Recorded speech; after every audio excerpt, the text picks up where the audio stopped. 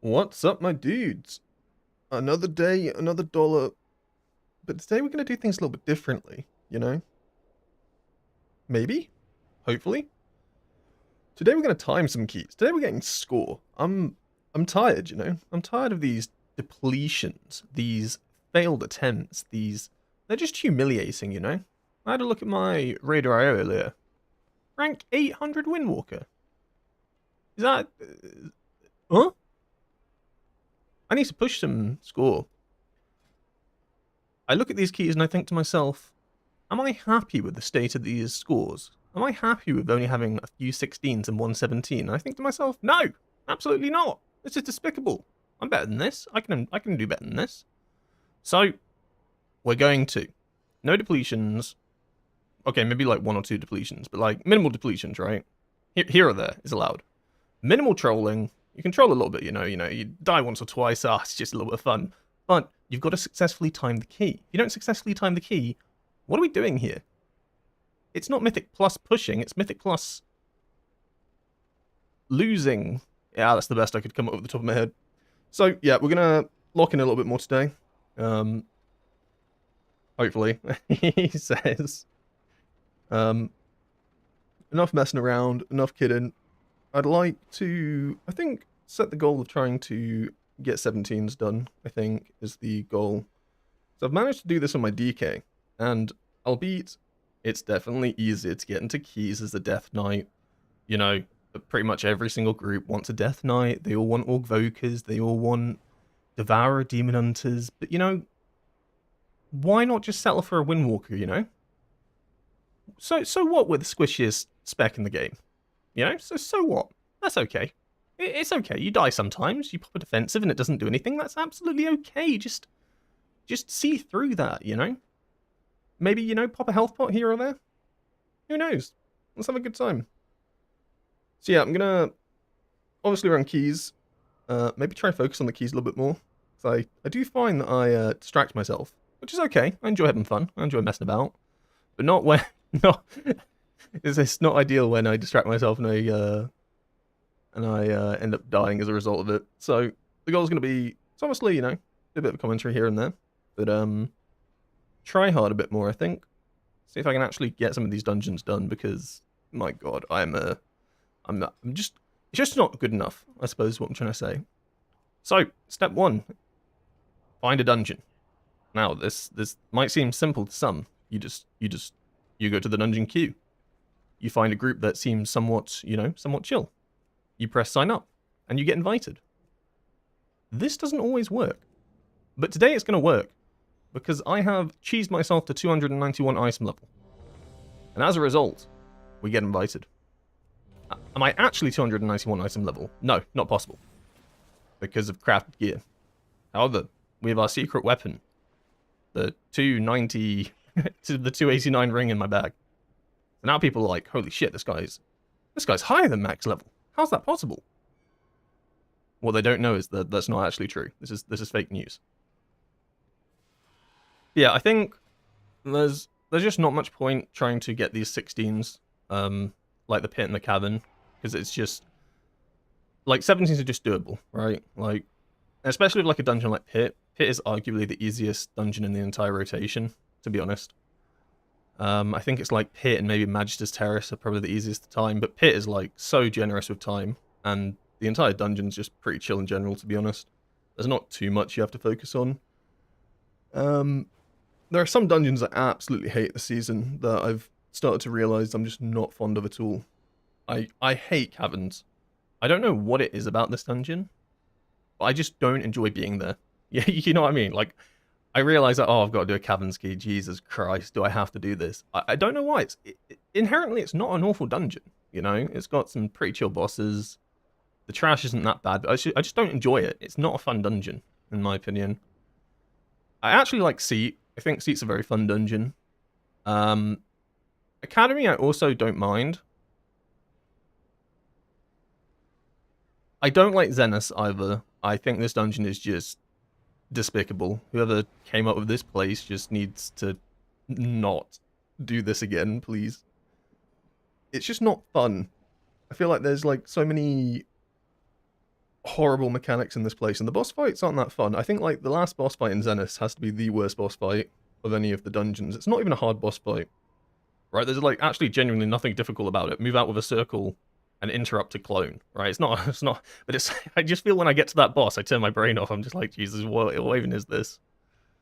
But yeah, I'm not a massive fan of caverns. I just don't enjoy running it. I like Pit. I think Pit's really fun. And I surprisingly like C. I didn't think I would. So I remember playing Legion and thinking to myself, I hate this dungeon. But this was like 10 years ago. And I've grown as a person, you know? I've grown to appreciate a dungeon that has really horrible damage, like healing requirements to like survive. Is it a good reason? Is it a good like spec to play on that dungeon? Absolutely not. I fear that third boss.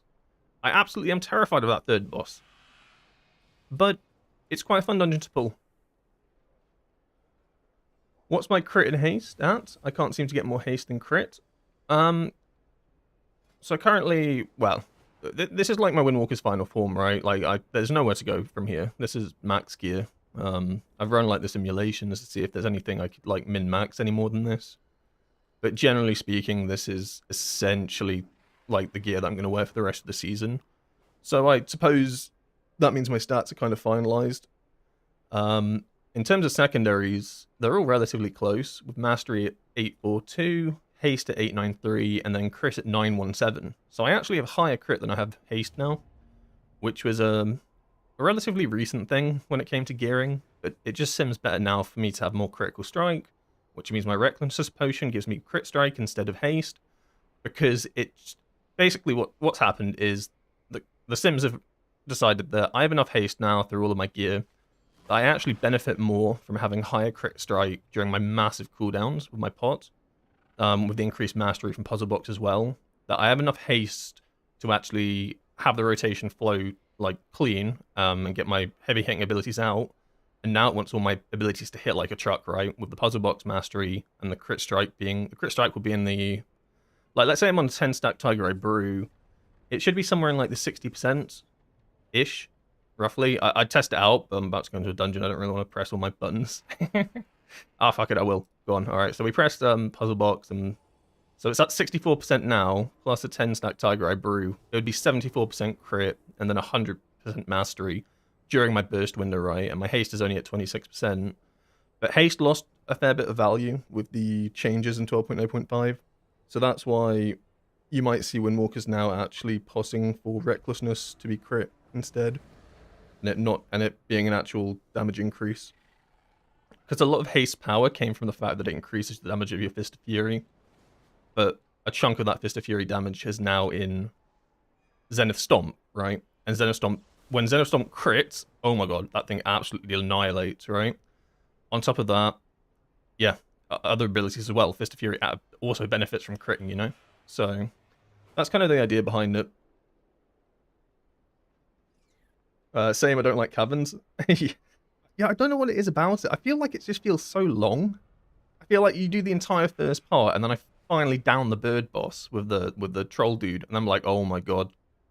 This dungeon, hold on, we're not even like a third through this dungeon. Oh god, no. Also, there's a lot of spellcasters in that place.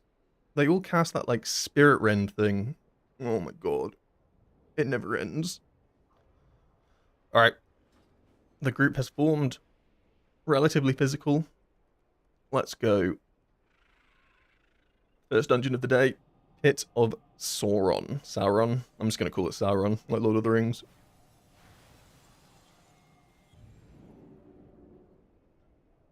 I'm using the Dream weapon. Sims say I should be using Mastery Flask and Light's Potential. Yeah, I've seen that a fair few times. People wondering why they're being told to run Light's Potential and stuff like that. It's completely valid. If the Sim says to do it, there's a reason for it. The most common reason I've seen is because you might potentially have versatility on some of your gear. And if you have any versatility on any of your gear, suddenly Light's Potential gets a lot more priority, because it's better to gain main stat, but not as much as you would secondary stat, if it means that you aren't going to lose secondary stat, if that makes sense. So like, by having the recklessness and having any versatility in your gear at all, so as you can see I'm running 0, there's no downside to this, but the moment you have versatility and you start dropping it you are technically like stealing damage from yourself. Like, although versatility doesn't scale amazingly, it is still damage, right? Like, it's still, you know, you're basically taking stats away from yourself. So that tends to be like the usual reason why you get recommended Light's Potential. There can be other reasons, but that's like the main one that I see when people are like, why am I being recommended Light's Potential? It tends to be because they have some sort of versatility on their gear.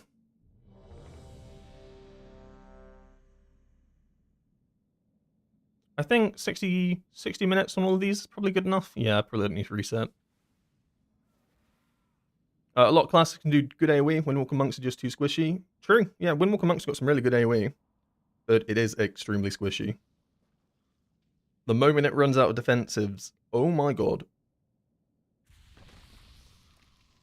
That healer better put Earth Shield on me, is all I'm saying. Alright. Let's turn Brain on, lock in a bit. No trolling, please. 4, 3, 2, 1.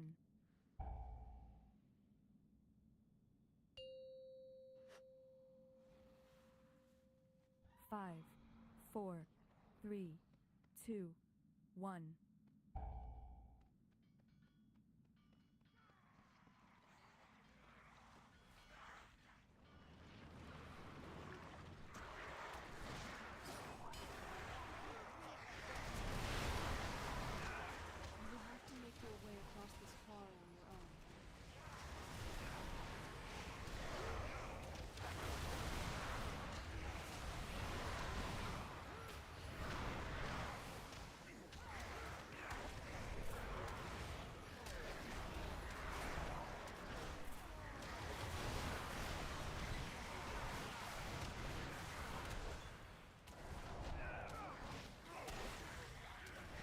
We're just using one Zenith on this pack because I want to essentially have Zenith up for like every pack.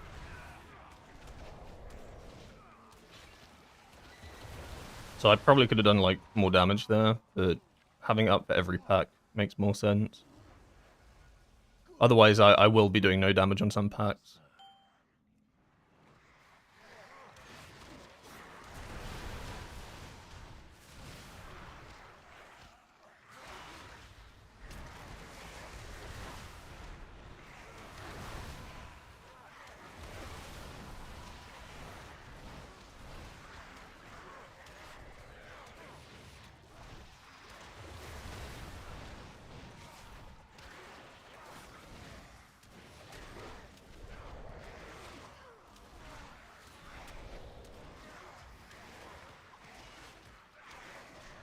Also, I'm trying to spinning crane kick a fair bit more. I'm going like a sort of spinning crane kick build, where I try to replace spinning crane kick with blackout kick, whenever it makes sense to.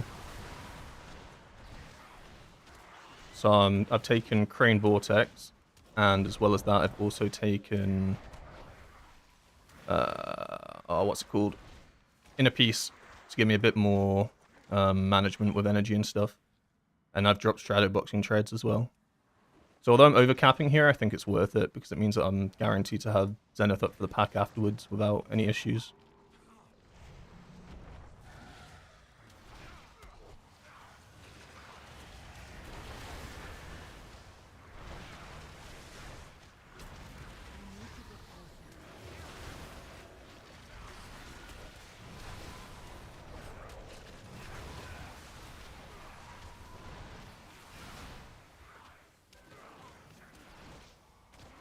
Like, I'll basically spinning crane kick as long as it doesn't screw me out from pressing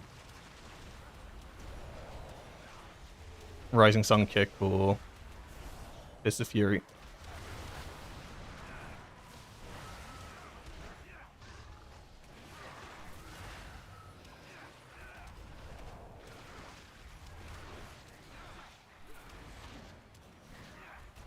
I am overcapping a bit here. Maybe it's not worthwhile.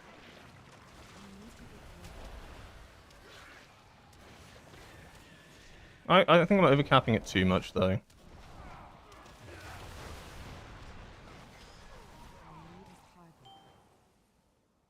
Like, 'cause it then gives me 100% like guarantee that I can double Zenith if I need to, which I might on this pack. This pack is going to be pretty full on.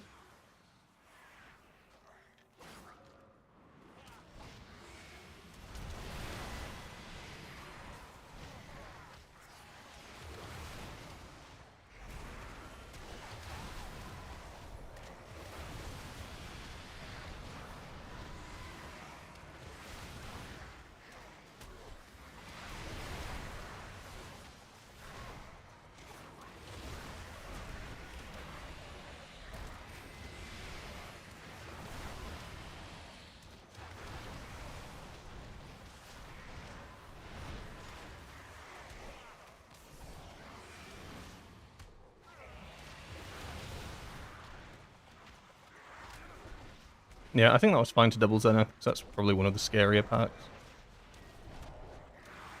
And then I'll have it up for the next pack as well.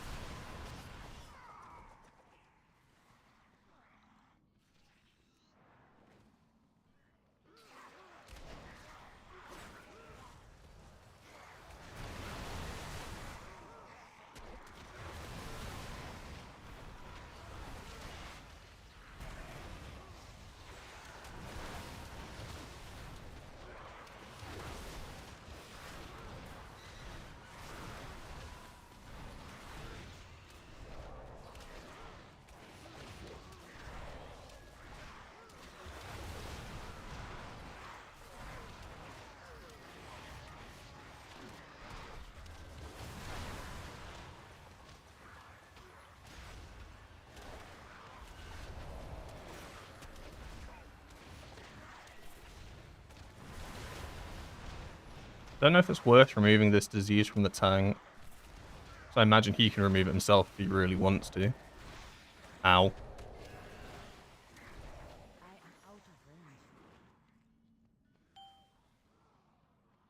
Oh. Worry dead. I'm not killed him.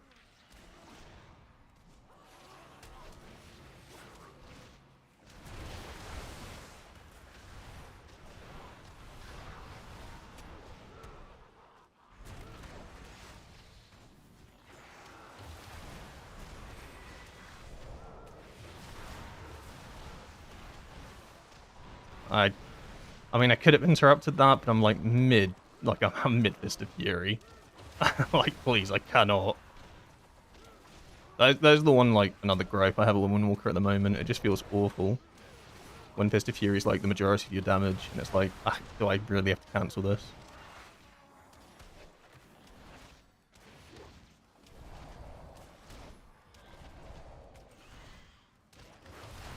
Yeah, and then we have cooldowns again, and Puzzle Box up for the next big trash pack. It's all kind of lined up nicely.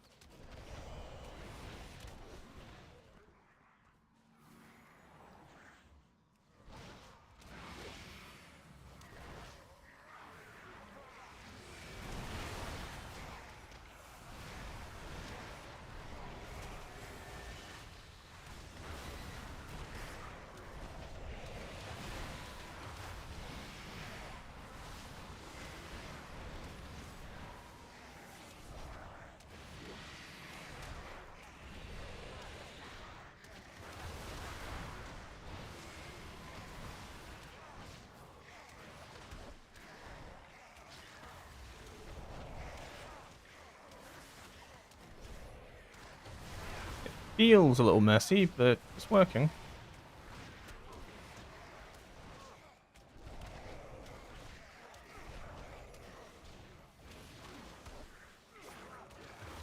And then I'm not sure here. I might actually just hold Zenith for a bit, just to guarantee I get some stacks. Maybe, like, try get it to 20 or something for this boss. Like, there's no real need to pop it on pull.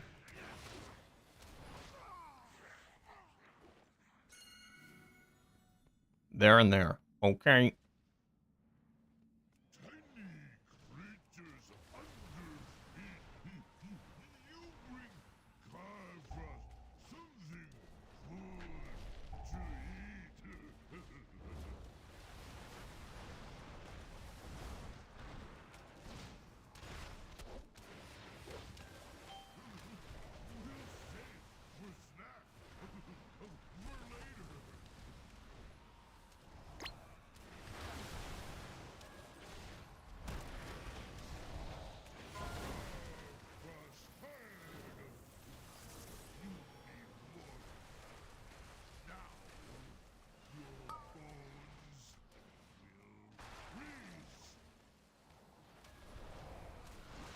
And then I can't get the mechanic here, so it makes sense. Like, this is kind of like a dull period.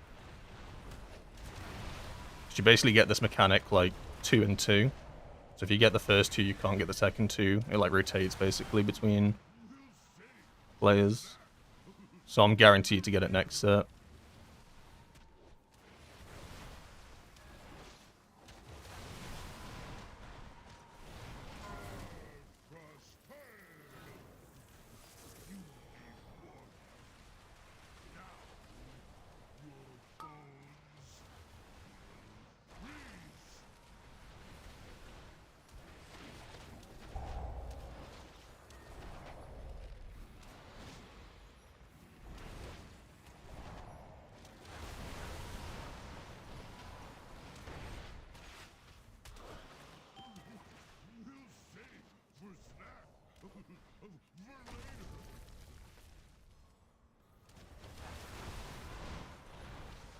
And then it's once again, I'm judging up basically, is this boss going to die in 40 seconds?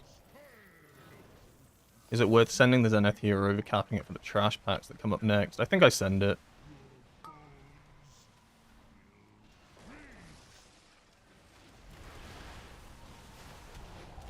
Just because I was basically on 20 stacks there, so it made sense to. And then it allows me to build up for the next pack as well. And then I guarantee I don't overcap. Makes sense.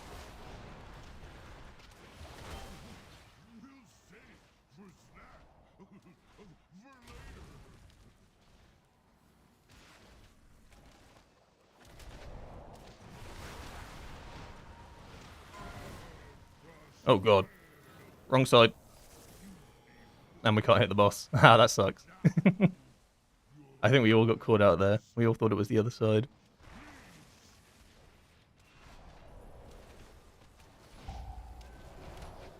And he should just die here. Yep, nice. So yeah, I should have definitely sent the Zenith there, which I did. Otherwise I would be overcapped now by like 30 seconds. So it did make sense to, and I built up stacks.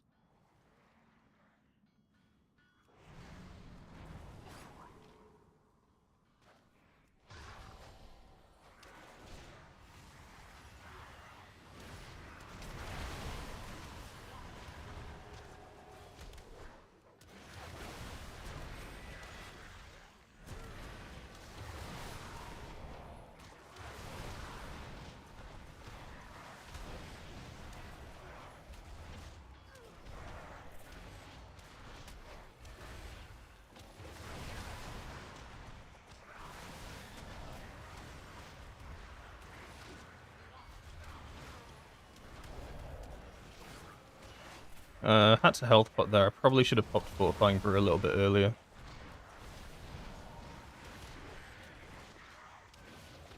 But I did survive because of the health pot. I should have popped it before he started channeling, because that's probably one of the most dangerous add abilities in the dungeon. The big sucky channel. That's what we're going to call it.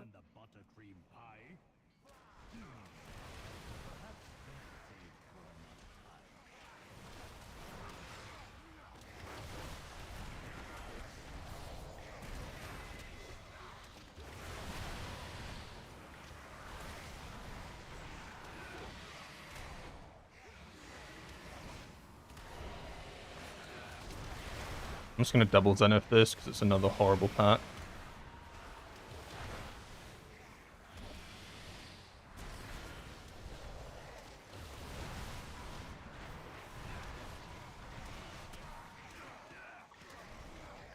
I did cancel Fist there. I think it was maybe worth it for the cast. Try to get the King Cap off. It probably would have been fine.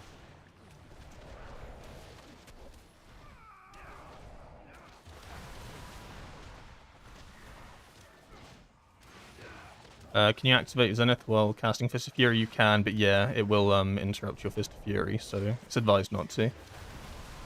It's the same thing as like casting Stomp, as said.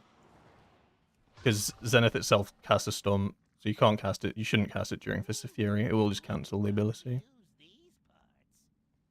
But it's not on a GCD, so you can instantly Zenith into Fist of Fury within like a split second.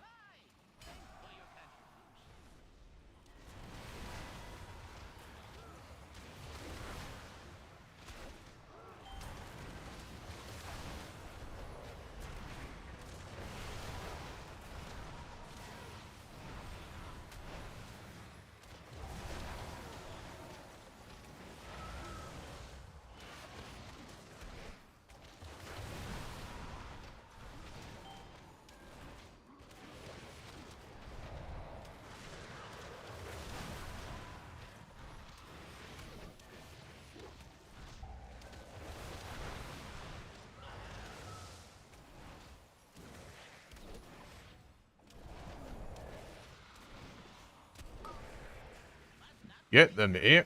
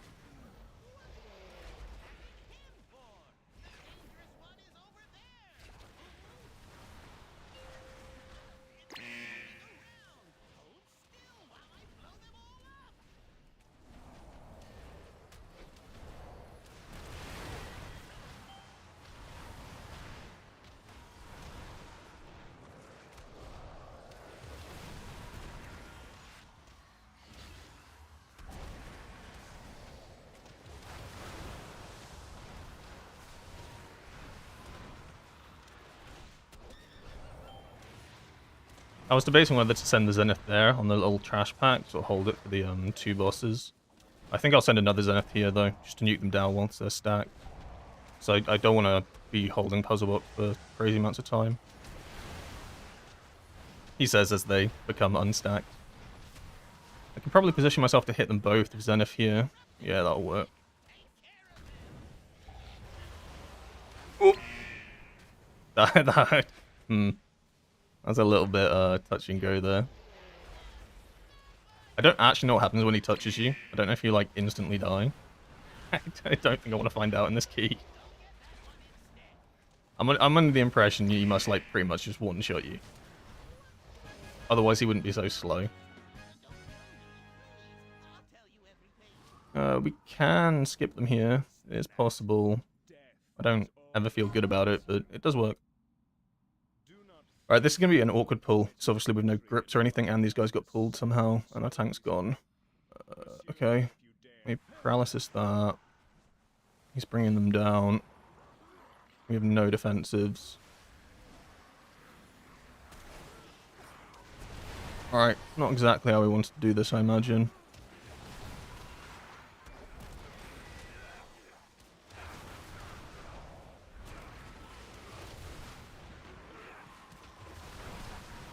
Honestly, the fact that we haven't died is good enough.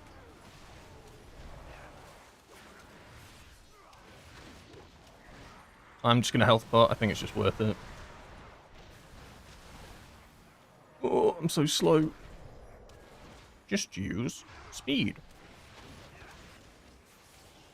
Yeah, I mean, 9 times out of 10, when you fail a pull like that, and you get like 2 trash packs suddenly like coming from both ways and your tank doesn't realize, you tend to wipe, so I'm pretty pleased that we didn't.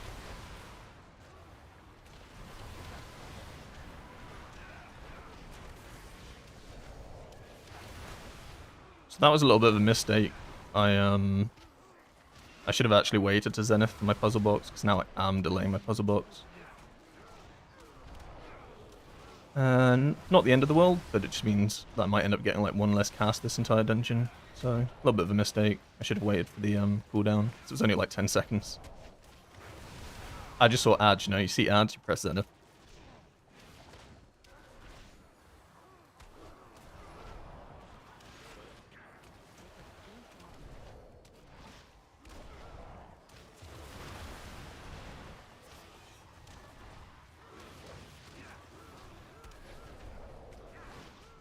I think this is like the first trash pack I've not had a Zenith on. I feel pretty weak here.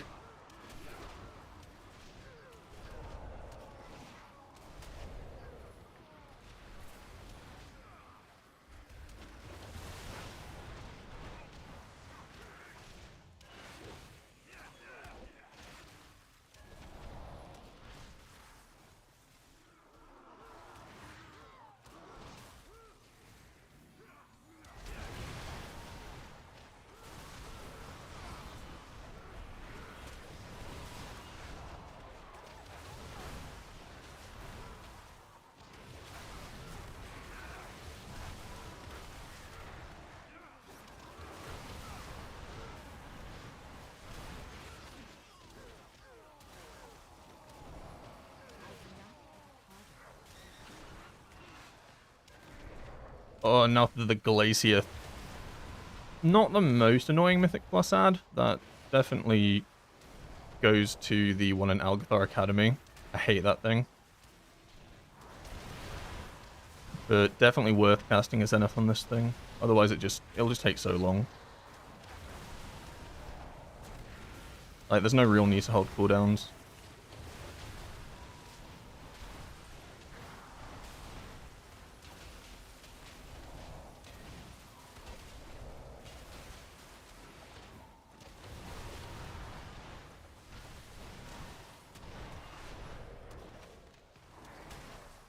Oh. What got the healer there? I don't think there were any one-shot mechanics from this guy. Maybe he got hit by a circle? That's the only thing I could think of. Does this hurt? It tickles. Yeah, he must have been hit by a circle. Oh, he said he also walked. Heroes, to me. So I think this boss is probably going to have 2 add phases. I think I can probably get away with Puzzle Box on Pull, Zenith, Zenith the first add pack, and then maybe Puzzle Box is back up for the second one. There's no point holding this for just for the ad pack. It's a bit greedy. Should save Zenith during the shielding phase. It takes more damage. Oh, I didn't know that. Okay, I will in the future. In my mind, actually, I was thinking to myself when I was doing that. I was like, is it actually taking less damage in the shielding phase because it's got a shield up? Appreciate the tip. I will do that next time. Yeah, so we'll Puzzle Box instantly. Pray we don't get the mechanic. Please no. That's nice.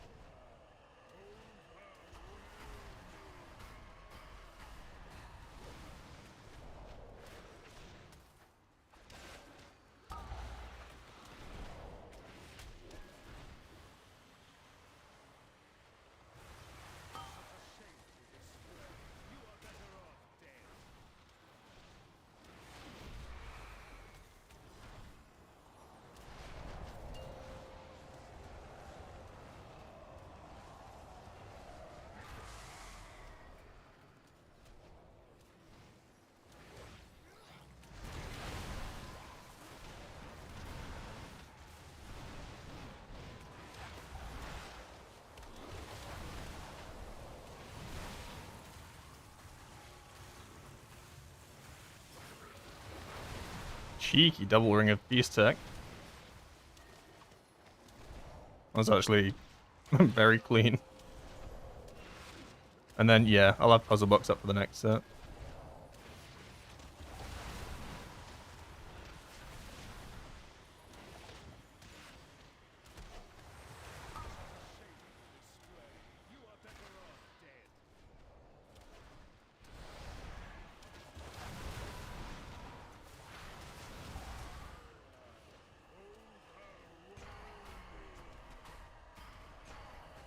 I'm not sure which ones we want to pop. Is it the same 2?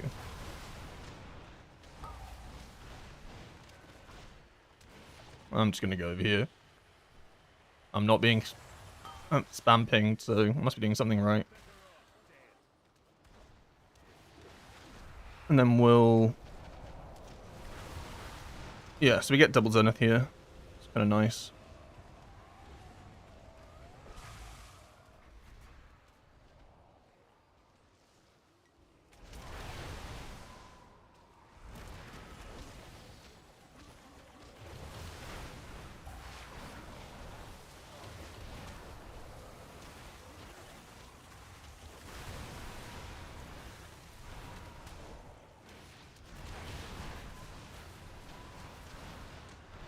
I mean, honestly, relatively clean dungeon.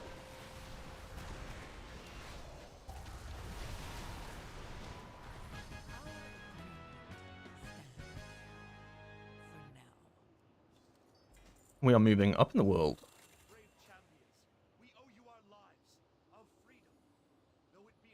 Does not increase damage, but you have a 100% crit chance during the shield when attacking from the back. Okay. Well, either way, you'll end up doing more damage, right? Especially with 100% crit. Oh my god. Critting with the Zenith Stomp is always, like, pretty strong. And Fist of Fury as well. Yeah. So it definitely makes sense that if I want to pop it on that mini boss, I should have popped it during the shield phase. The more you know. No, you monster!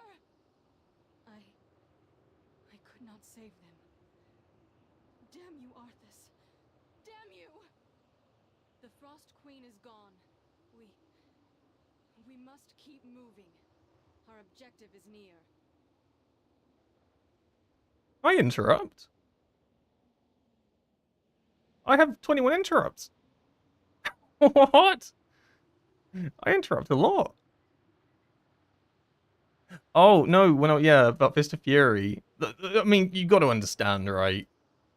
You have got to understand that during Fist of Fury, interrupting is awkward. But then after the first boss, I did cancel it for an interrupt.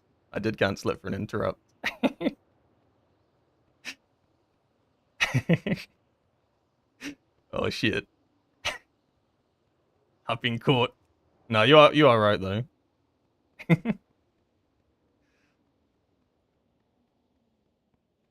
No, I do always try to interrupt. It just feels so bad during a fist. Basically, you look at the health bars and be like, is anyone gonna die from this cast? They'll be alright. But yeah, thank you for the key. I appreciate you inviting me. Yeah, kind of slapped a lot. It was very clean as well.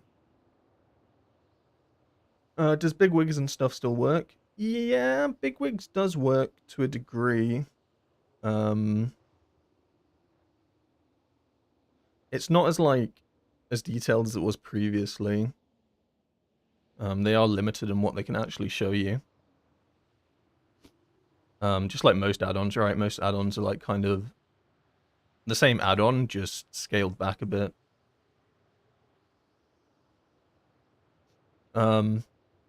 Like I've noticed more and more like things are kind of starting to come back the way they were. Like in like the past week, I swear one of my add-ons, I've updated it, and suddenly now when I get a mechanic on me, it literally has in the middle of my screen, you've been targeted by so-and-so, which wasn't there the past like few months.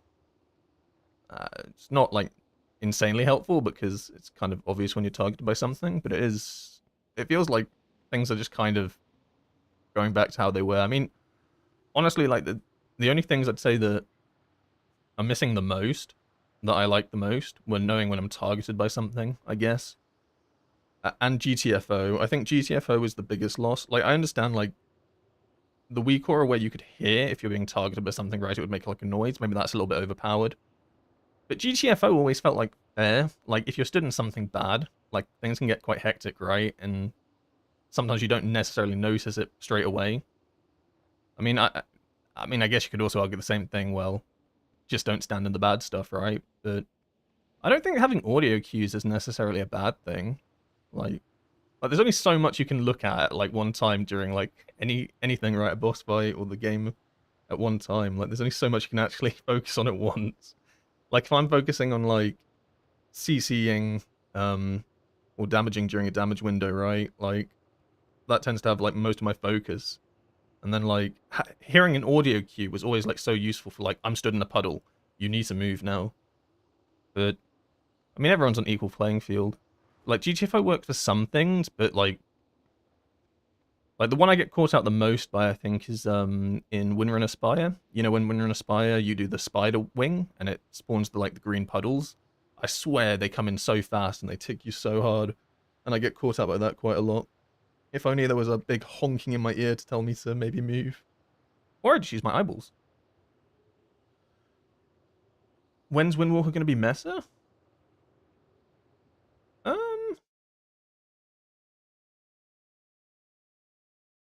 I don't like it as hard as it is to hear. I don't think Windwalker can be ever meta in Mythic Plus. In Raid, it 100% can, because Raid's like a completely different. It's a completely different environment. But like, the biggest issue of Windwalker is that it doesn't provide the utility that other specs can, right? Like, it's not just that Death Knight does a ton of damage, right? It's the fact that it also has such useful utility and immunities, and like you can just do so much in a key that helps like the entire party out and makes things clean and smooth. Like that's like the biggest issue, right? You lack a fair bit of that. Like if you look at like the meta comp at the moment, what is it? It's like Augvoker, right? DK. Well, Augs are just so overpowered because they've got really good like CC overall, and they empower like your class and stuff. Like you can't really like say no to that. DK, as I've just said, like it brings so much utility and stuff. And then usually you run like a Devourer Demon Hunter, but like sometimes Warlocks and stuff like that. But even then, right, like Warlocks, what do they bring? You know, Hellstones, Portals, all this sort of jazz. Like tons of useful stuff. Like I'm not saying we don't have useful utility. Like there's a lot of stuff this There's a lot of stuff this Mythic Plus cycle that Tiger's Lust is actually really useful for removing damage. But like, things like Ring of Peace and stuff, like, you don't really use Ring of Peace as a way to stop your tank taking damage. Like, maybe previously, in previous expansions, Ring of Peace would be really useful to, like, place in your tank, and then you can, like, drop some stacks. Nowadays, it's, like, maybe, like, an Algothar or something, you can get away with it, but even then. Like, it's usually used as, like, a displacement ability now. But it's a very small displacement ability. And it can be good when stuff's grouped up. But if you've got like an ad like far away, Ring of Peace like knocks it a slight bit and then it just starts casting again. It just kind of doesn't help too much. Basically, like even if we were like the top DPSing spec, I think that they probably I still wouldn't see it in like the meta comp that people run, unfortunately, because it just doesn't have its kit just isn't as good as others for Mythic Plus in raid. But as I said in raid, and anything can be the best, right? And it tends to be comes down to like damage profiles and stuff like that, because raid is just a completely different thing. But then M plus, you need certain things. As well as that, a big thing is Windwalker doesn't have a CR or a Bloodlust, which sounds very like, oh, well, who cares, you know, other specs have that. But like exactly, other specs have that. You have to have at least 2 people in your group, one with a CR and one with a Bloodlust, generally, especially in meta comps, right? Like, they're not pushing their high keys and they don't have a CR or Bloodlust. So suddenly that's 2 spots gone, right? And if one of those isn't on the tank and it isn't on the healer, suddenly there's like 1 DPS spot, right? So like it's one of those situations where there's a lot of things that we just don't have. Like, so although like I think our damage is good, and you know, our damage is quite like comparable to other specs, and our damage profile is really flexible. Like Zenith allows us to send cooldowns like very freely. You can hold it and you gain more damage. You can double send if you need to send like big burst at certain points. Like we have good damage profile, but we lack like actual useful utility. On top of that, our survivability is awful, but we're not even talking about survivability right now. That like this is in a world where our survivability is relatively decent and our damage is good. We still don't have like crazy good utility kit, and we lack really vital buffs. So yeah, that tends to be why I don't think it will ever be like Mythic Plus meta. But in Raid, 100%, Windwalker can easily be like a meta spec. It wasn't Undermine.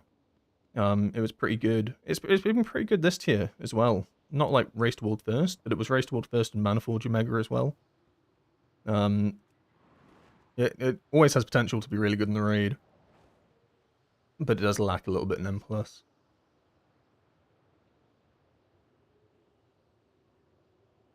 What does the timer north of Touch of Death indicate? This is a combat timer. So it basically, whenever you start combat with anything, it will basically just start counting up. It can be useful. It's maybe not as useful in Mythic Plus, but in Raid I find timers very useful, especially on a boss, right? Just knowing exactly what point in the fight you are, especially if you like, you know, certain mechanics are coming in, stuff like that. Yeah, just a timer for combat. Alright, alright. I think we keep up the 17s. So we'll drop Pit off of there, and we'll have a look at some others.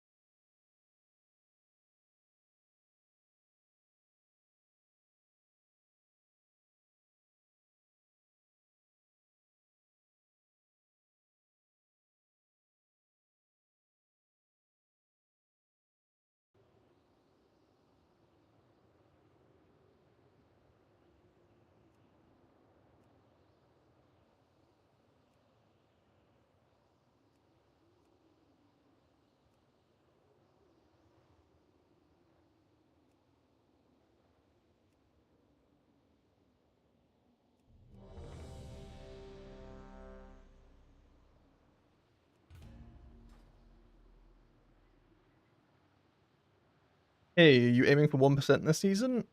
Um, I don't know if I'm aiming for it. It'd be nice, but probably not on the Windwalker. I don't think. I think I'm gonna try push higher score on my Death Knight, and I think I'm gonna play with a group of people as well from my guild, so that will be fun. Just because it'll be better comp wise, and I enjoy DK. I enjoy DK quite a lot. I don't know if we're gonna be pushing for 1%, but I think it's more likely we'll be able to actually push, especially with like survivability issues of Windwalker at the moment. Playing that DK will just make it a lot easier to actually complete dungeons at higher level. But I'll keep pugging on my Windwalker. Like my Windwalker, basically, I always want to play right, but he's like he's the Pied Pugger. Basically, all keys I do on this character are basically pugged. You know, good or bad, but in itself, I think that's relatively good. Like, it's an achievement if you can get, like, pretty high up the Mythic Plus ladder just from pugging, especially as a Windwalker. Because there is a point where, like, people will just not invite you to groups anymore. But then I want to play the DK in an actual meta comp that we're trying to cook up.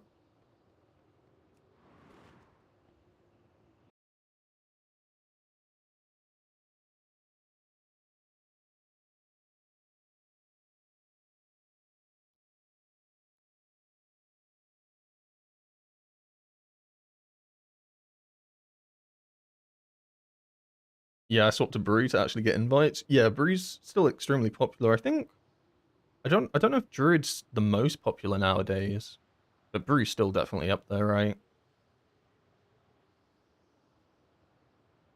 Although it did take some pretty heavy nerfs. I don't know. I don't think the nerfs were enough to like kill Brewmaster, but they've tried to make things a bit more equal level playing field because Brewmaster was just so far ahead for weeks and weeks and weeks.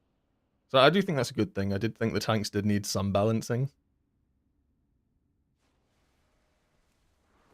But tanks will always get more invites. It's like healers as well. If you play a healer and you know, queuing up for keys, you're probably going to get invited more often than a DPS player.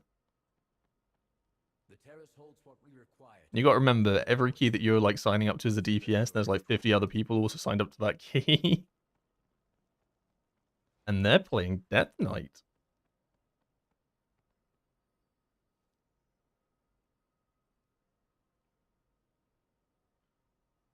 Do I think the reason we haven't seen Moonwalker in the MDI with the spec variety rules because of how squishy they are? I think that has to be the reason, right? Like, because they're doing 15s, 16s, and 17s, and there's only like, I think 5 specs that have been played, with Windwalker as one of them, right? Like, the only thing I can think of is it has to be squishiness, because I think in those keystone levels, and with like big pulls and stuff like that, Windwalker's Burst is actually really good. But how do you survive pulling like 40 mobs at a time in like crazy pulls? You need defenses and stuff, and I think that probably is where you're the weakest. I'd be interested to know if Physical God Comp would have actually run it if they got to like a game 5 or something. But like, at that keystone level, things die relatively quickly, right? Which is in Windwalker's benefit. There's heavy like short-term AoE burst and like constant pack pulling, which is really good. But then I think like how many casters are going to be in there, how much AoE effects, like that probably will be the big thing. Like, can they survive it? Also fitting into the comp as well.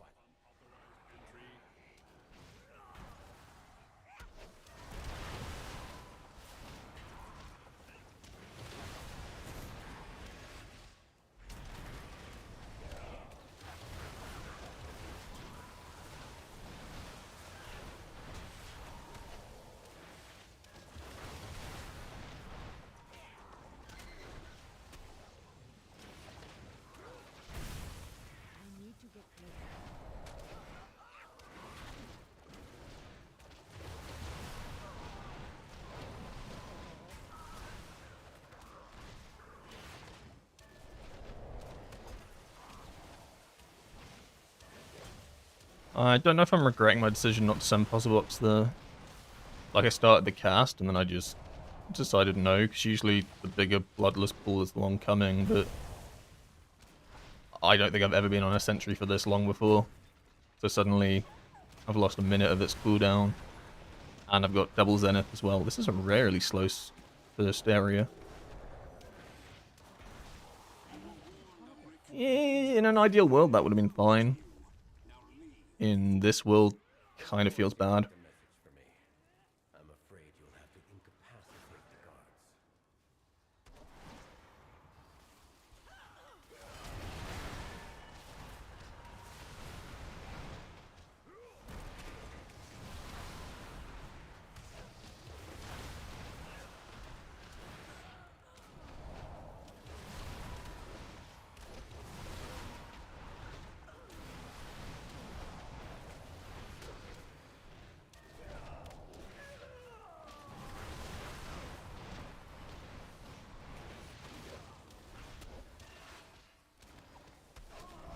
I mean, it's not the end of the world. It'll be back for when I need it. It'll be fine.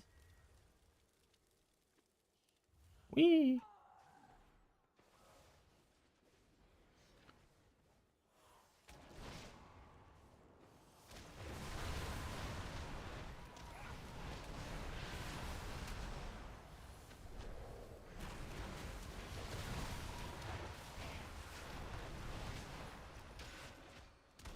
That was a little bit awkward as well. The Pyromancer just decided they were not going to come around the corner.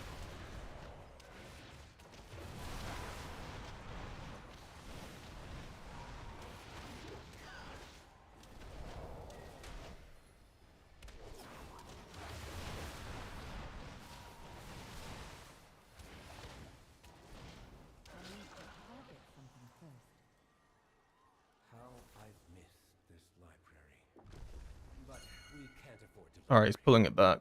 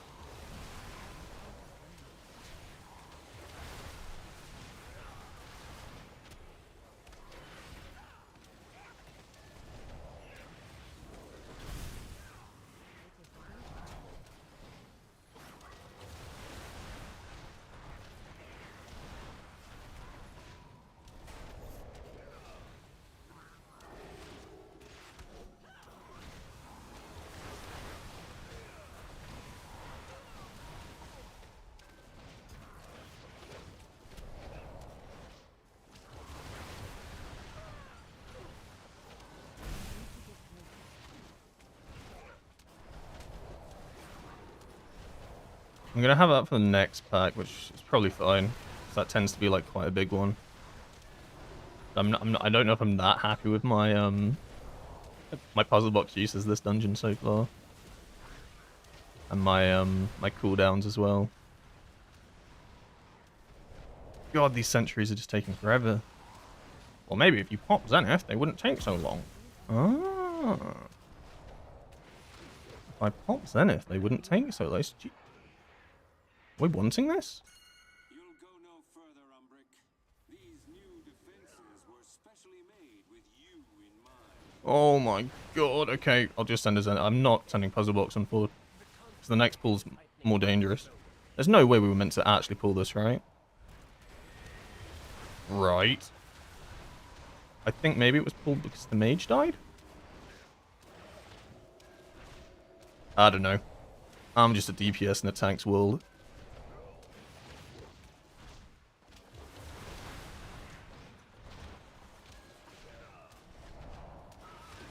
I don't pretend to know routes. I didn't even look at them. I've held this puzzle box for like 30 minutes though. It's not going to be worth it though.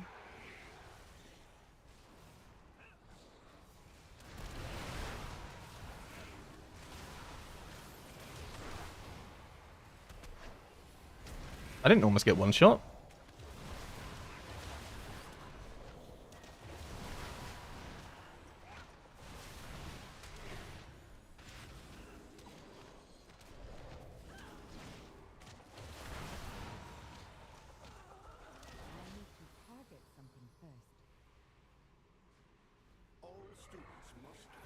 I don't have any defenses for this.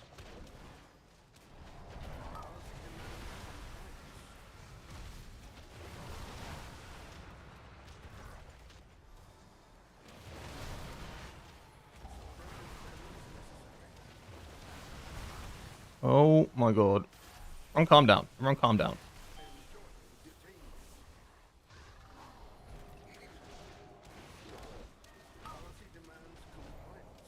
I don't think I'd ever say this tier, but Vivify saved my life. I'm probably the healer as well.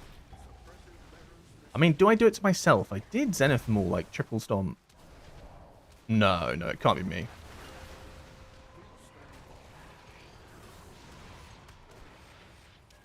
Oh, this is awkward, because it's in the bad stuff. That guy has a horsey, though, so I kind of guess just let him do it.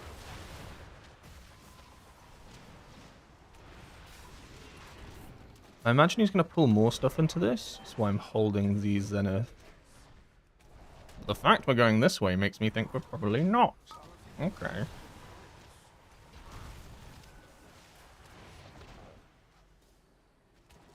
His next refueling's not for 30 seconds. Oh my god. Oh my god.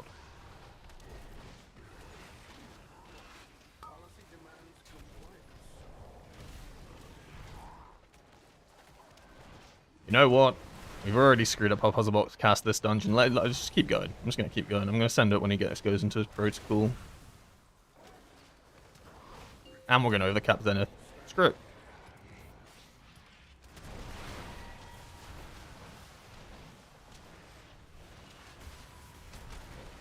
Oh, don't make me go in the juice. Oh my god, he didn't get it. He missed on his horsey, so I wasn't there. Surprisingly, the goop didn't hit that hard. I did think I was just going to get chunked. I did pop karma, though.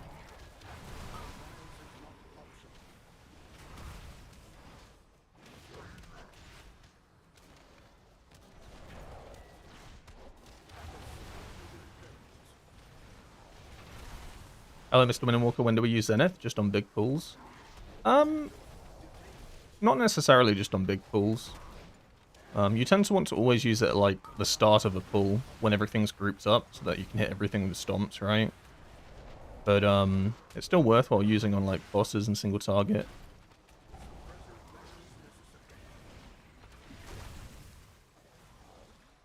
Oh. I guess I can try hit it from here. Fuck it. I stand in the goop.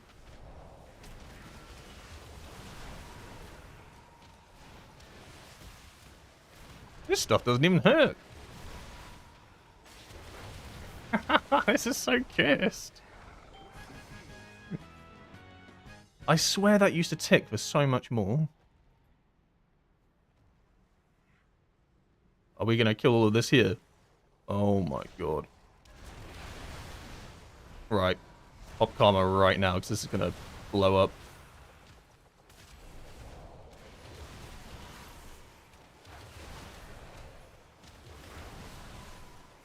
That wasn't too bad. We all have 20 stacks, but don't worry about that. Wait, is that good? Damage and healing increased by 20%. Hold up, I need to start hitting shit. Today I learned.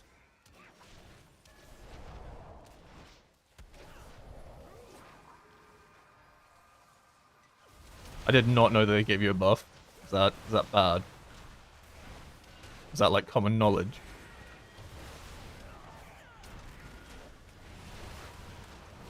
I mean, I knew they gave you a buff.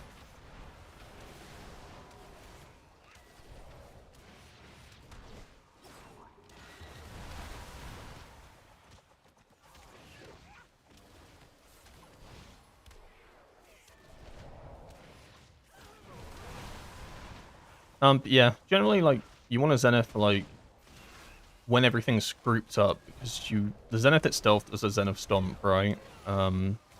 So that's quite a lot of damage just from pressing Zenith. So if you press it whilst, like, you're running towards the pack, or before everything's kind of nicely stacked, you lose a fair bit of damage. You should be using it like, not off cooldown, but you ideally don't want to let it stack up 2 times. Now I might have stacked it up quite a few times this dungeon. Don't worry about that too much.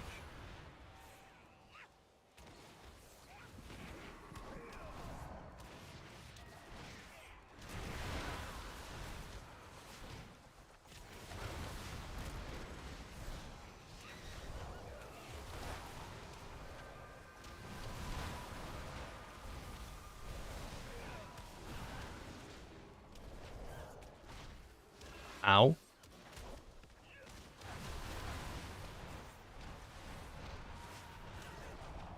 you like my camera angle there? Do you like how I was like playing inside of the ceiling? I'm not a massive fan of it. Coming back to the pit. The pit was like a good the pit was all around pretty successful. In this I feel like I'm playing like a numpty. We're gonna defensive these runic glaives. And I am going to send cooldowns on these guys because they are terrifying.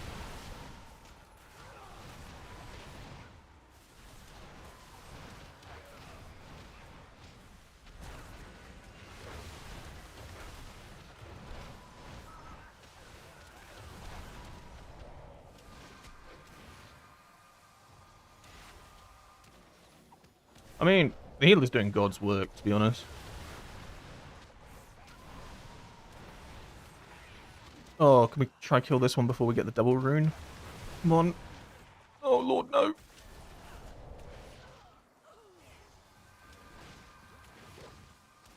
Yeah, it's not too bad. I'm okay. I'm only ticking down.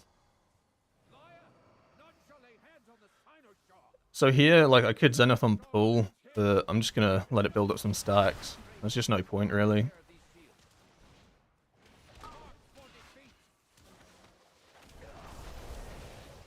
Like, maybe when I get to 20, I'll send it. I might even hold it for a bit longer.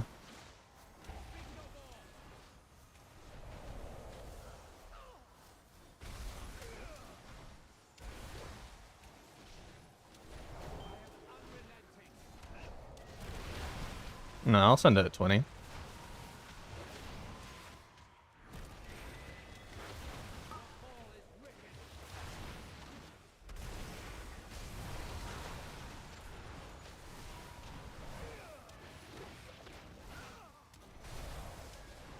And then I'll send out the puzzle box with the next one. Oh, we bloodlusted.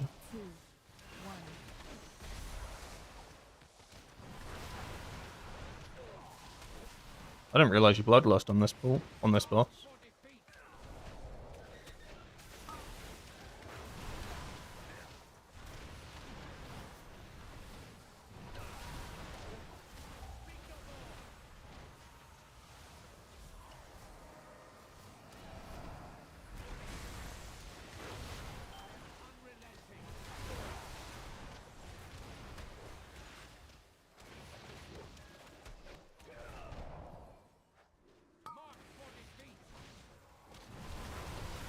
There's a jar that the healer took that gave us a damage buff. Oh, nice. Ow.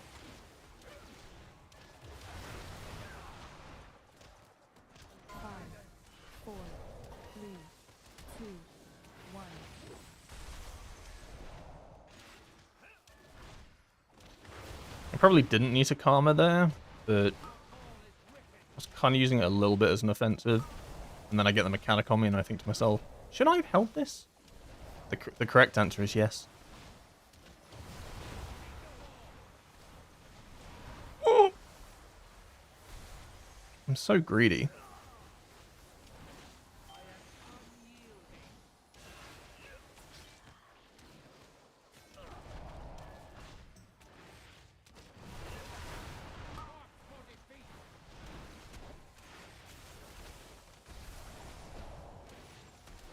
Yeah, we're definitely holding cooldowns now. We're going to go into the next trash pack with, like, a really strong Zenith and puzzle box.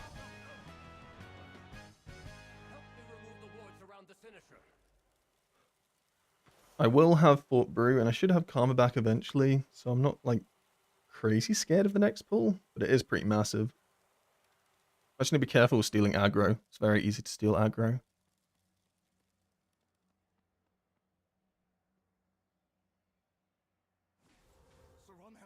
Can I hold on flurry? Do you mean like flurry strikes? Generally speaking, you don't even at least really think about flurry strikes at all. They're just all like completely passive. Like I could literally take this off of my bars. It's just visually there because why not?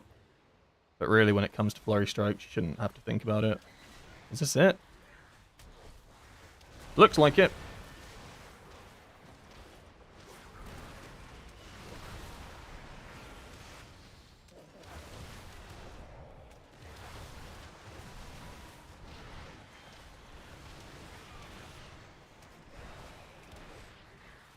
It's always it is always hard to tell like when you're not in a pre-made when like you're playing with pugs, right? When are we stopping?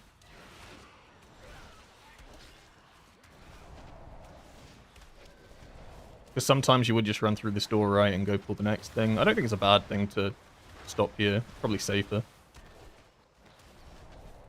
But I was very like expecting us just to run out into the middle of the middle of the foyer.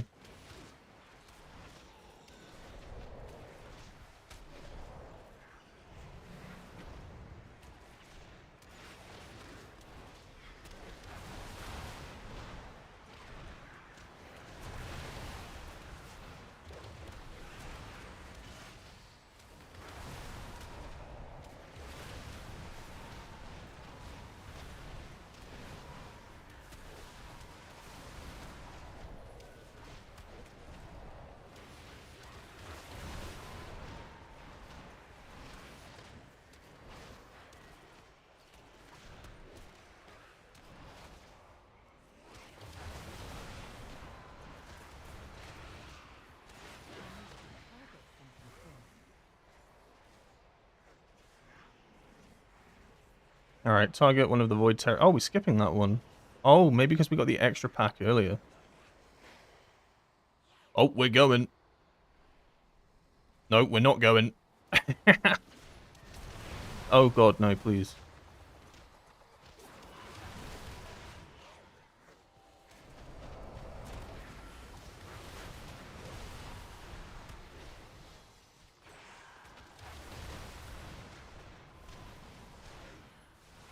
I'm just gonna leave that thing paralysis.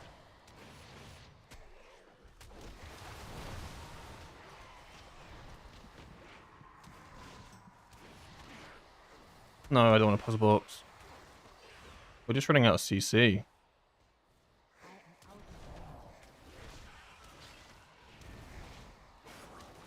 Okay, I have CC back up again now. Like, I expended everything. Wait, you, stop.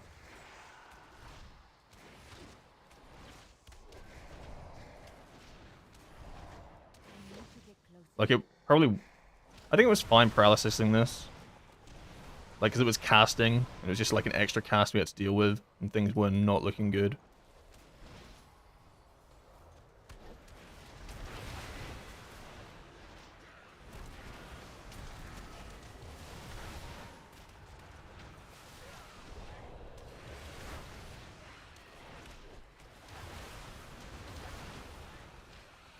There's just a caster in the back, by the way.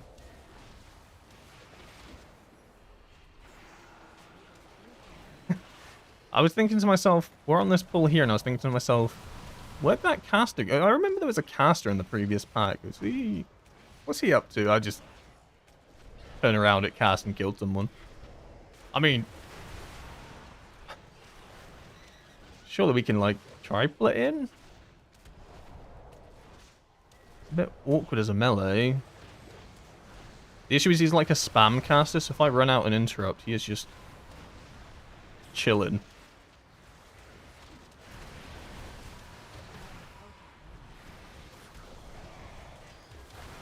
He's just still there.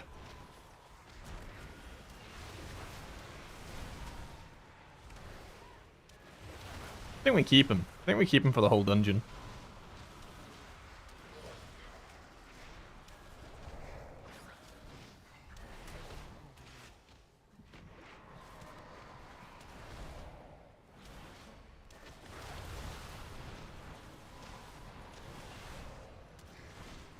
Oh, he's a coming. There we go.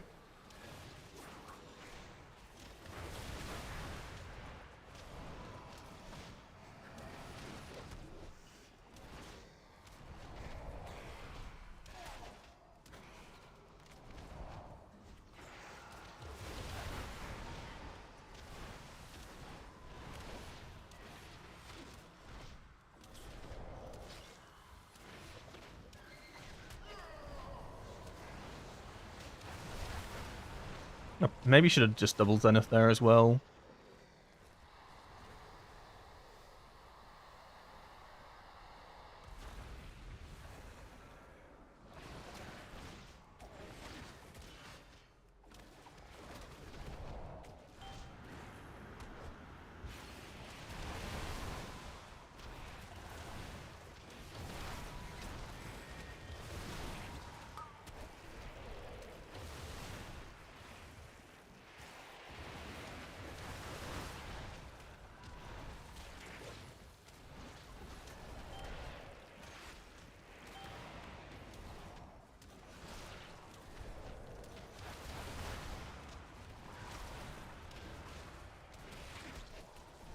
I'm gonna pretty much hold my Zenith until the stack is 3 again.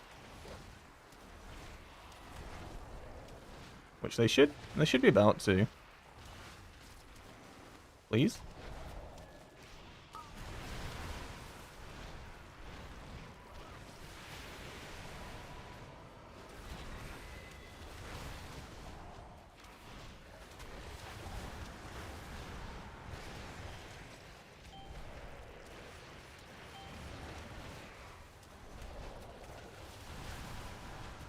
And then we're gonna get like one more Zenith that I can use on this boss. I'll probably wait for like, I'll just try and see what the most amount that stack up is. Oh god, no, please. Get off me.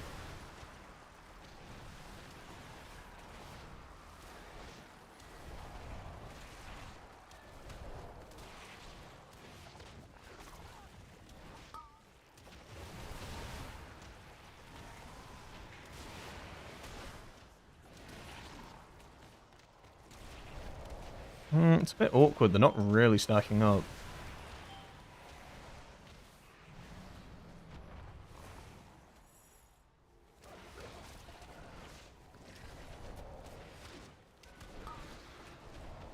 This is just like, yeah, they're not really stacking up at all.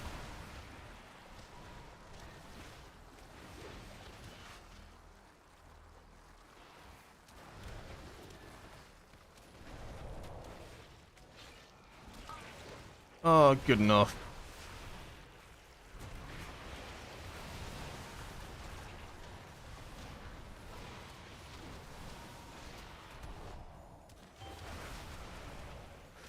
Overall, I think this has kind of been like a cursed dungeon, but...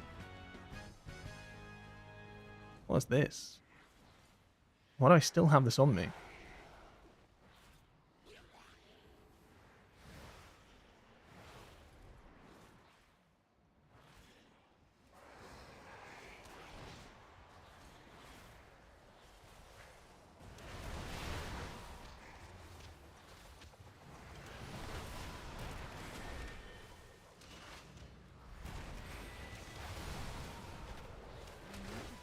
Only the strongest survive. Sure.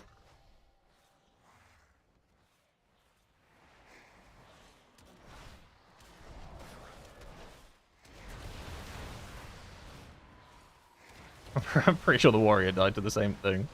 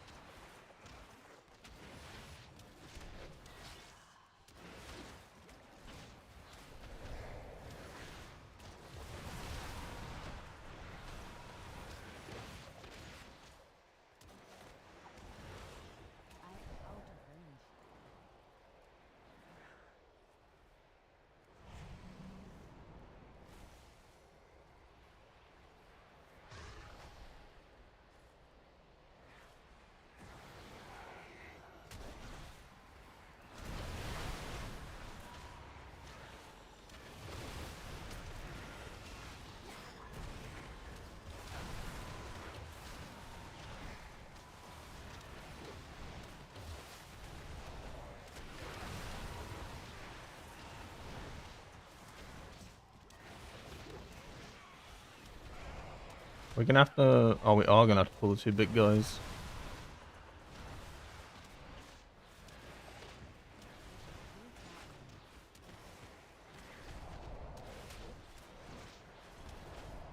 I have no Zenith for this, which is a little bit awkward.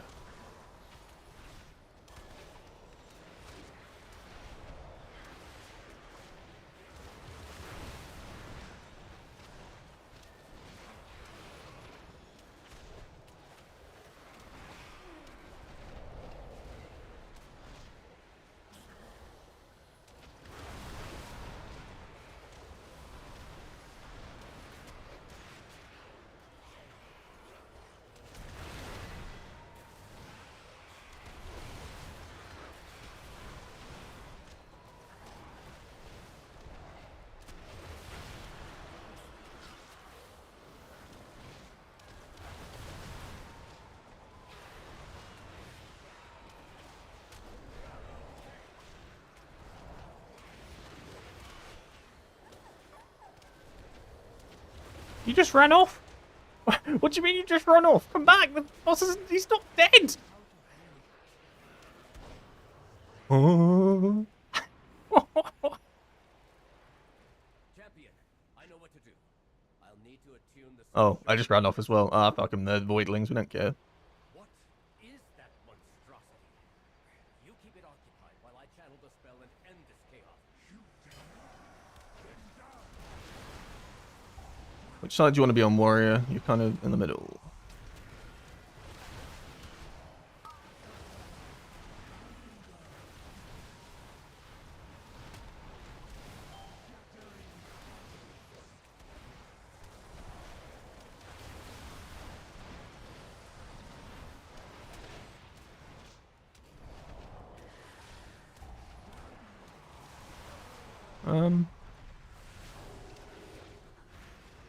I mean, I was only a little bit terrified when he walked on me with the big purple circle.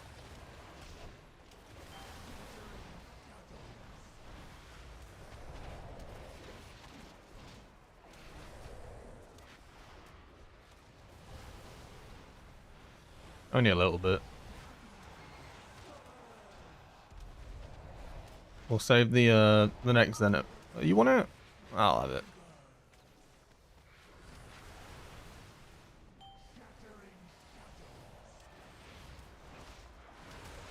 I'll have it again, don't worry.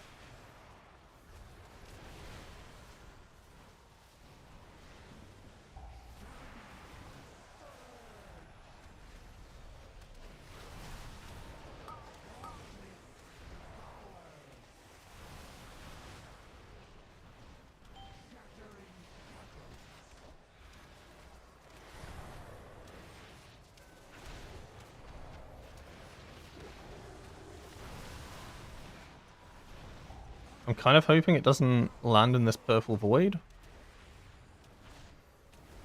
Okay. Technically in.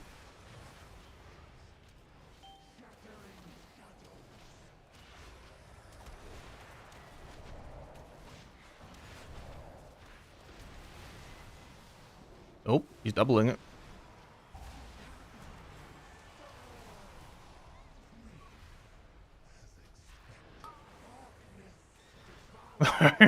Okay. Fuck this. I'm going this side.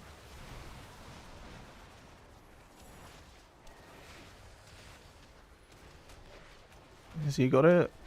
Yeah, he's got it.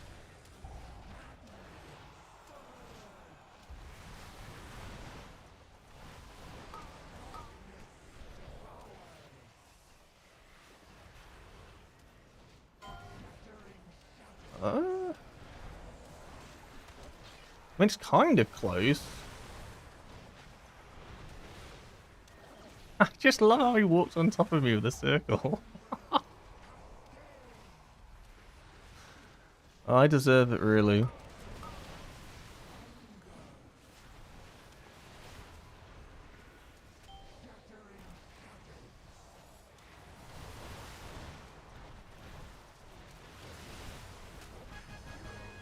Nice, another one down. It is done. We have our way into the Void Storm. Let us inform Lord How much does the mage pay for the boost? Ah, don't be mean. apology for the near catastrophe.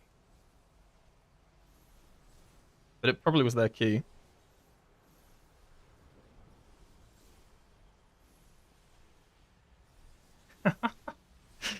Yeah, it's likely it was their key. I don't even remember whose key it was. But I do find that a lot, because I do a fair few keys. And usually if someone's, like, relatively low on that, like quite showingly low, tends to be their key. Like, no flame or anything, it's just kind of how it is. They gotta get the big boys in, you know?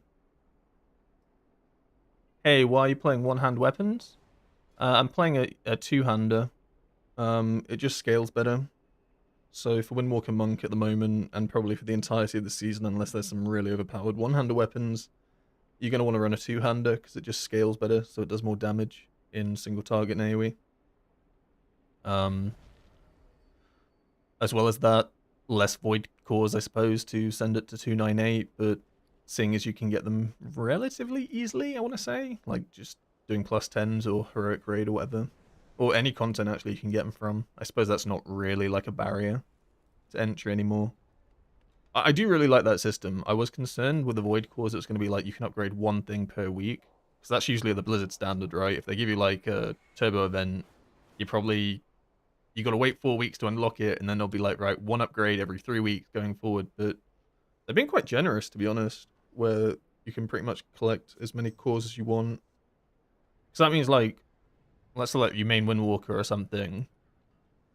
You want to try out Brewmaster or Mistweaver and play with their weapons and stuff like that. Or you can upgrade the hero versions, the mythic versions. Like, it doesn't feel bad to ever send the void shards.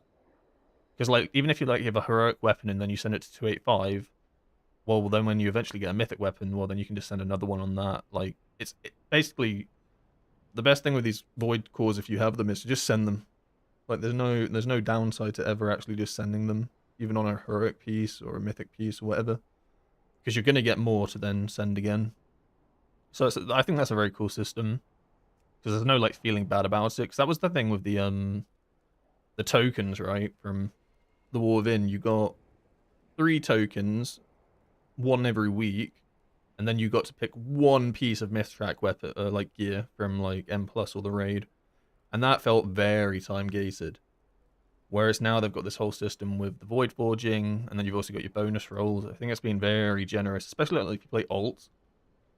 Even mains, right? Your main, like, if you want, like, targeting a piece of gear, like the puzzle box or something, having bonus rolls is just so nice. But then on an alt, I found, like, it's so good. Like, you make a fresh character, and you can get into a plus 10, suddenly you can bonus roll and get mythic track gear from the offset.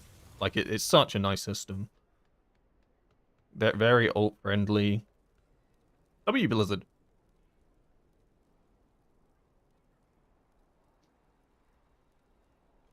Did I die that dungeon? I think I did, right? I think I stole aggro once. That was my own fault, though. That was like not a defensive issue. Hey, Windwalker, do you think, what do you think should happen to boost our defensives? I don't know. Like, I think the simplest answer that most people give is just bring Diffuse Magic back, which probably would be fine, to be honest. That probably would make things a lot cleaner. But I don't know if they want to do that. Maybe they just think to themselves that having too big of a magic defensive is too much, but, like, then I think to myself, why? Some specs can completely immune magic abilities. I don't know. They could do a bunch of things, right? Like, you could do this Fortifying Brew, you could make 2 charges of it. Or you could make it a 1-minute cooldown. Like, for starters, I don't think there should be a node. I think, straight off the bat, I think Fort should maybe be like 30%, 30%, and then you can take an extra talent that reduces its cooldown, or the other way around, right, where it's baseliners. I don't know, I just don't think you need to choose between these 2 options already, because this already, like, feels bad, right? Like, because you're never taking Iron Shell Brew in M+, really. In Raid, you can take it. Sometimes it makes sense for 2-minute defensive cooldowns from how the boss works. But like you're basically taking a talent node to reduce 30 seconds off one of our 2 defensives. Like it's like you kind of have to, right? But like it could be like Hunter, because if you think like Survival of the Fittest is Fortifying Brew, but you can argue it's better. I suppose Fort Brew increases your health, but Survival of the Fittest for Hunter reduces damage by 40%. Although it's only for 8 seconds, you can argue Fortifying Brew's 15 seconds. I don't know, maybe give like Fort Brew 2 stacks if they don't want to give us like the magic defensive. Like, I don't see why it should just be 1 charge. Basically, what I think would make a big difference is just having an extra defensive button in the rotation of your defensives. Because when you're playing with like 1 minute 30 defensives across the board, being like flexible with them is quite nice. Like having them in like a rotation of this defensive and that defensive and that defensive, and then you wait a bit and then they start coming back up.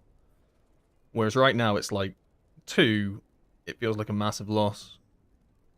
I'm not even joking though. I would switch out Karma for Diffuse in a heartbeat. It was so much better than Karma is. Karma's just not very strong. Like it's good against like initial burst impact damage, right? But you could just take Diffuse Magic and it would do the exact same thing. Or like essentially it would do the exact same thing and it lasted longer. Or like it could be more like drawn out. Because Karma, like once it pops, your defensive's gone. But although it like lasts for 10 seconds, if they do enough damage, that's your defensive gone. And realistically, it's an absorb shield for 50% of your health. So all it's blocking is like 220,000 damage for me. Maybe a bit more if I pop Fort first. But you get my point, right? Like, if something instantly hits you and then does rot damage afterwards, or Touch of Karma is basically useless. Like, it helps with the initial burst, but you're still going to rot down passively. Whereas if you had Diffuse Magic for that exact same situation, suddenly you take 60% less damage from the initial hit, and then 60% less damage for however long Diffuse Magic was. Was it like 6 seconds was Diffuse? Something like that. It was like 6. Maybe 8 sounds a bit long. I think it was 6 seconds. But that has a lot more... Like, that stops a lot more damage. I don't know. I think what happens more often than not, though, the reason a lot of monk players end up dying in Raid and in M+, is because they just... when we've used our defensives, we have literally nothing. Like, Soothing Mist and Elusive Mist is just... Starters, this is just bad for a lot of reasons. Like, it's not, like, awful, but having to press it feels awful, especially if then you have to spam Vivifies, because it is a 6% damage reduction, which isn't too bad, but, like, that's always, like, it's only 6%. Is that going to save your life? It can. But then if you're having to spam Vivify, right, 1, you're no longer doing damage, and then suddenly, if you come out of that, you have no energy to play with. So suddenly you're, like, on a back foot as well, so you've stopped doing damage just to keep yourself alive. And then you come out with, like, no resources to actually do anything afterwards. Which is a very weird situation that you have to play in. Like, just to survive certain damage. Like, I haven't had to use this today yet, because nothing's been that crazy. But sometimes you just run into that situation where I just have to do this and spam, otherwise I'm just dead. And it's like, would I rather die or do damage? Well, I'd rather survive, but then I'm not actually... Like, 'cause if I'm doing this, I'm not contributing to finishing off this pull, which is killing me, if that makes sense, right? Like, so the pull's just going to take a bit longer anyway, because you're no longer contributing. It just feels bad, is what I'm trying to get at. So, I don't know, like, Fortifying Brew, right? It's a brew. Brewmasters, they have lots of double-charged brews, right? So, give us another stack. Like, I'm not even joking, I think another stack of Fortifying Brew would go a long way. Like, just one extra defensive button would go a long way. But we probably just need better baseline survivability as well. Like, I think we're one of the lowest stamina classes. I'm sure there's people that are lower, but, like, we're definitely on the lower end of, like, actual health and natural survivability for sure.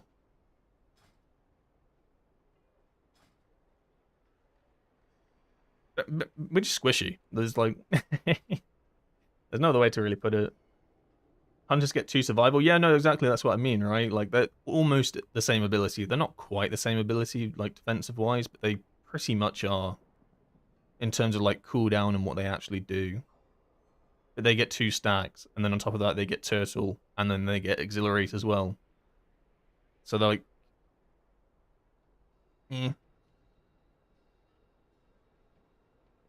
Let's close the Discord server until they give us a second charge of brew. I don't know if we have to go that far. Have I got a Myth Track Gaze? Yeah, I do. And I've Void Forged it as well.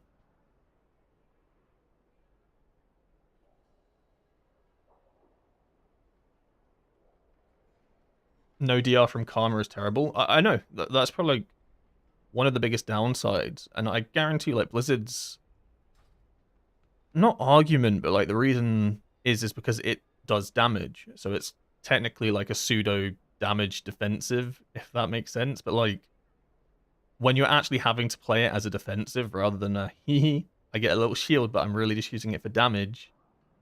Then it's actually, then you start realizing this thing fucking sucks. You know what I mean?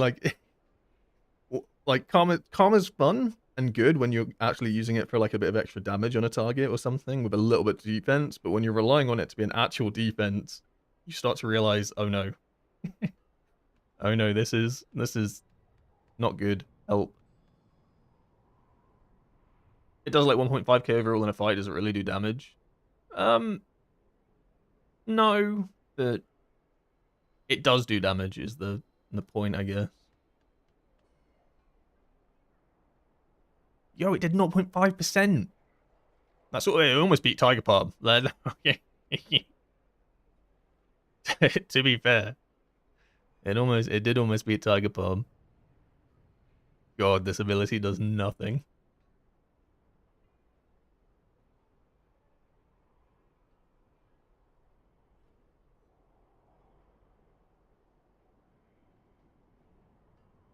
You know those 2 big void guys on the second boss in C? I pop Karma on them and it immediately breaks when they do the knock-up. Then there's the dot. Yeah, I know. That's exactly what I mean, though. Like, it's the same with, like, bosses like Croth or any boss that does, like, a chunk of damage and then has, like, rot damage that comes afterwards. Like, Karma is, like, just a horrendous defensive for that. Like, anything that is prolonged damage over a period of time, it's a horrible defensive for because rot damage tends to be relatively, like, it's not like massive damage, but it's enough because it's over an extended period of time.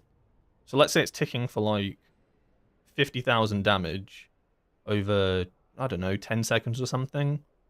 Well, suddenly your karma's gone after 5 seconds of that. So like for the other 5 seconds, suddenly you're defensiveless. If that kind of makes sense. And then like 50,000 damage is kind of probably on like a low end of how much damage like you can actually take from rot. Because obviously you've got a healer. So like 50 is like being pretty minimal.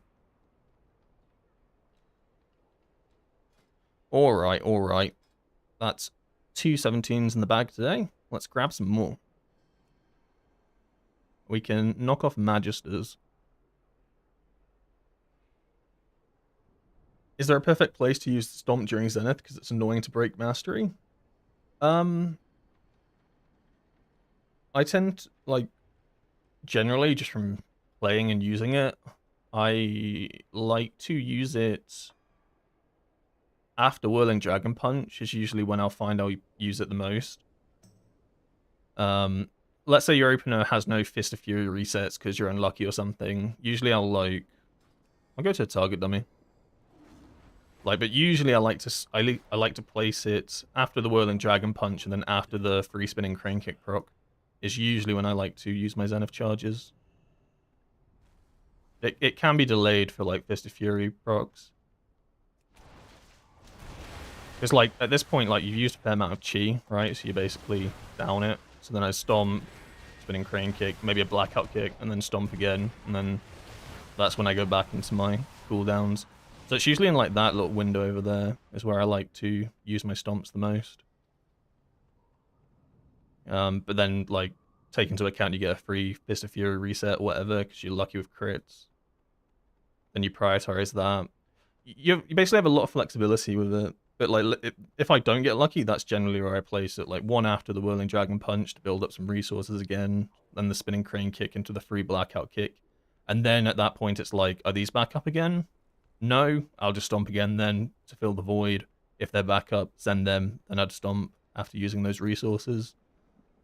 It can vary though. Like sometimes I will delay the stomps. Because like it's more important to guarantee you're going to hit the stomp on more targets than perfectly placing it in the rotation, right? So like on like some pools, Pit's a great example. I was just in the a dungeon ago. You have a lot of those leaping ads, and they leap all over the place. So on pull, I pop the Zenith, and then like 3 of them start leaping away. I basically don't then send it what I would have. I wait for them to come back in and then fit it in there. So it's not always like it's not like there's a fixed position you have to send it in.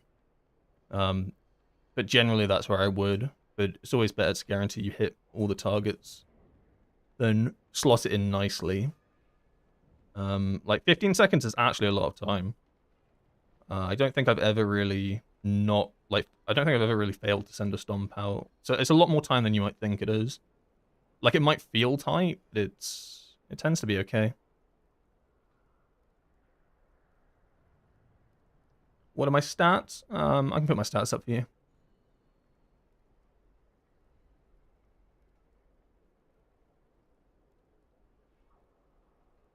I actually like Strike of the Windlord more because Whirling Dragon Punch can CC you in certain pools. Yeah, that's true. Strike of the Windlord is also front-loaded, I suppose. So it doesn't have the requirement of having to have Fists and Rising Sun kick on cooldown. The downside is it obviously costs chi. I prefer Whirling Dragon Punch for Shadow Pan, but I definitely prefer Strike of the Windlord for Conduit. Because I feel like it's easier to control your Heart of the Jade Serpent with Strike than it is with Whirling Dragon Punch. Like, it's strange. Like, we don't really play Conduit at the moment, but our Heart of the Jade Serpent feels like it's, like, backloaded. Is the best way to really describe it, because you're proccing it with Whirling Dragon Punch after you've sent out your cooldowns. Whereas I kind of like being able to control it with Strike at the start, so I press Strike into the cooldowns for the Heart, rather than... Obviously get the Heart from Zenith or something, but, like, when you're outside of Zenith and stuff, suddenly you have to use Whirling Dragon Punch and then hope that you get your cooldowns back up after that cast. Whereas with Strike, you could always pre-plan it. Alright, do I have enough chi? Strike, Fist, Rising. Whereas it's Whirling Dragon Punch, oh shit, get these things off of cooldown so that I can actually abuse the Heart of the Jade Serpent. So that's why I prefer Strike the most in Conduit. I like Whirling Dragon Punch in Shadow Pan. I think it flows better. But right now, Whirling Dragon Punch is just stronger. It does more AoE damage, and it costs no chi. And because we're very Fist of Fury centric and stuff like that, it's an ability that you can only press when these are on cooldown, so it like kind of fits in perfectly. Basically, it just plays better and does more damage. I miss Slicing Winds. Bring that back. Anyone else miss Slicing Winds? We miss Slicing Winds? I don't think it was that bad. I think it's fine.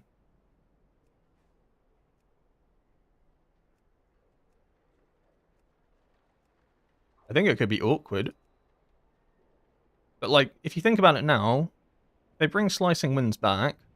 My biggest gripe with Slicing Winds was that it was related to your Heart of the Jade Serpent window. I hated that you had to press it at certain points during a fight to guarantee your Heart window to allow you to keep playing.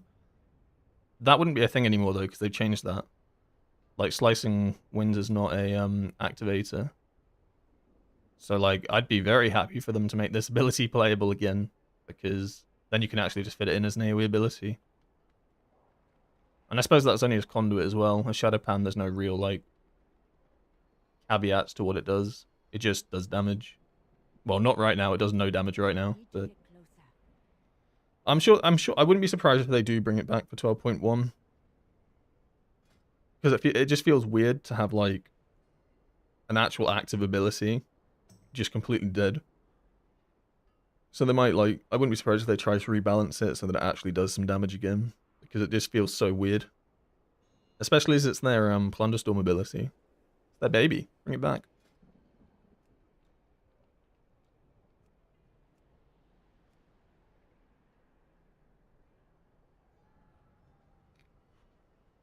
Is Conduit even viable in M+? No, it's not even really that viable in the raid. It's just essentially so far behind in damage that it's kind of not playable, unfortunately. Which is a shame, because a lot of Windwalkers enjoy Conduit. I think its playstyle is a lot more interactive and engaging. It feels fun to play, but it's just so far behind in damage that it just can't be played, really. I think someone said the other day that, like, the highest Conduit key was like an 18 or something, which probably tells you all you need to know. Like, it had one boss that it shined on, which was Baloran, but now even people play Shadowpan on Baloran because they basically then they managed to, like, nerf it again with the 12.0.5 changes. Like, its biggest strength was its huge burst, and then they nerfed Tiger Eye Brew. So, actually, it lost its biggest strength. Oh, that's so funny. Do I think they'll split the Strike and win Will and Dragon Punch node? No, I don't think they'll do that for the entire expansion. Because their big, like, goal, right, was to, like, cut down button bloat and stuff like that across all classes. There's no way they then split this again. They'll keep that a choice node the entire expansion, for sure.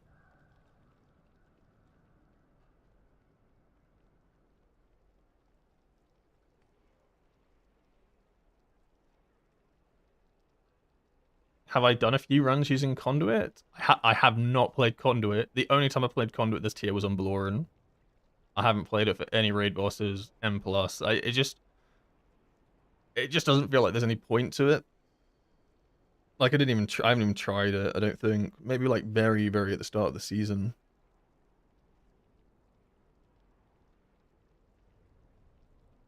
Like, if they were relatively close, I'd probably, like, do what I did the previous seasons, where some keys are Conduit, some are Shadowpan, but I'd rather just not suffer. Although, I still have this inkling in the back of my head that it's better on Salad Bar. I don't know what it is. I feel like there's some way you've got to be able to abuse that damage amp.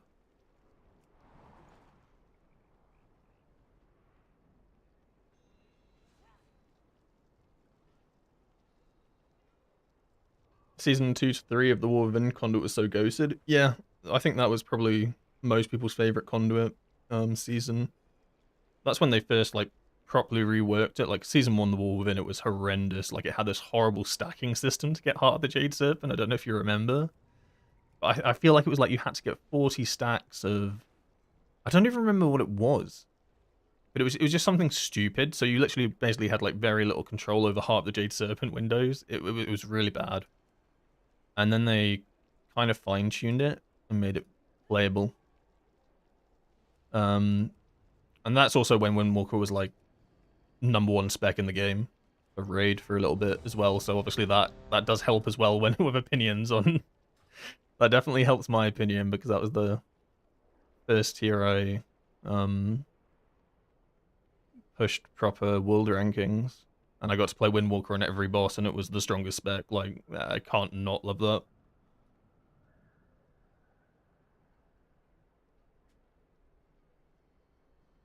And then Season 2, it was okay. But that's when they, like, changed it with the tier sets and made it, like... That's when they made it so that slicing winds affected it. And I think that's when it kind of went a bit off the deep end.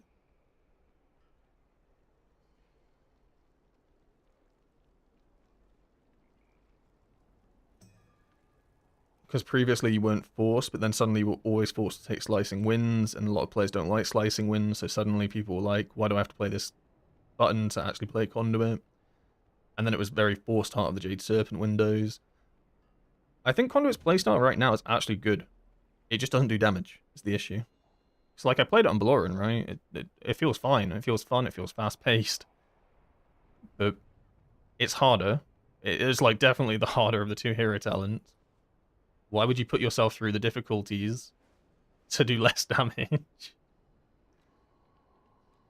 It's just one of those situations, which is a shame because Windwalker used to have like such diverse like talent builds and stuff like that in the War Within. Like there was a time, the War Within Season 2, I think like both hero talents were super viable in all situations.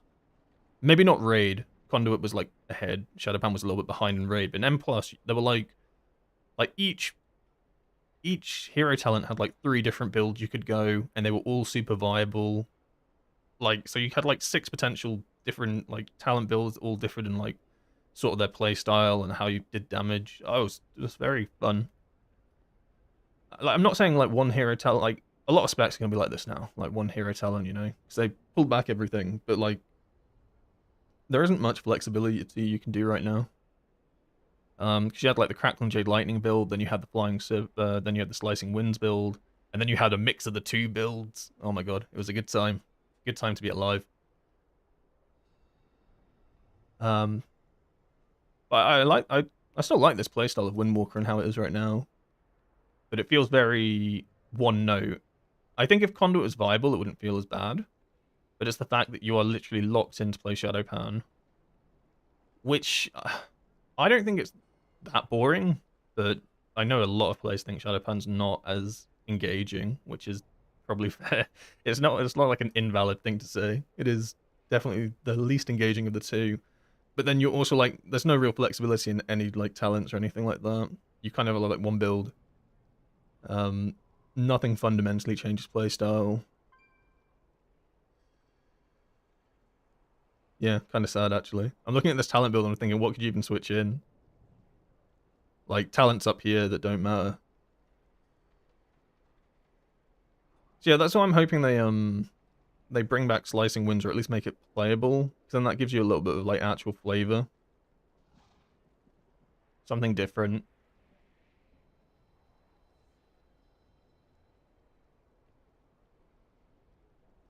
Xeno Stomp's fun though. I feel like I'm dooming. I'm not trying to doom. I think the Xeno Stomp change was massively positive. That like really, that's really fun to press. So I think like with Windwalker they have some really good ideas, but they also make some bad decisions as well. But I'm sure every single spec, probably people that play every single spec probably think the exact same thing. Man, they've had some good ones, but they've also had some bad ones. Like Xenostomp's really good for Shadowpan, but I don't know if anyone played it on Baloran after the 12.0.5 changes, but trying to fit a Stomp in, oh my god. Like, with all the short cooldowns and stuff, oh my god. It is harder than you'd think. And you have to fit them in because it hits like a truck. I wonder if anyone's tried no Apex build? Oh my god. I'm telling you right now, there is no way and no Apex build is good. I mean, I'm sure people have tried it. I can tell you right now, the results will not be Bond. No Tiger Eye Brew, no Zenith Stomp, no increased crit strike damage. But that's okay, you get Thunder Fist.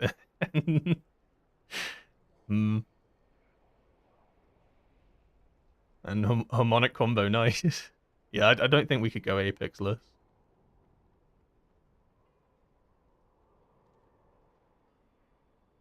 Maybe I go no Apex this dungeon. Hold up. Lock-in Slicing Winds. Jade Ignition. No, we're not doing that. It looks like we're just waiting for a tank at the moment. I think this is going to be a Caverns. If you were here at the start of the stream, you know I hate this dungeon. So, hi, lock in, exciting, awful dungeon. Have I tried playing Leech instead of Avoidance? No, I mostly have Avoidance because we were required to have Avoidance for the raid and stuff like that. But Avoidance tends to just be good anyway. I like reducing AoE damage, right? Avoidable damage, stuff like that. So I do tend to prefer Avoidance. I'm sure Leech would be okay, but probably makes more sense to take avoidance. Like, it's not really that I need to heal myself back up after taking damage. It's more that I need to stop the damage one-shotting me. If that makes sense. I'm sure they're, like, about on par with each other. Alright, I'm just gonna be right back 1 sec while we find a tank. I'm just gonna grab a glass of water. Be 2 secs.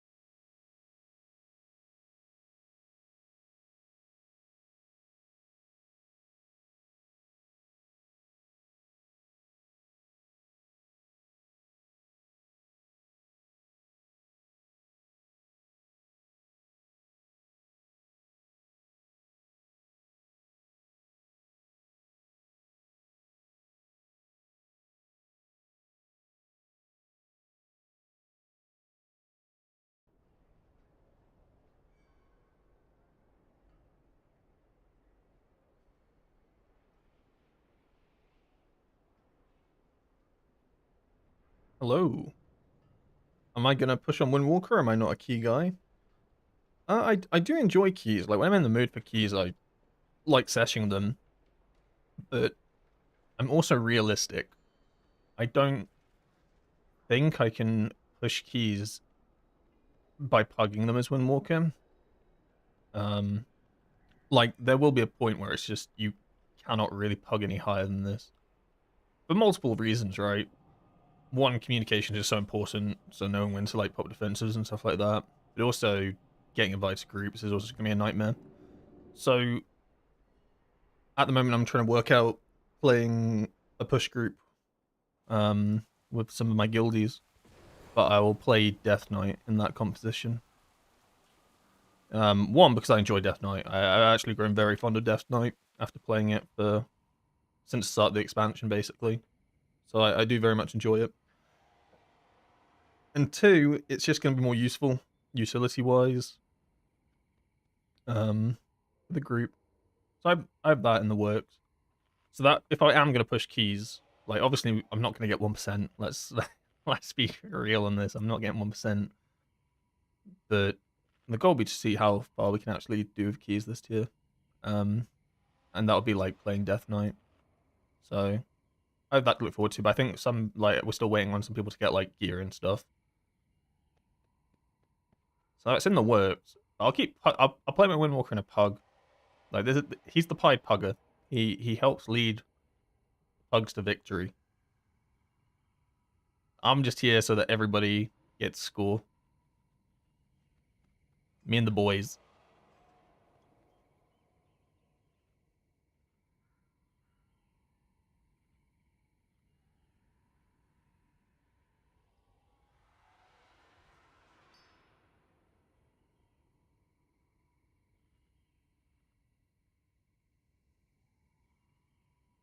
I'm 18 Brazil, I'm a monk. 19's a rough. Yeah, I've heard that. Like, there's some dungeons at, like, what am I doing right now? 17s, right? I feel like this is rough. I should not be able to survive some things. Like, I don't know how people have timed 20s and 21s as Windwalker. They must be, like, doing something crazy.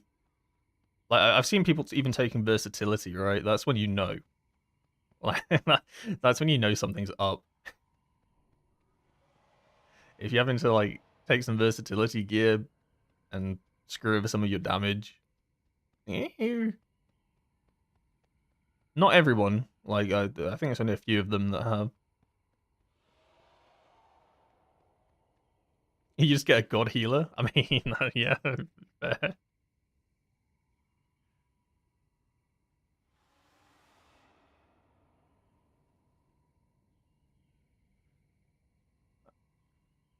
I do have a god healer, but I'm not gonna subject them to Windwalker. They'll be healing my DK. I'll never understand how Blizzard let reworks like Windwalker, Fire, and MM go through when so many people said the reworks were awful.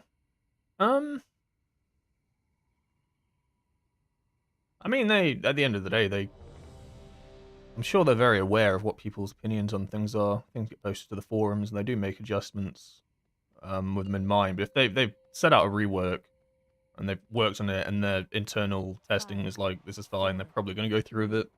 2, 1. And they do listen to feedback for some things.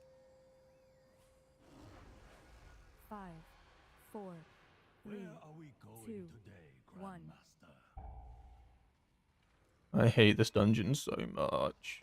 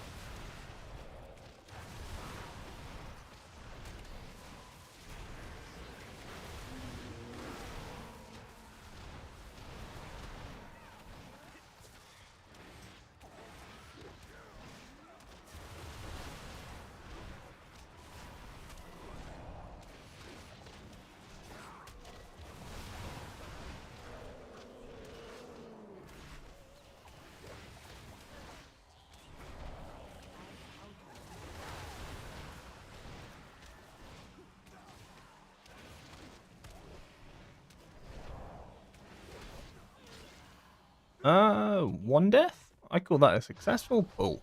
Another widow bag. Another bag of coin for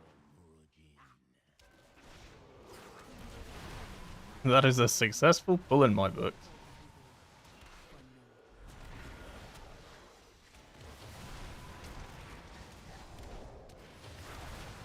I'm ethical, and I make sure I don't hit the target dummies. You gotta trust me.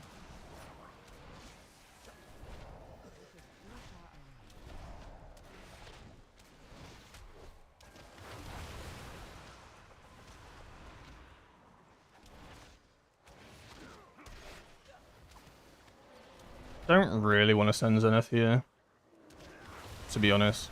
I'm gonna wait for when we go inside the cabin. This shouldn't take longer than 20 seconds, right? I mean, it is 100% taking longer than 20 seconds. What am I talking about?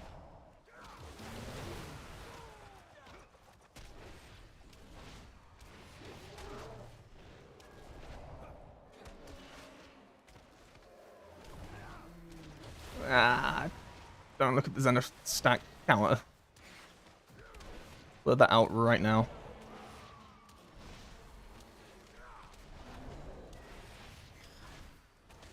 It just didn't seem worth it. I'd rather overcap a little bit and then go in with like a huge amount of stacks onto this next pull, because the next pull's massive. Maybe double Zenith it. TB decided.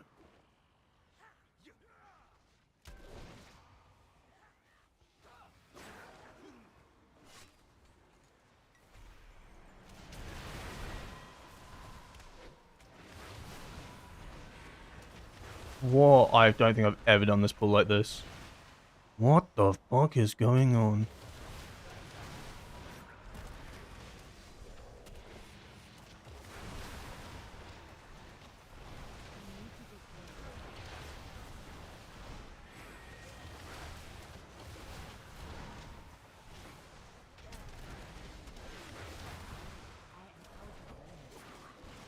I couldn't ring a piece in because he was on a different level to me. That's, oh my god.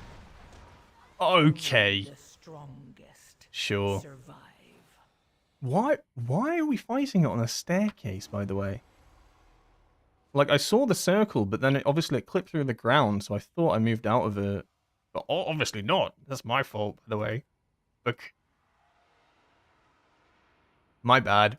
I should have measured it with my thumb and finger.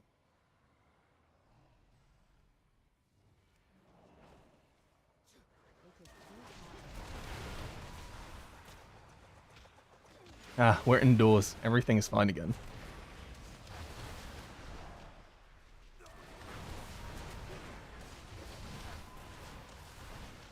know if I was on DK, I'd just be gripping these ads in, having a good time. Everybody's laughing. Everybody's like, haha, this is so free. This is so easy.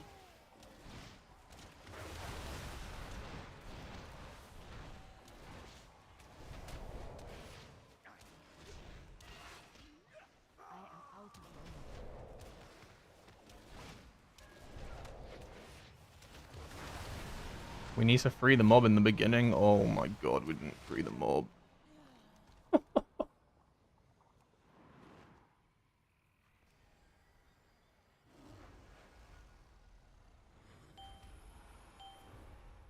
Wait, no, this is good. This gives me time for my cooldowns. That's cool.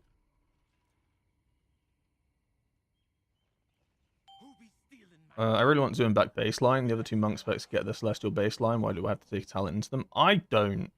I hard disagree with this. I've seen the error of the way of having two massive cooldowns. I'll tell you why. The biggest issue of Zuin is that it very hardly restricts your zeniths, I think. Like, it super hardly restricts your damage. Like, if you're delaying, like, you can delay zenith and get, like, big damage, right? By delaying it, there's no punishment. If you delay Zuin, this is actually bad. You get severely punished by delaying, like, for delaying Zuin in the past. And that's Conduit's biggest issue. Like, you delay Zuin, and suddenly you are punished quite heavy.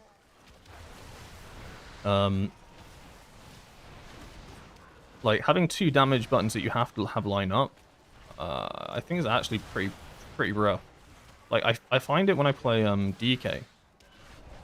Like, it's the same thing with DK and their little ghoul, Dark Transformation, right? It's the same thing. Army of the Dead is Zuin, and Dark Transformation is Zenith in this situation, right? The biggest issue is if you have to delay, like, your Dark Transformation for whatever reason, because you're delaying packs and stuff like that, suddenly it just feels awful. Oh my god! I simply wish you had lasted a little longer. I don't even know why I press my damage buttons, I'll be honest. Do you get what I'm trying to say? Like, I actually don't like having to have two things to line up, because you're forced into a very strict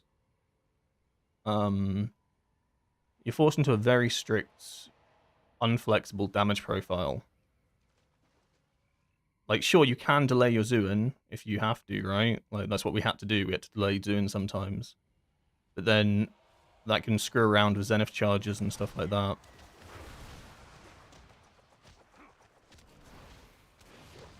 And I think that's, like, genuinely, I think that's another reason why Conduit is kind of behind.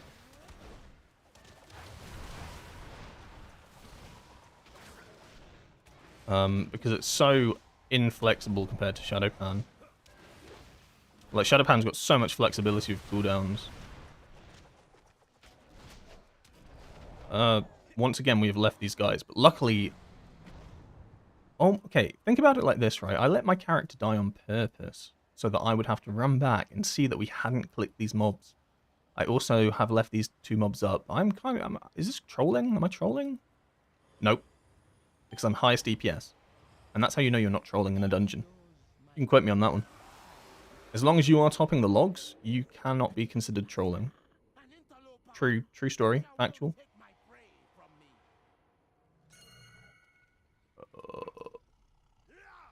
What are we doing here then?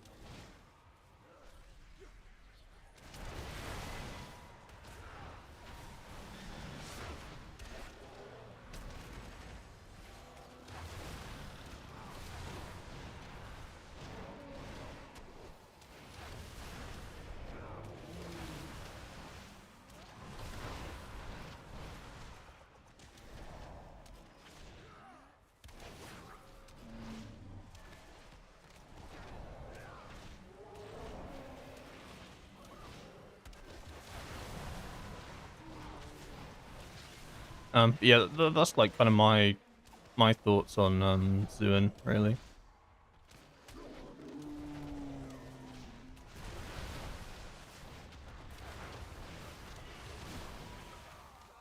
And I cannot really read chat right now. This is a bit of a sticky situation we're in.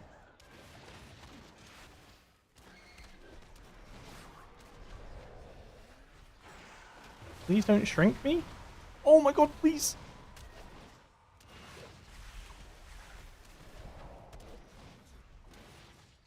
Jump out one more time, motherfucker. I dare you. Okay, yeah, root me. Sure, why not? Oh, please don't shrink me.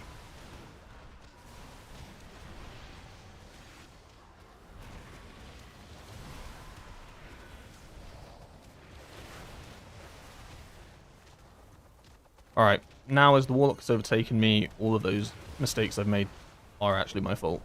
And I am trolling. Oh, no, we're back on top. No longer trolling.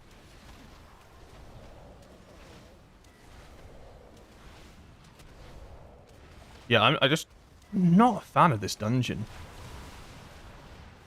Like, I feel like you get to this part of the dungeon and you're like, ah, we're almost finished now. You're not even halfway. I ain't even halfway.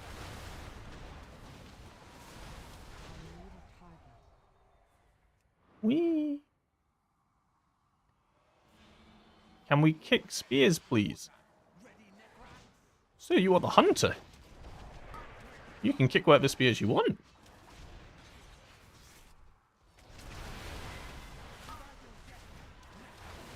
I have to do like Shadow Pan Jitsu you to get even close to the spears. Shadow Pan Forbidden Jitsu.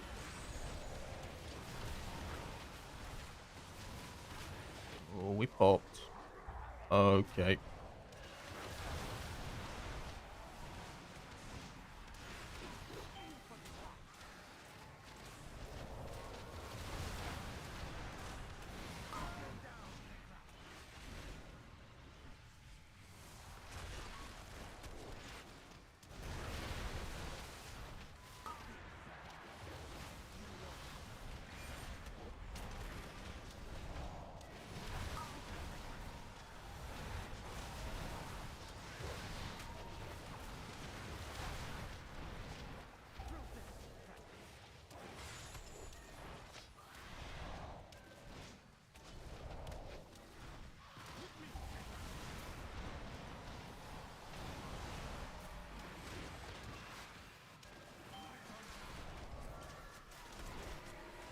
Ow!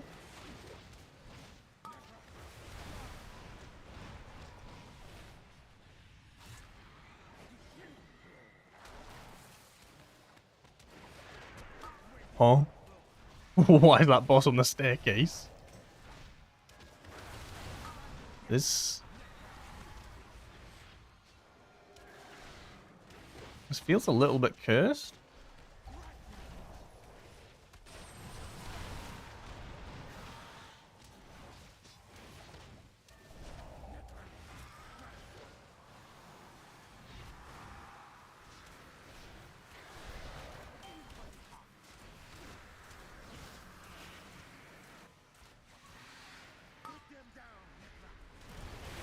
Oh, please don't knock me up.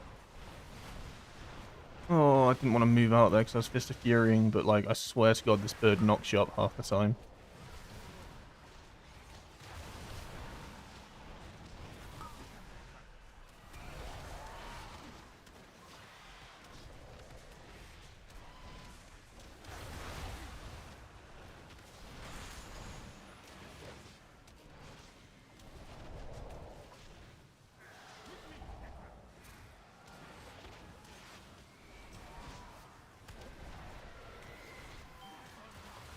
If you, after the bird does that mechanic, you can actually, jump under it, and then none of those circles spawn.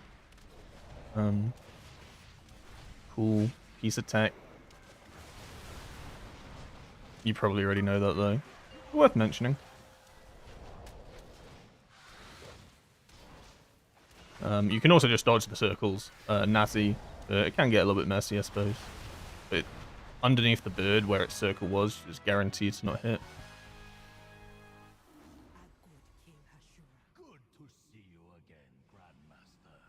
Elemental is the prime example of that. I imagine that's talking about the, when I was talking about Zuin and Zenith. Yeah, I mean, there's a bunch of specs that do that still, right? But I do just think it, like, limits your damage. Like, don't get me wrong, like, if we had Zuin with Shadow Pan, that would be our like super strong burst window.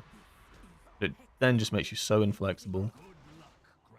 I'm terrified to pop Zenith.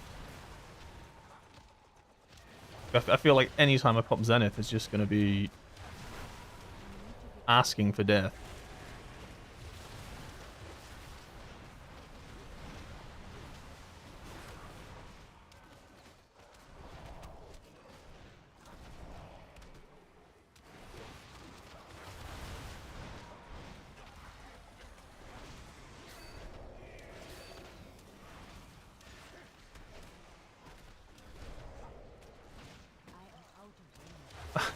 I can't really interrupt it. I'm not being funny.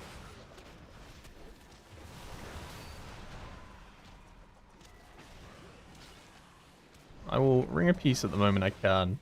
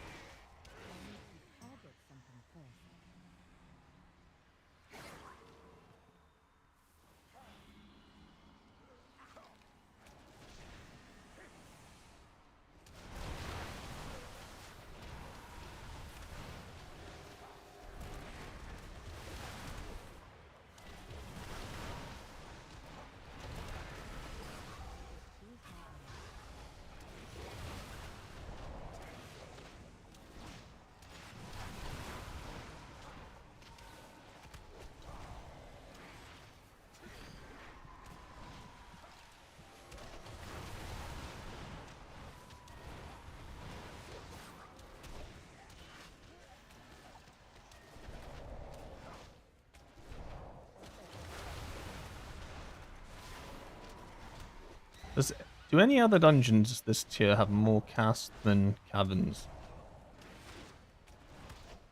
Like, the Wrens don't actually do that much, I'm pretty sure. They're more annoying than anything.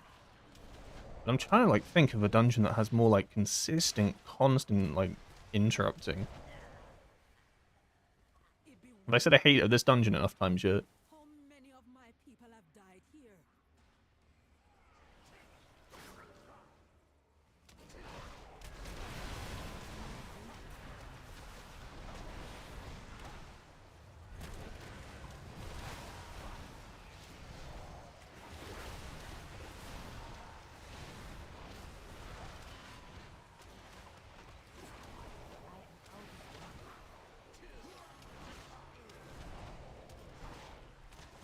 Interesting question.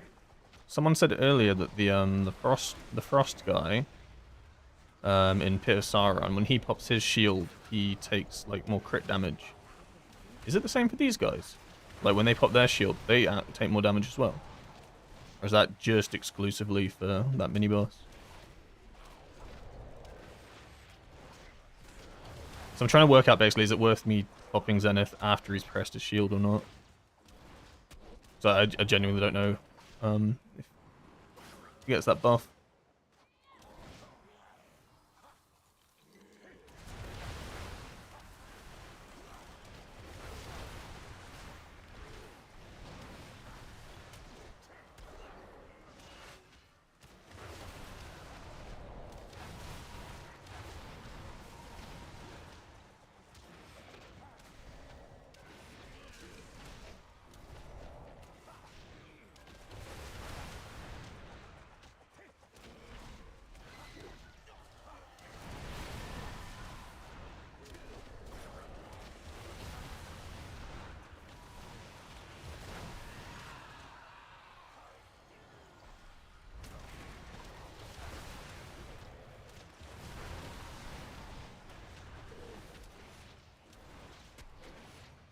It'd be nice if they did take more damage in this dungeon, but they don't. Okay. That was worth asking, because I didn't know about the ice one.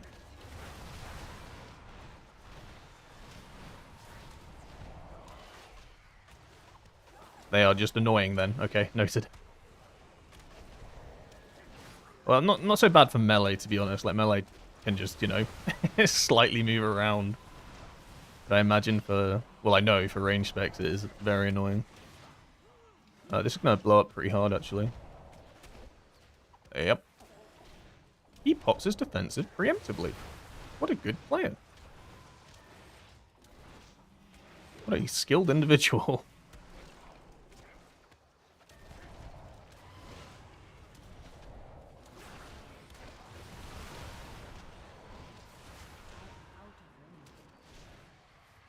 Oh my god. Pull them in.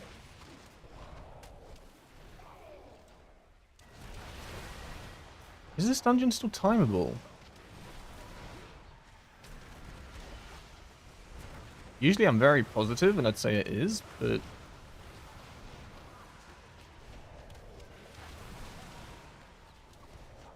I'm a little concerned.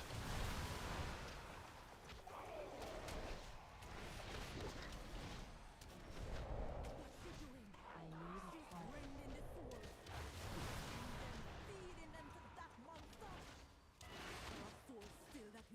monster. 10 minutes. Let's average it out to 10 minutes. Oh my god, I'm getting some nice procs here. This is very satisfying.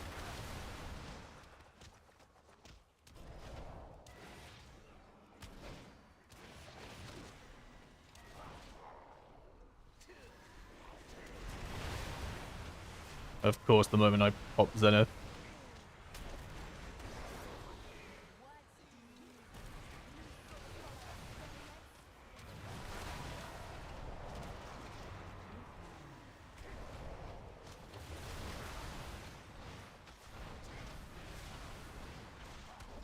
The moment I popped Zenith, the mechanic came out. Is that correct? I actually have no idea what happened when I pressed Zenith. Okay, I am just stupid.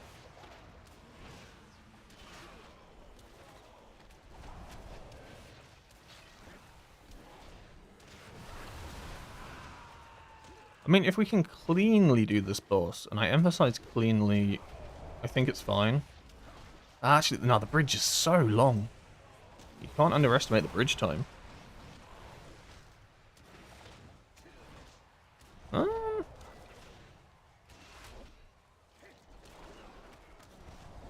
I believe? Question mark.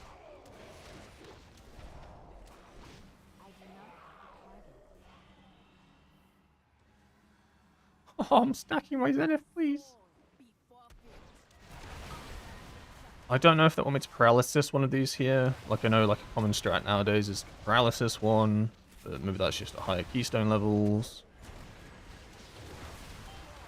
I'm just not going to, and I'm just gonna do the usual.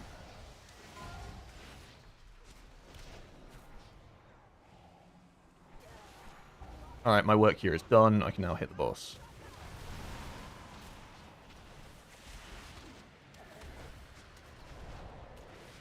Okay, one successful. One successful.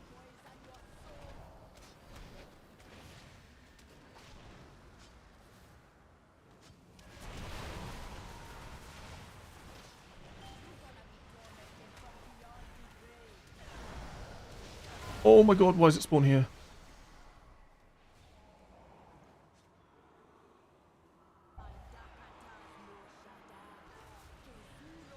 Ooh. Ow. You just ring a piece there.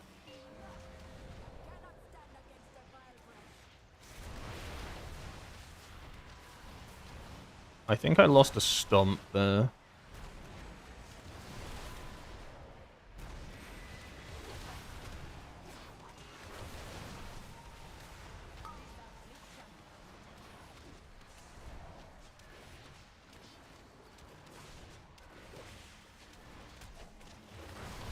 We didn't lose this boss?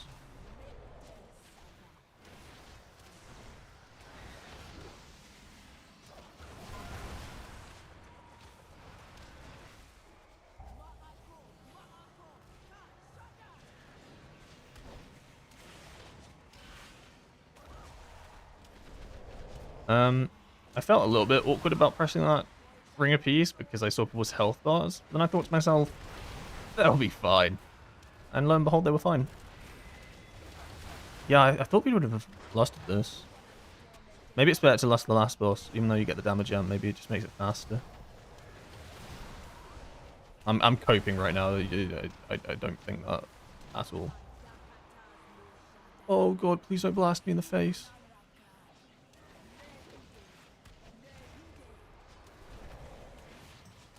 Okay, I have my defenses back up for the platform. No, please don't get the shield. Oh, fuck. That's not good. I don't really want a defense of this. I need it for the pops that are going to happen on the bridge. I don't mean to alarm anybody that this thing is not dying.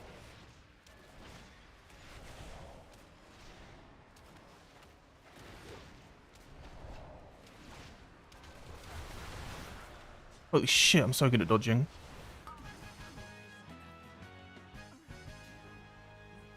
Oh, we should have lusted, shouldn't we?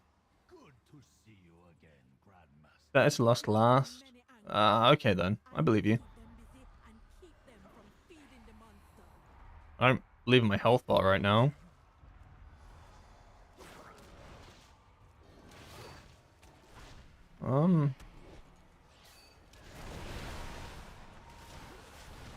Yeah, I mean, you ping it, but like, oh, what do you? Oh, I simply wish okay, you had lasted a sure. little longer. I don't have constant kicks to do that stuff. Oh, I wish it was a DK. Wait, I am a DK.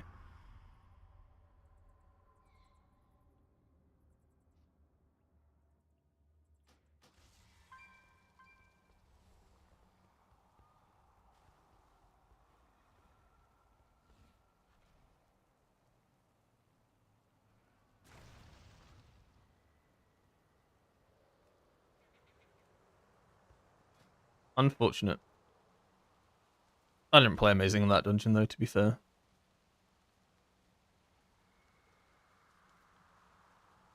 Oh, there's a lot of dungeons right now.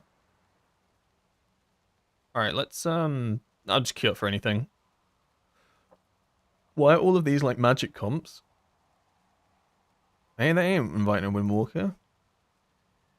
I'd like to do the seat. I very much enjoy seat.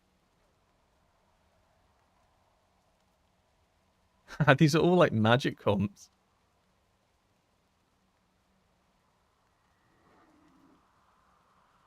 Don't forget about the bat pools on the bridge. That always happens. True. Although I think they're intentional. It depends. I swear, it like depends every time you do. Every time I do a dungeon, different. Oh my god, I'm back in the caverns. Oh god, no, please god, no. How to mentally break real quick. Do Mazara caverns on repeat. Oh, I love this place.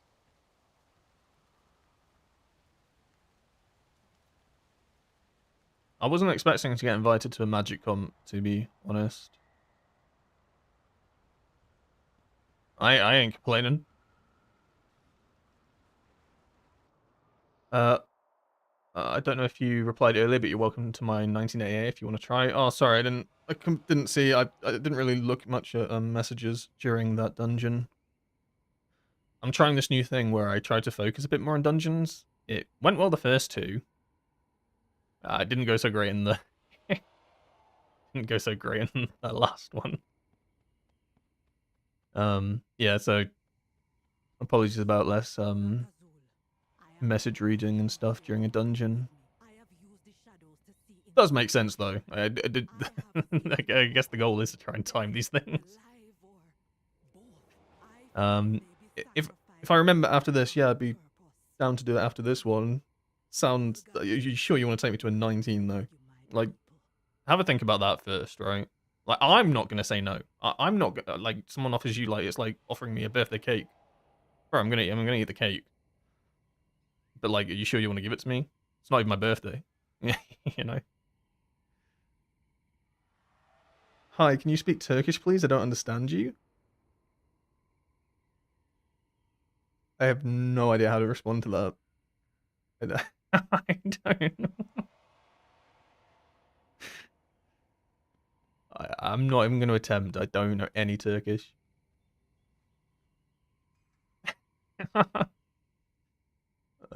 Yeah, I don't speak Turkish. Made me laugh though.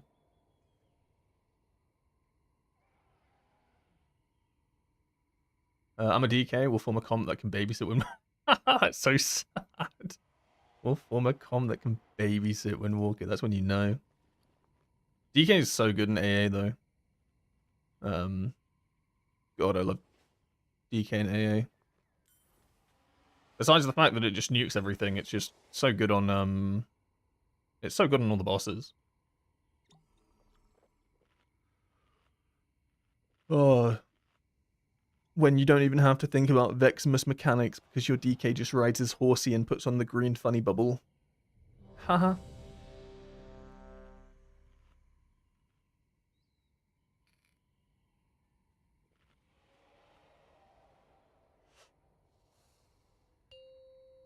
Bro, Feral Rogue or Windwalker? Which to play? 5. I mean, I'll always suggest Windwalker. But I play both Feral and Rogue. I actually don't really enjoy Rogue at the moment, as I have previously. But I think Feral's really fun, 4. and it's a lot more player friendly getting into it than it used to be. So I would recommend Feral and or Windwalker. But like, just personal preference. What the fuck? Where'd this guy jumping? You're doing the crazy jumps.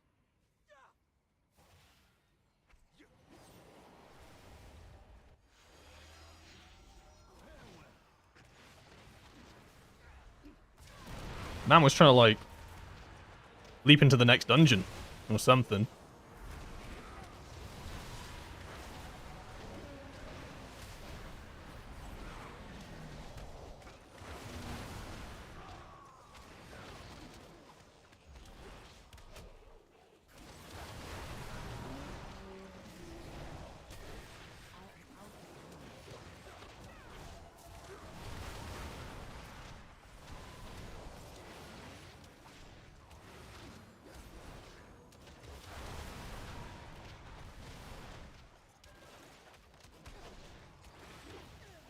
Oh, we're fighting over a twig or something, and I keep getting clipped onto it.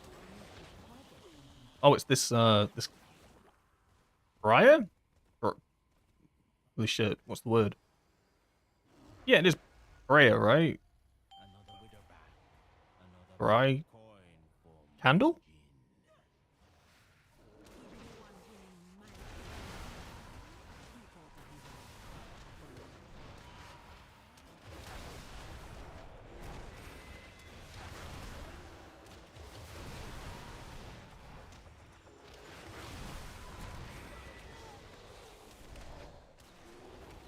There was 1 second left on me for the press stomp there. That was very clutch.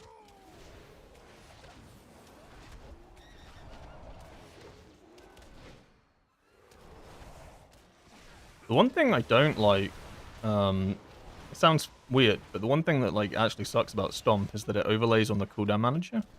So I can't actually, like, I used to be able to track how long my Zenith was through that. Now you could say, oh, just put on the other overlay, and I could put on the other overlay, but I actually kind of just, I play Zenith through feel. Like, I have a feel for the 15 seconds. That sounds crazy. Just know how long 15 seconds is in my head. It usually works.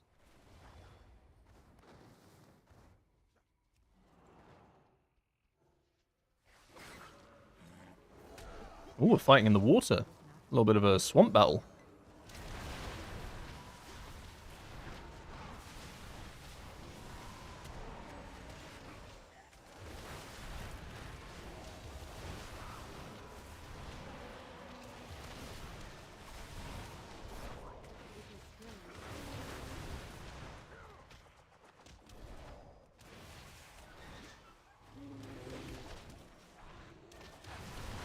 Alright, hopefully we fight them inside of their hut this time. Not that I don't mind fighting them on the staircase, but it makes the AoE, like, the purple AoE circles, like, really hard to actually see. Oh my god, tag, no! I'm the healer now!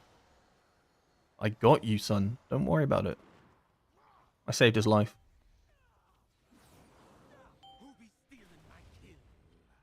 Gotta be very careful about aggro here.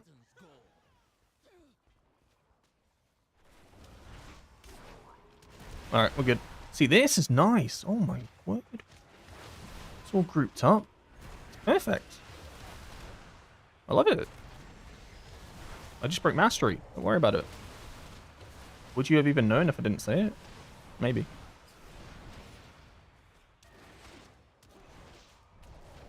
Oh, God. Oh, God, no. I don't love it anymore. Those things pissed at me. I mean, I'm gonna say yes. Can I do like a cool leg sweep sort of thing here? I'm back. Oh, they're still pissed.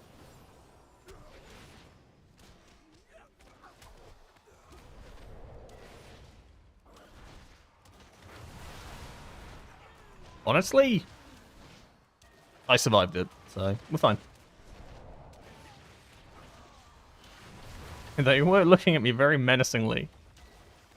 I basically just popped Karma and dashed through. It worked. I maybe should have sent Zenith again there, but I was so terrified I was going to rip aggro off of like a trash pack that had already lost aggro. So yeah, I decided not to. I decided overcapping made it. I didn't want to get one shot. Am I using Placer or Plasnacer? I'm using Plasnacer, and I use Jundi's profile.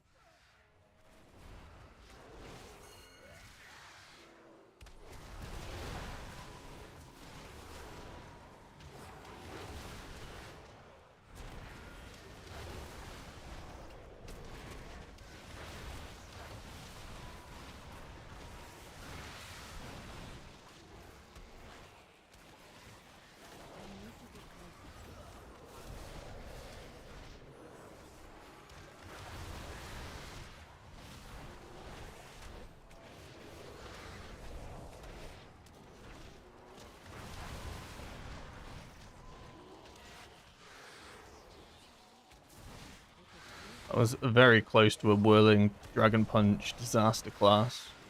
In my defense, though, the circle spawned after I was in the air. But if I didn't insta-roll there, that was... yeah, that was it.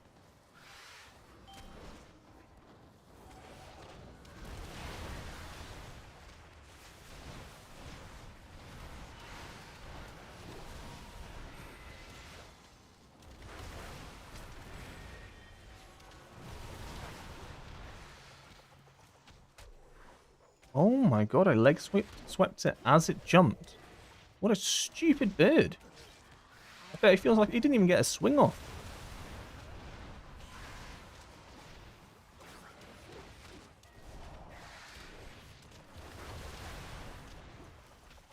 Oh. Oh, then he interrupts it. My king. So those birds, hit so hard. Which is fair enough. It's like a dodge sort of mechanic. But I'm pretty sure like I did a dungeon the other day, and I was playing my DK, right? So that's telling you something. I'm pretty sure like I popped a defensive, and I got hit like once or twice with a strat. I just died. Fully deserved, right? Like, but like I don't want to get hit by as a Windwalker. Maybe if I have XV1Z0RDX is now following. what do you call it? Maybe if I had I can't even remember the ability. Dance. If I had dance up, I'd probably survive one hit.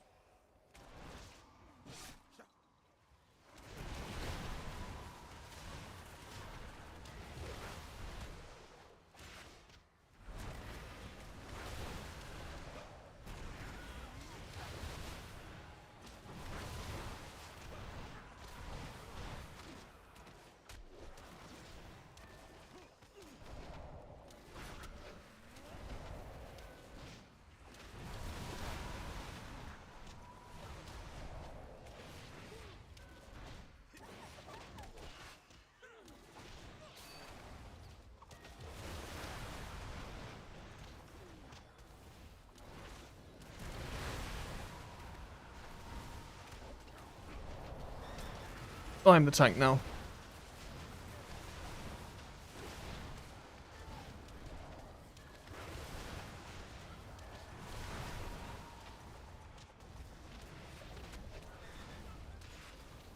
I mean, so far so good, right?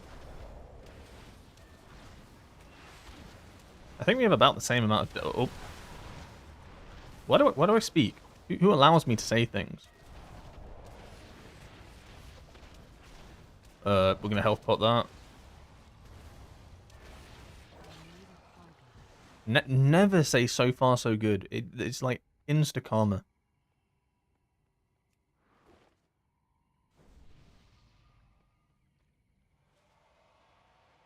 What melee specs are tankier than Windwalker? Any plate melee. Key's probably GG. No, I think it's fine. I've seen worse.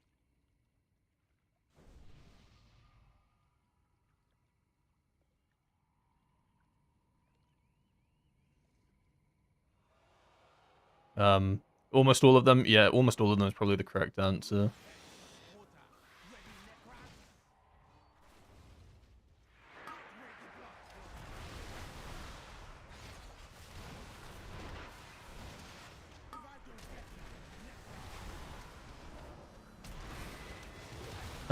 So I was thinking more of like just a naturally, like no defensives, natty survivability. There might be like a couple that maybe. But yeah. If we include defensives, every single one of them.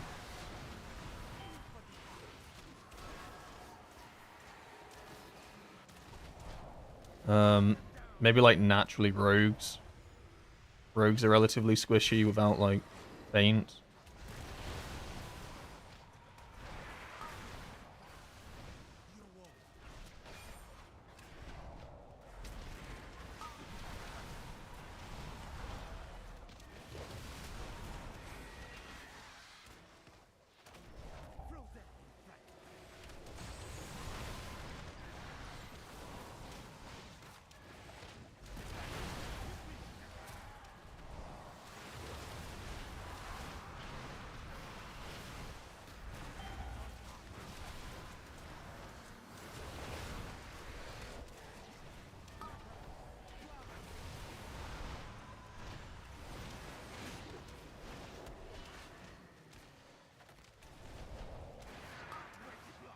Need a bit more damage to the bird.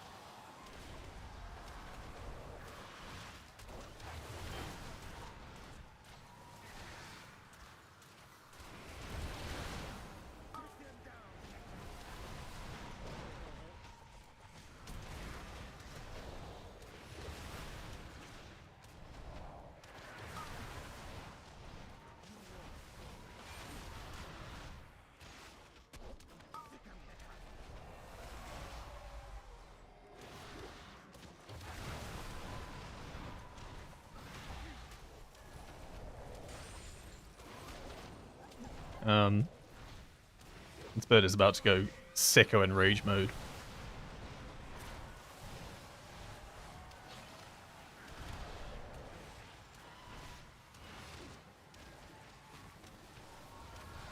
Everything's gonna be okay? It doesn't even do any damage! I'm gonna regret saying that, aren't I? I'm gonna pop a defensive. I don't actually know what it does when it's enraged.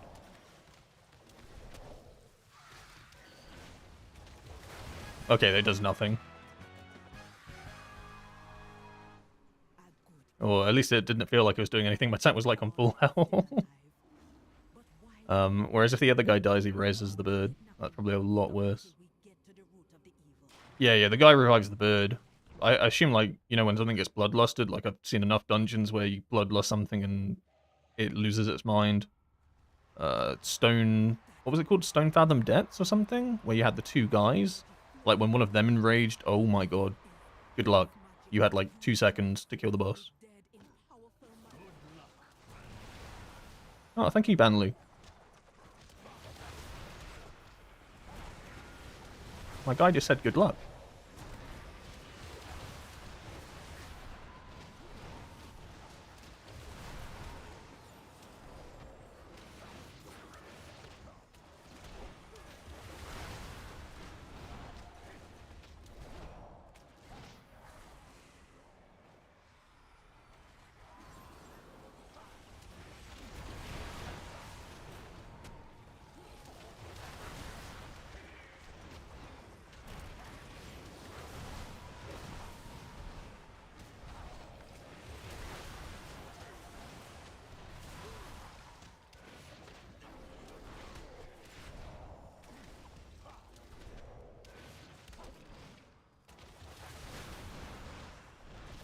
God, that boss was horrible. That boss was so bad.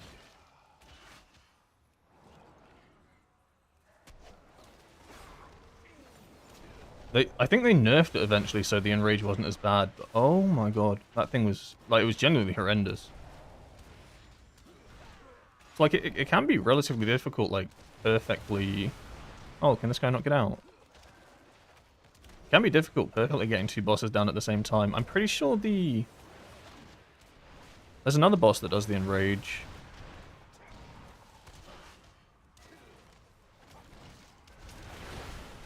It's the one in when we're in a spire, and that guy he also doesn't go like sicko mode. He does get a little bit crazier. Oh.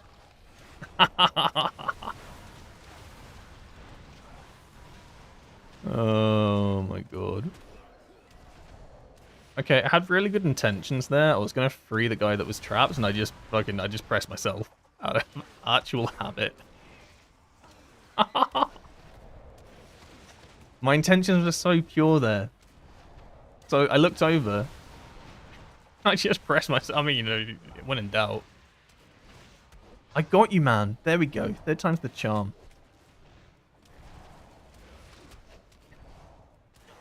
Getting hit with the question marks is crazy. It'd be worse than we thought. So many of my Alright, we have people big coolies for this. He is going quite large by taking this guy in.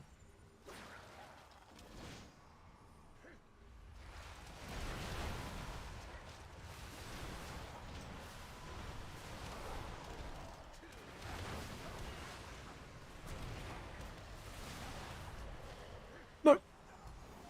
What's going on?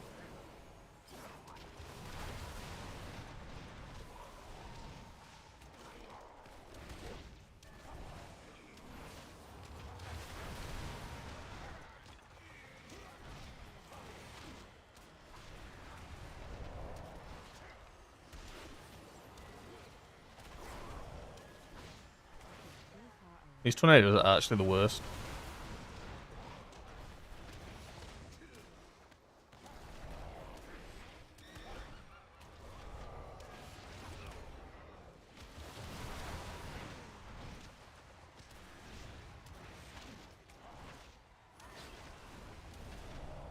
I want to say we have a lot more time than last dungeon.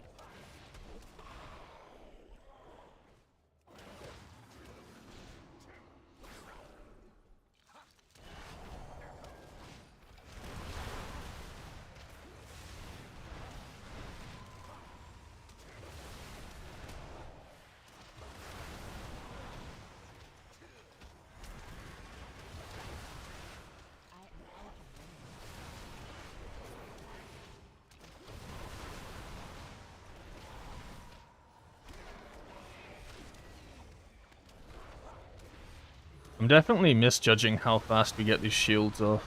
So I think that's the second time I've done it where I popped Fortifying Brew, like, a little bit after we pull them, because I assume we're going to pop, like, relatively quickly. And then we just end up taking ages to pop them, and I'm pretty sure my defensive falls off. Not great. No. So it's not immaculate gameplay.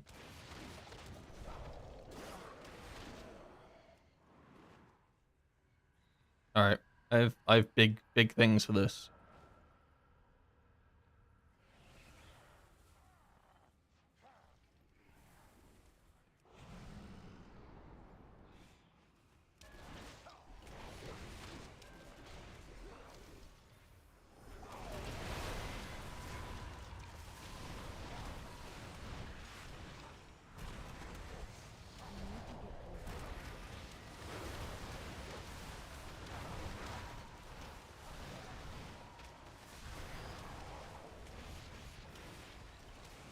No, I'll save my next Storm Earth and Fire for the trash pack downstairs, which arguably is harder. Because it's got the big sucky dude.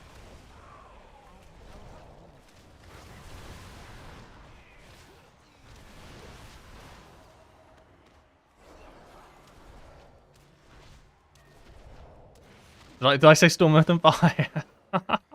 rending the swords, You can tell that I'm like a little bit out of it. I'm trying to focus a fair bit on the game. when you say Storm, Earth, and Fire, that's when you know. I mean, it's 10. It is the same ability, more or less.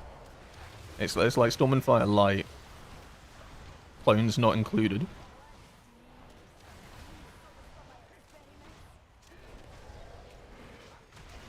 Yeah, so that was better. I had my defensive running prior, and for the actual damage, tanks in danger. I'm just gonna try CC here. I'll even ring a piece just to give him a little bit of time to sort himself out. A little bit of time to readjust. And then, because this boss is just... I think this boss is the last thing actually stopping us time in this dungeon, realistically.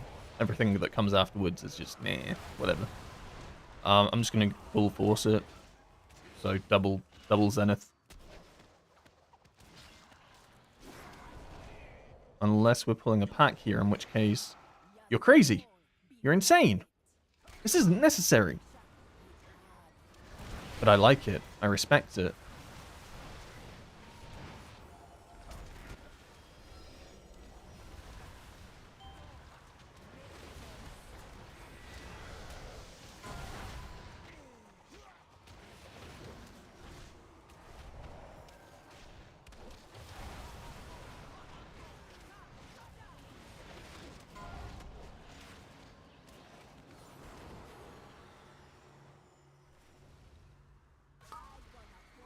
Jesus Christ.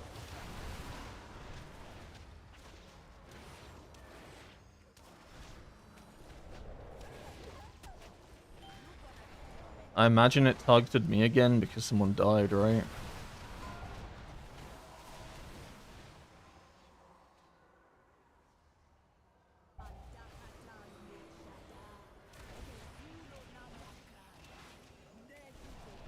I'm gonna save that Zenith for the middle. Oh my god, the middle's covered in goop. Fuck my life, I guess. How close can I get? Okay.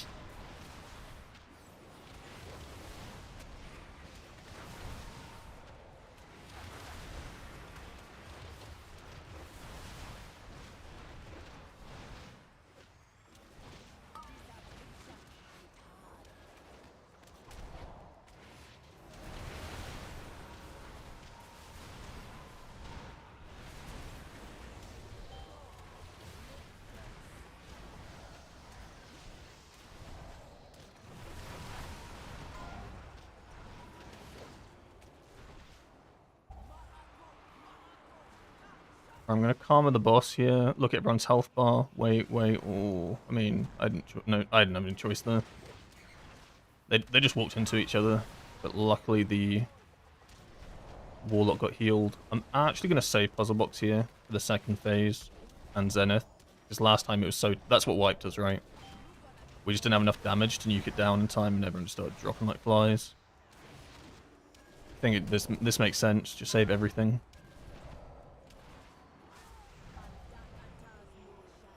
I'm just going to Soothing Mist myself. What else have I got to do here? Ow. Please don't let me die.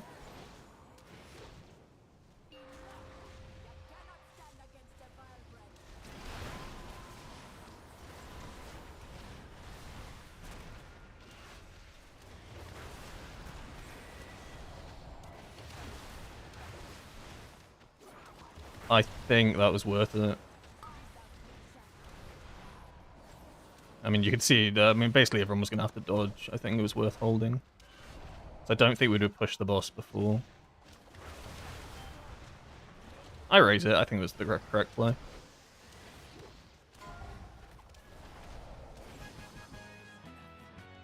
Alright, and now for the Hell Bridge.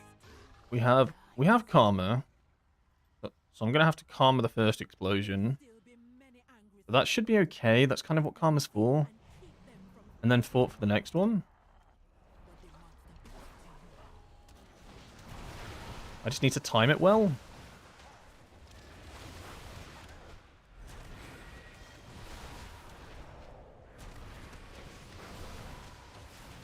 they're about to all pop.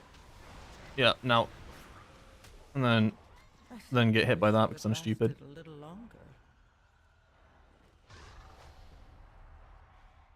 If only I had eyeballs.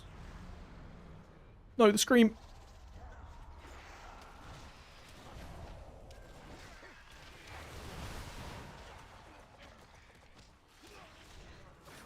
I was just too focused on trying to guarantee I survive the explosion. I don't think about the rest of the damage.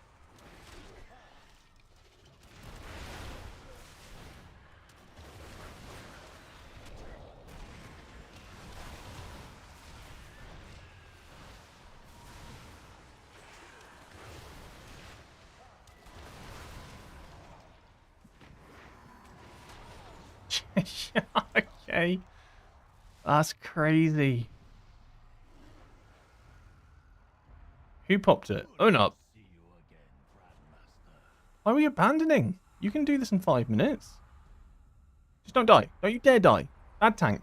Oh my god. Why did we pop them all? Only the Oh no. strongest survive. I do think it's actually over now.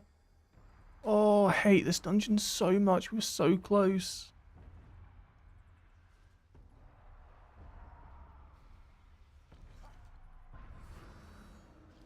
I mean...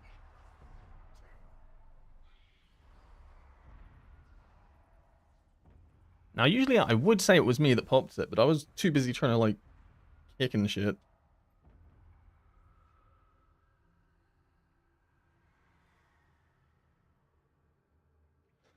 This boss is a lot cleaner when you start paralyzing the ghosts. That would make sense. I mean, I considered paralyzing them.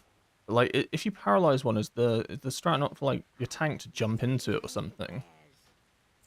I'm trying to, like, remember what they were doing on MDI. It was like you paralysis. They always paralysis one. Then does the tank then the tank that jumps in, or you just basically paralysis one, and then you have to have the other one like travel the length of the entire room to hit it. I don't actually know the actual strat for that.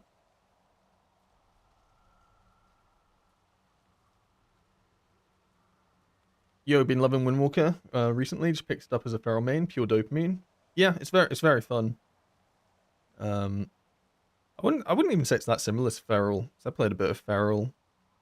They're quite different to each other, but it does hit in a certain way. The mastery is very fun, and if you just picked it up, you picked it up I'd say a good time with the addition of Zenith Stomp. It just feels very satisfying to do huge AoE burst on short cooldown.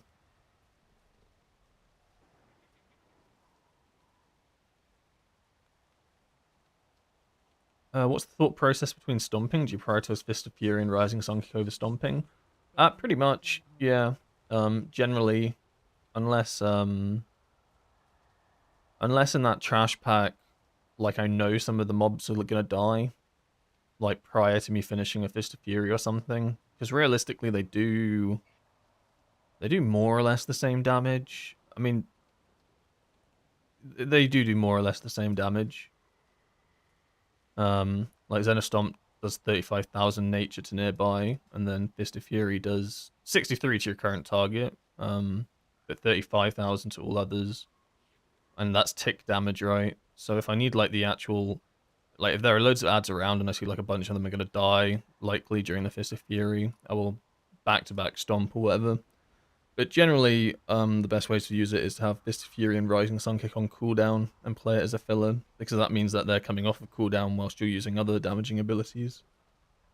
So in like keystones like this, where mobs last a lot longer and they have like higher health bars, I tend to not do the like stomp, then go into Fist Rising Sun Kick. It's quite rare. Because by the time that I finish Fist of Fury and Rising Sun Kick and I can start stomping, they're like literally there's like 75% health still. So that's general playstyle of it.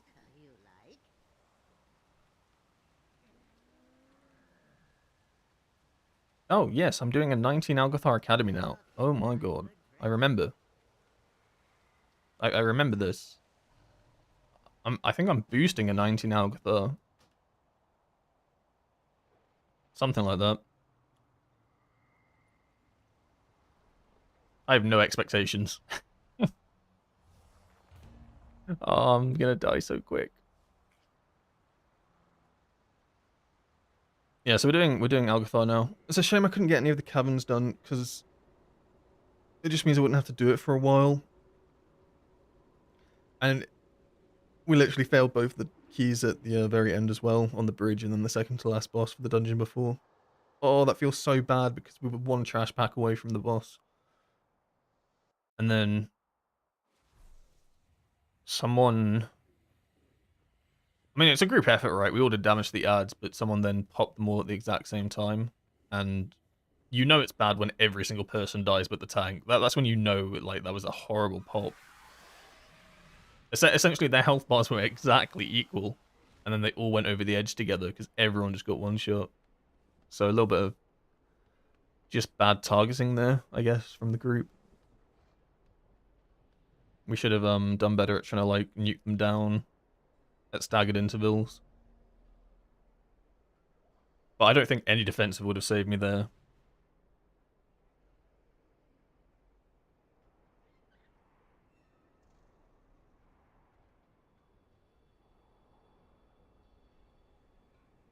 What have I missed?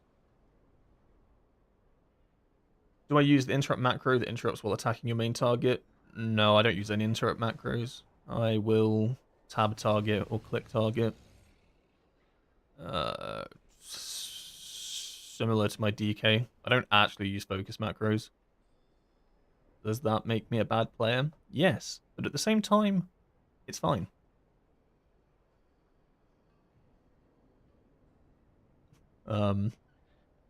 Yeah. Not a fan of them. Not a fan of setting focus. Don't worry, if someone tells me that it's a target that needs kicking, and that's my responsibility, that thing will always get kicked. But I don't really set focuses.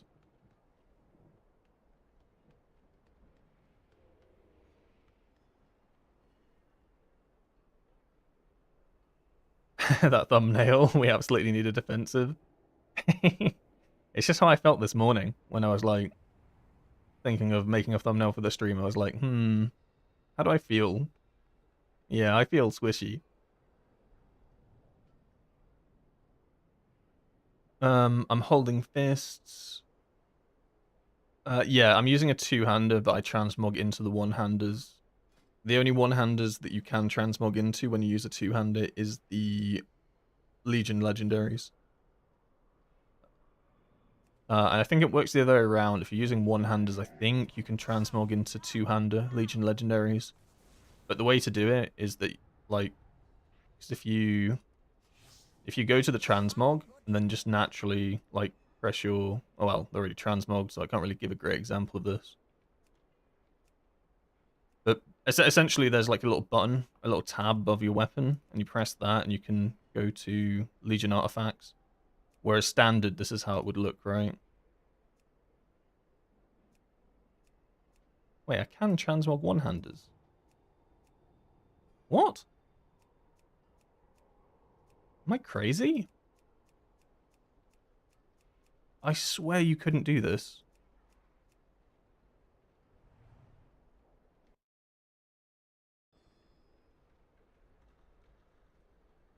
Oh no, there's big errors down here. It's saying this weapon type is not currently equipped. I think it's because it's basically seeing that I have two one-handers transmogged and then it's like allowing me to look at it. But it won't probably... I mean, let me save the outfit, let's see. Do I have... No. I don't actually think that worked.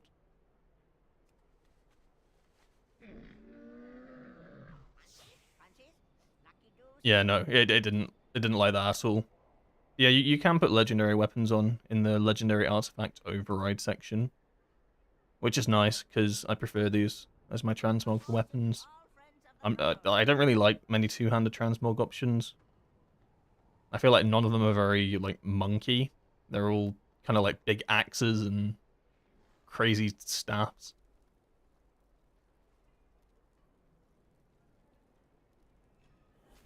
I'm mostly worried about your survivability on the bird boss. No, it's going to be absolutely fine.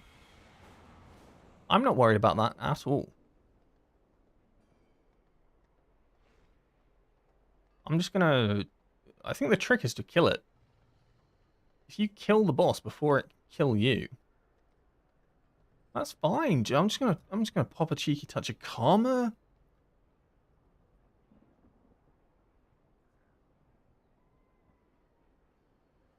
Oh, it lets you have a one-hander set assigned to a transmog in case you swap and don't have... Okay, that's cool. So you can have it like set up with assignments and stuff. I haven't really messed too much with the transmog system. I think the I'd say it looks a lot nicer. I very much like like I'm trying to imagine the old transmog page. It wasn't quite as nice as this. And I think it's cool that you can set things to locations and stuff. Like you can actually have like situational transmogs, right? Fun stuff. No big bears signing up? What about little bears? Don't I have a big bear in my guild? I do. But he is not online.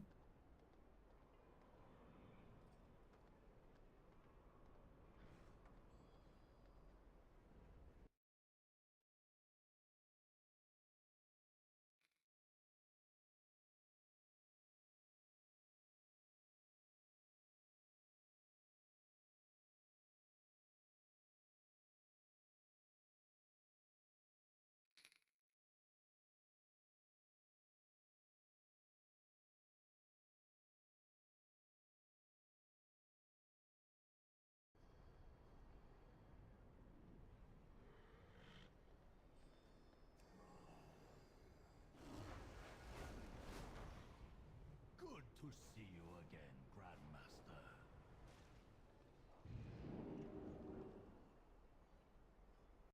Vexmus was designed to make Windwalker cry, I'm convinced. I'm actually more scared of Vexmus than Craw. I genuinely fear that boss more.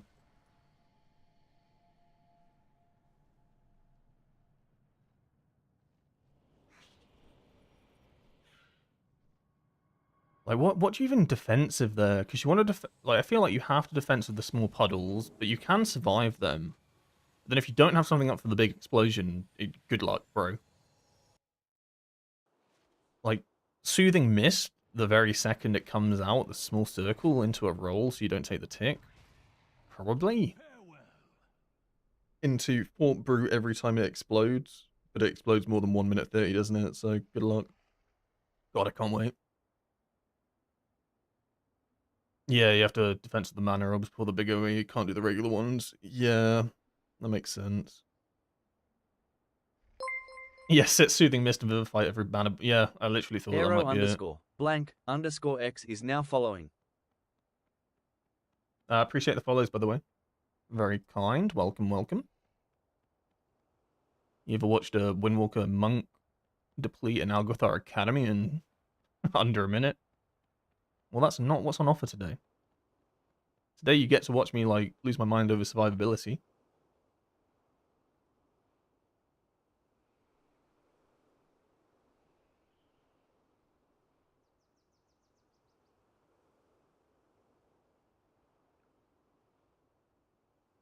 I'm not even joking when I say this, but I'm going to take versatility from the buff vendors. This might sound crazy, but I am going to take versatility. If it even, like, stops me taking... If it stops me dying even once, it's worth it.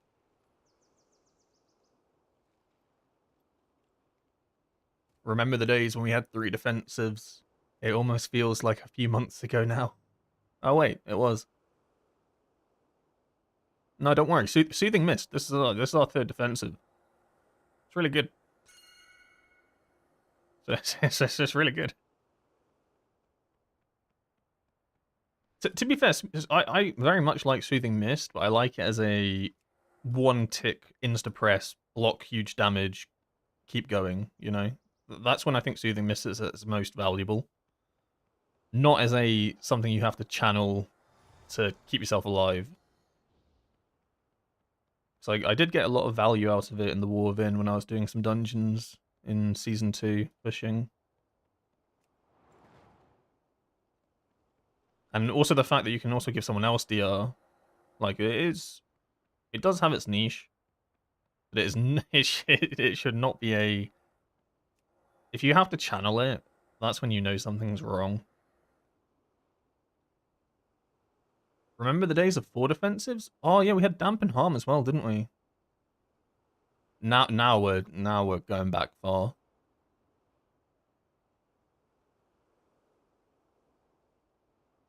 Isn't it interesting that they've kind of turned our physical defensives into passives? Like Dampen Harm, we now have Dance of the Wind, and Diffuse Magic, we now have Yulon's Grace. Granted, we had Yulon's Grace before, but we didn't take it. Soon Karma's going to be a passive. It'll just be like, you have an Absorb Shield. But it's tiny. Dance of the Wind is still goated at least. Yeah, Dance of the Wind can be really, really good.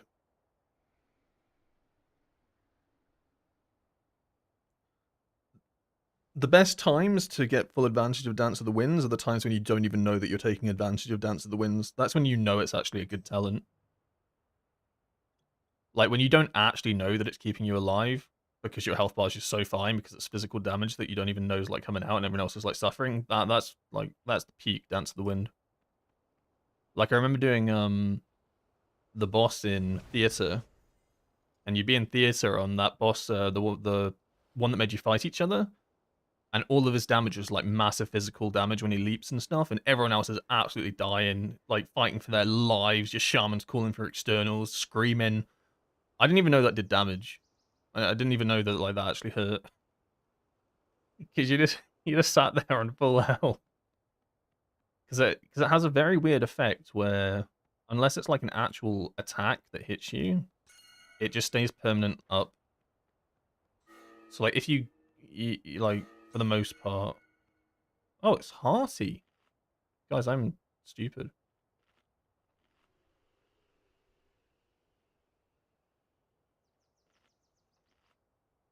Alright, we're gonna lock in.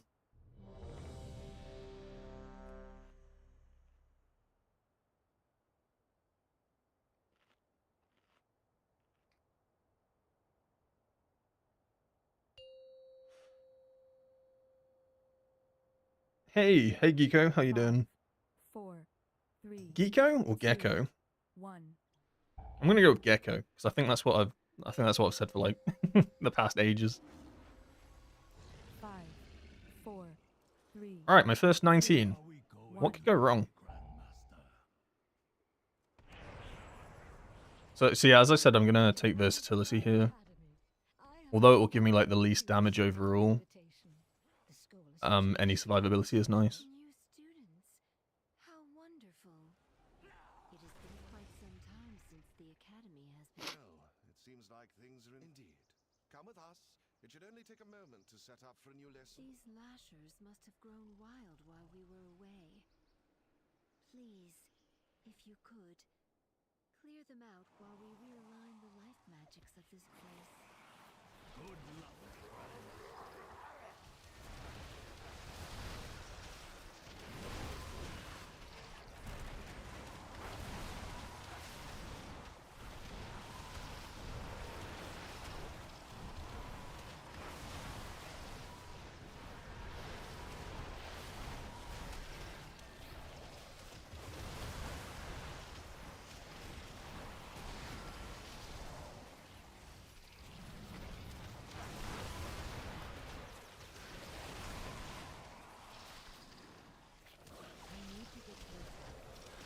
I played that so badly.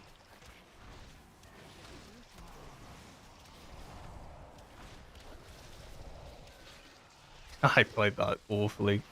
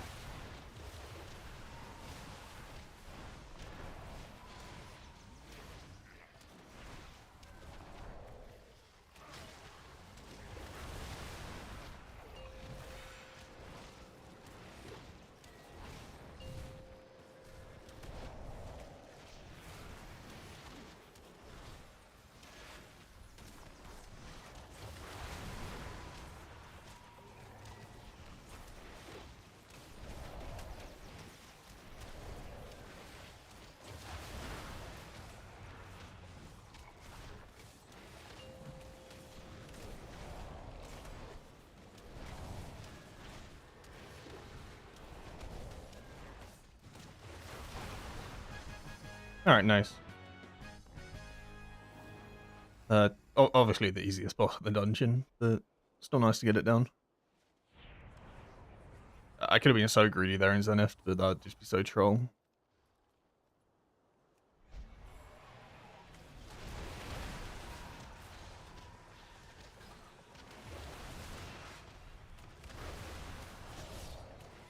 Only the strongest survive.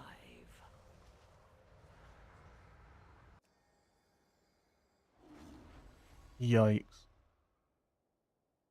How did I not see that?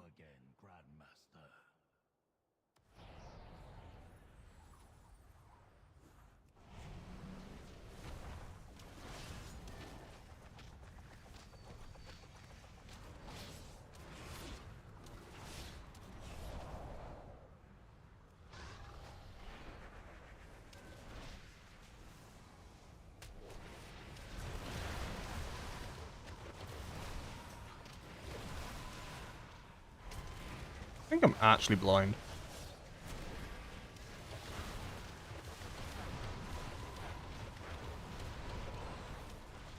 I'd say I should probably wear glasses, but I already am. Look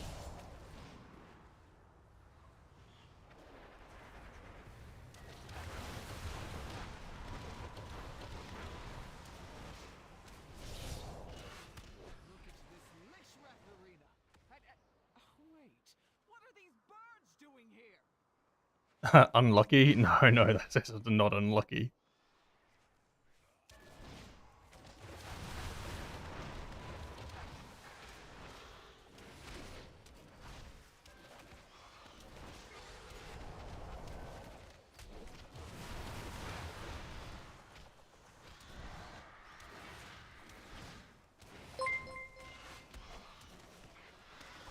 Sir Widlu is now following.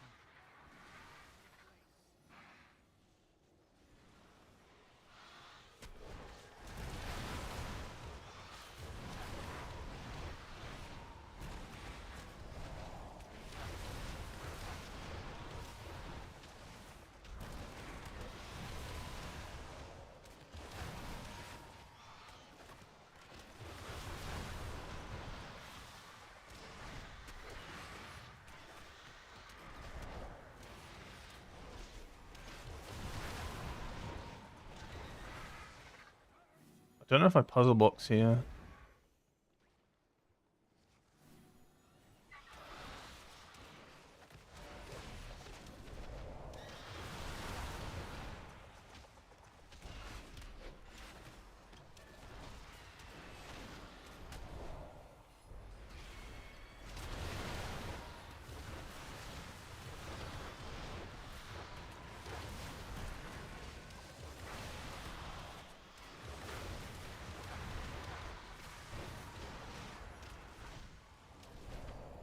I lied. Of course I was going to puzzle box. Of course I was going to puzzle box there.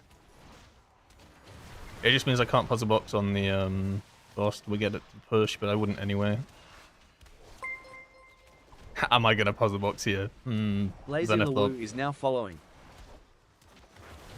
A wee trash pack. I was only lying to myself, to be honest. Alright, now we get to play Can He Survive This Damage? It's a really fun game where Croft does a lot of damage and I've got to survive it. At least we know that works. Watch yourselves.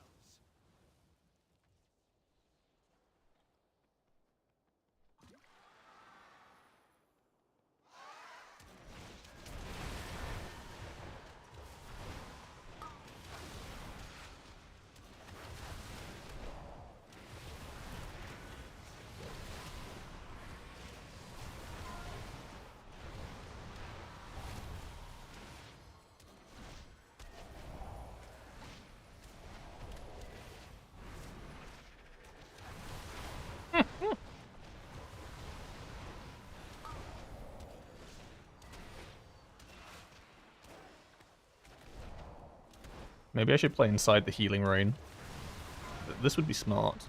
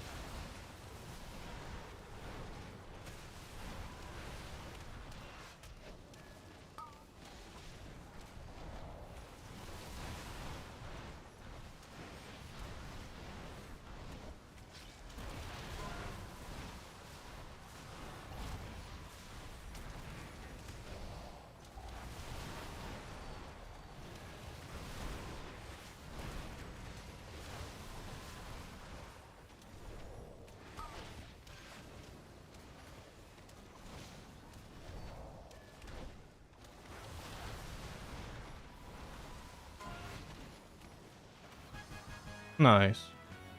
Woo. Spicy.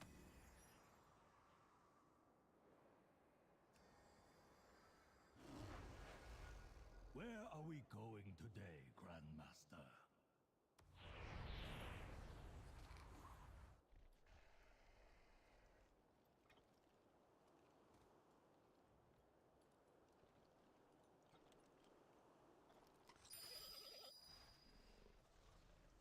I should box on second pull. No, you're right. It's just I didn't have it up for the second one. Willing to take action is like digging a hole to catch a cloud serpent. Like that is the ideal situation.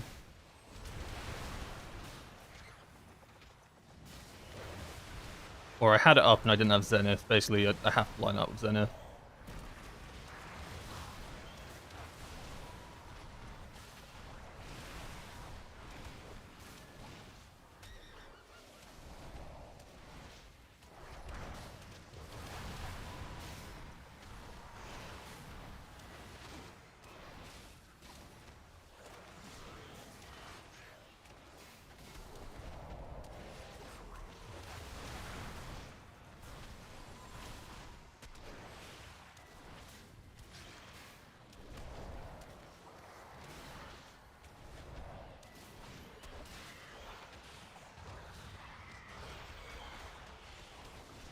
Alright, we have some pretty terrifying calls coming up. DK won't have cooldowns. I do have cooldowns. Good luck. I wonder if we're going to split this or not. I kind of hope we do. Excuse the mess. It has been quite some time since students have been here. I'm just putting together my lessons.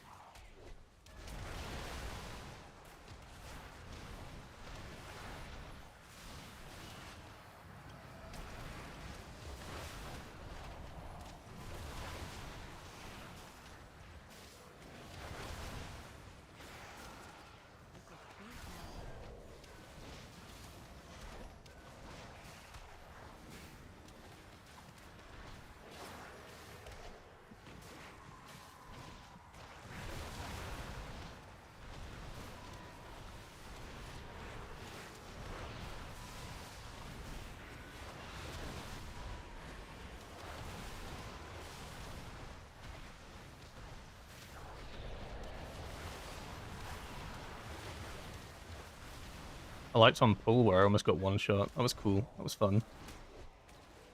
I enjoyed that bit. It wasn't even aggro or anything. It's just damage.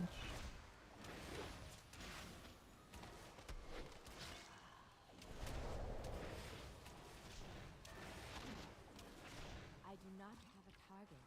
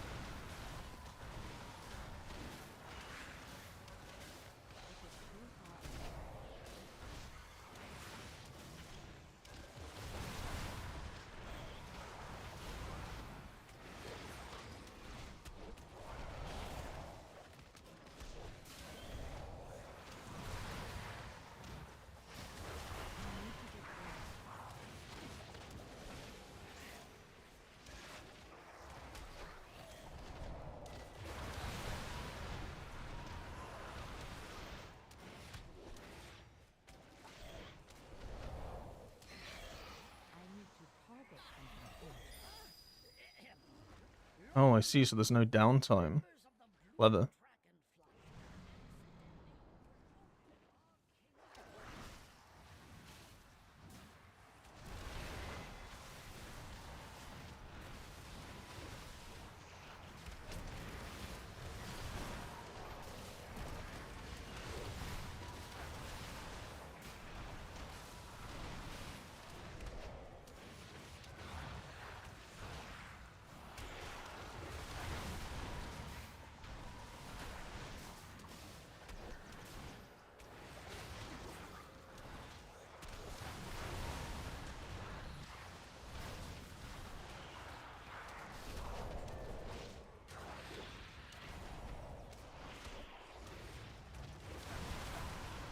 Y'all making good time? Yeah, I think so. I need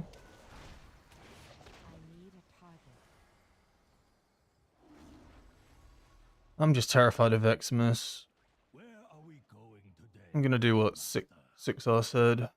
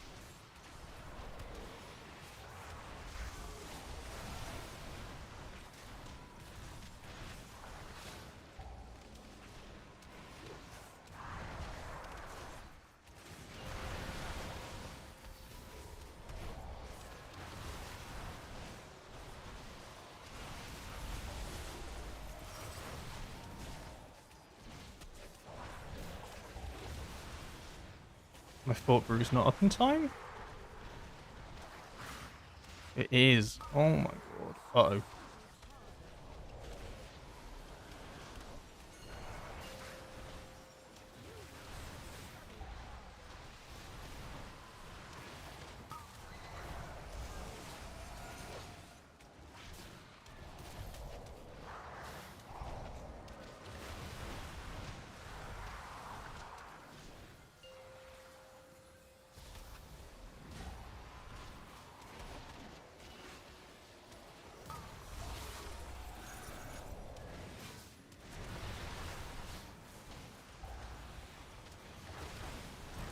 Three stacks?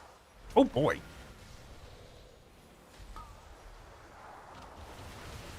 I'm fucking dead. Wish you had lasted a little longer. Oh man. I think Karma came up just in time.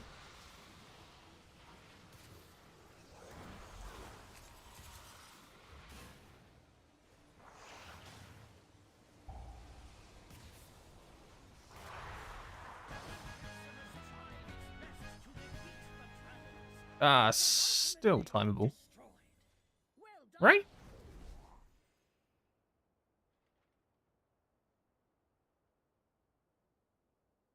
Yeah, I think that those defensive usages were good though. The soothing mist on the circles into fort. Karma fort for the big explosion. I actually would have survived the entire fight if the healer didn't die. The boss is pissed. What was I worried about? Good luck, Grandmaster.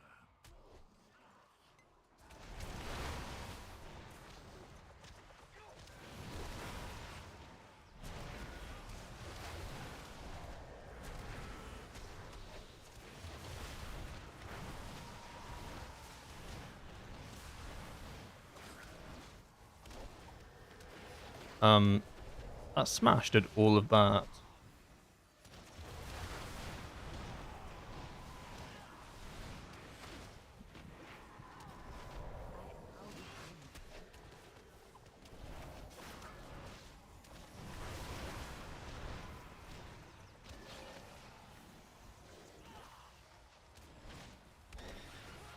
See, like that's premium Soothing Mist, right? When you can use Soothing Mist as just an insta-click, not heal yourself, to like negate a bunch of damage. That's like actual when Soothing Mist is cool. When you have to like spam heal and stuff, that's when it's not cool.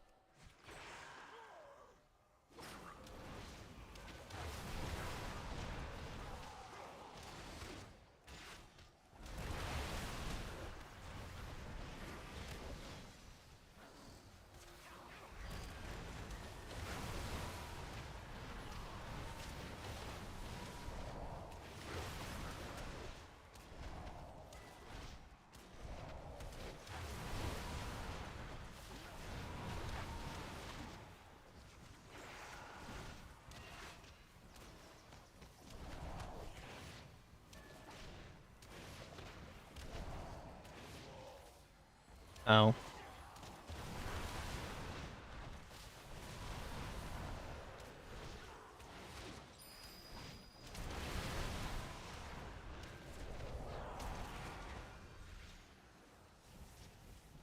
Can't hit anything.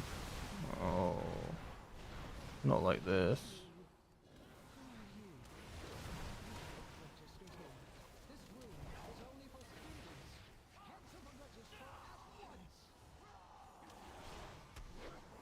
How am I alive?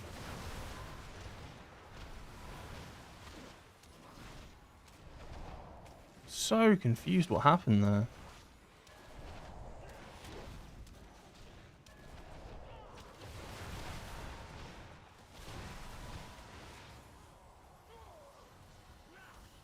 Oh my god.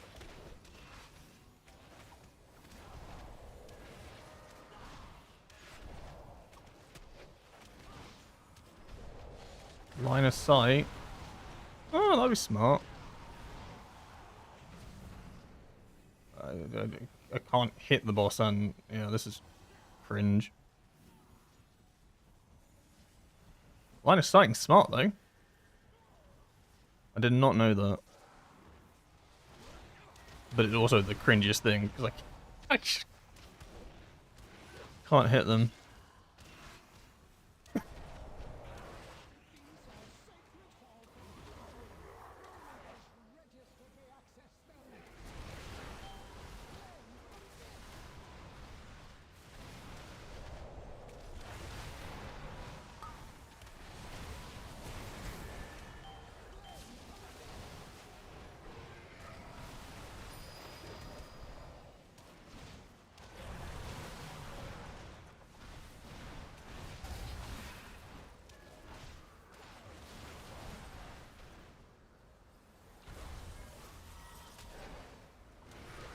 Oh, we're playing counterclockwise.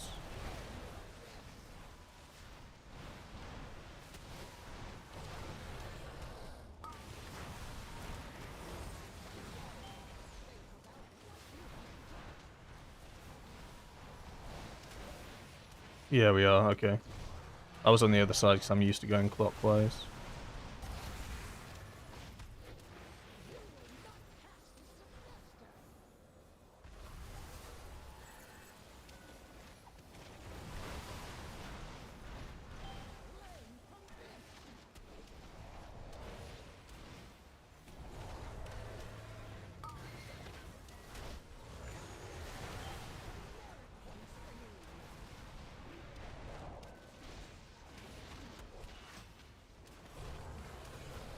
Oh.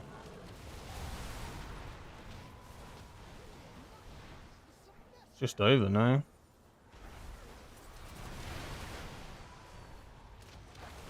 I don't think we can do 50% of this boss's health without a healer. Last time I checked.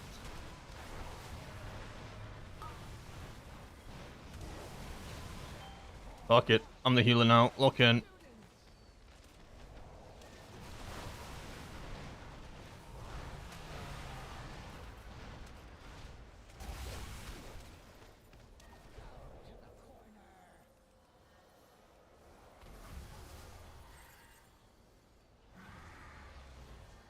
Fuck it, boys. I'm Mistweaver now.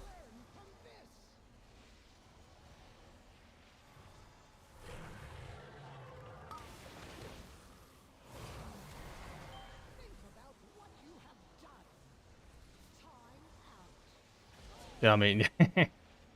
Oh, man, that's so sad. That dungeon was timeable. Ah!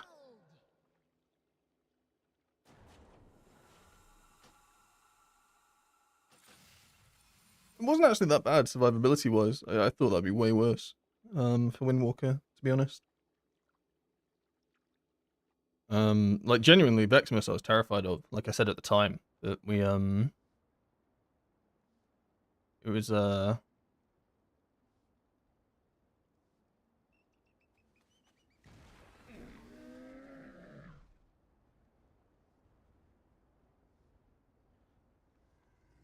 been cool to time. We just got unlucky. I mean, everyone made mistakes. I mean, I remember the start of the dungeon when I got hit by a tornado. Good times. You know? Oh, man, that was a good... Wait, you don't remember that? Want to remind you? Yeah, I know. Oh, I was just unlucky. Because we had the time. That's Mythic Plus. Yeah, I appreciate you taking me to the dungeon. It was good. Maybe Windwalker doesn't need more survivability. Maybe I've had a change of heart on the whole topic. Maybe I misjudged Soothing Mists. I really had fun on that last boss. Just spamming it. If Vivify healed a little bit more, there was actually potential that I could have healed that. But my god, this ability is so bad.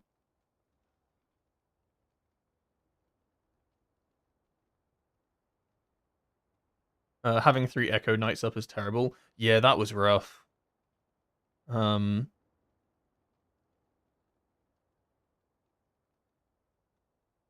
Like, the line of sight makes sense, and that's smart. But it's awkward, like, because I guess it kind of depends where they put their little purple clone circles, because if they're, like, in between you and line of sighting, then you ain't gonna hit them, because that's kind of what happened, so there's a bit of downtime. We could have made up loads of time everywhere. I mean, to be honest, our Croth was really clean. That was fun. And Veximus was so close, we were like at 10%, then we kind of died.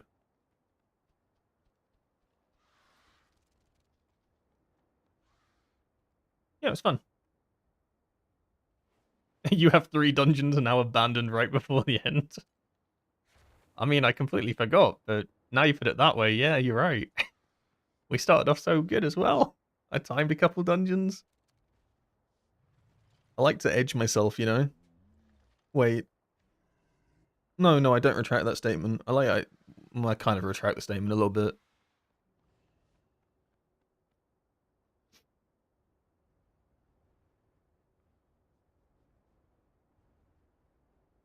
Alright, let's... What do I need? Lock-in, what do I need? Oh my god, no, not caverns, please. No, don't look. Oh, it's such a eyesore, though. I'm not going to do caverns. I just can't bring myself to go back in that place. Let's try to do a Skyreach. I'm not going to go for the Algathar because I've already done Algathar. I'm going to take those off, actually. I don't want to do Algathar and I don't want to do caverns just because I've done them today. Yeah, let's go for a nice Skyreach, you know. Nice chillax Skyreach. Short dungeon. It's got a little bit scary things here and there, you know. Beams that one-shot you. Leads that annihilate you. Bosses that have hitboxes for their abilities that are not real. And can clip through them. It's got it all. I love this dungeon.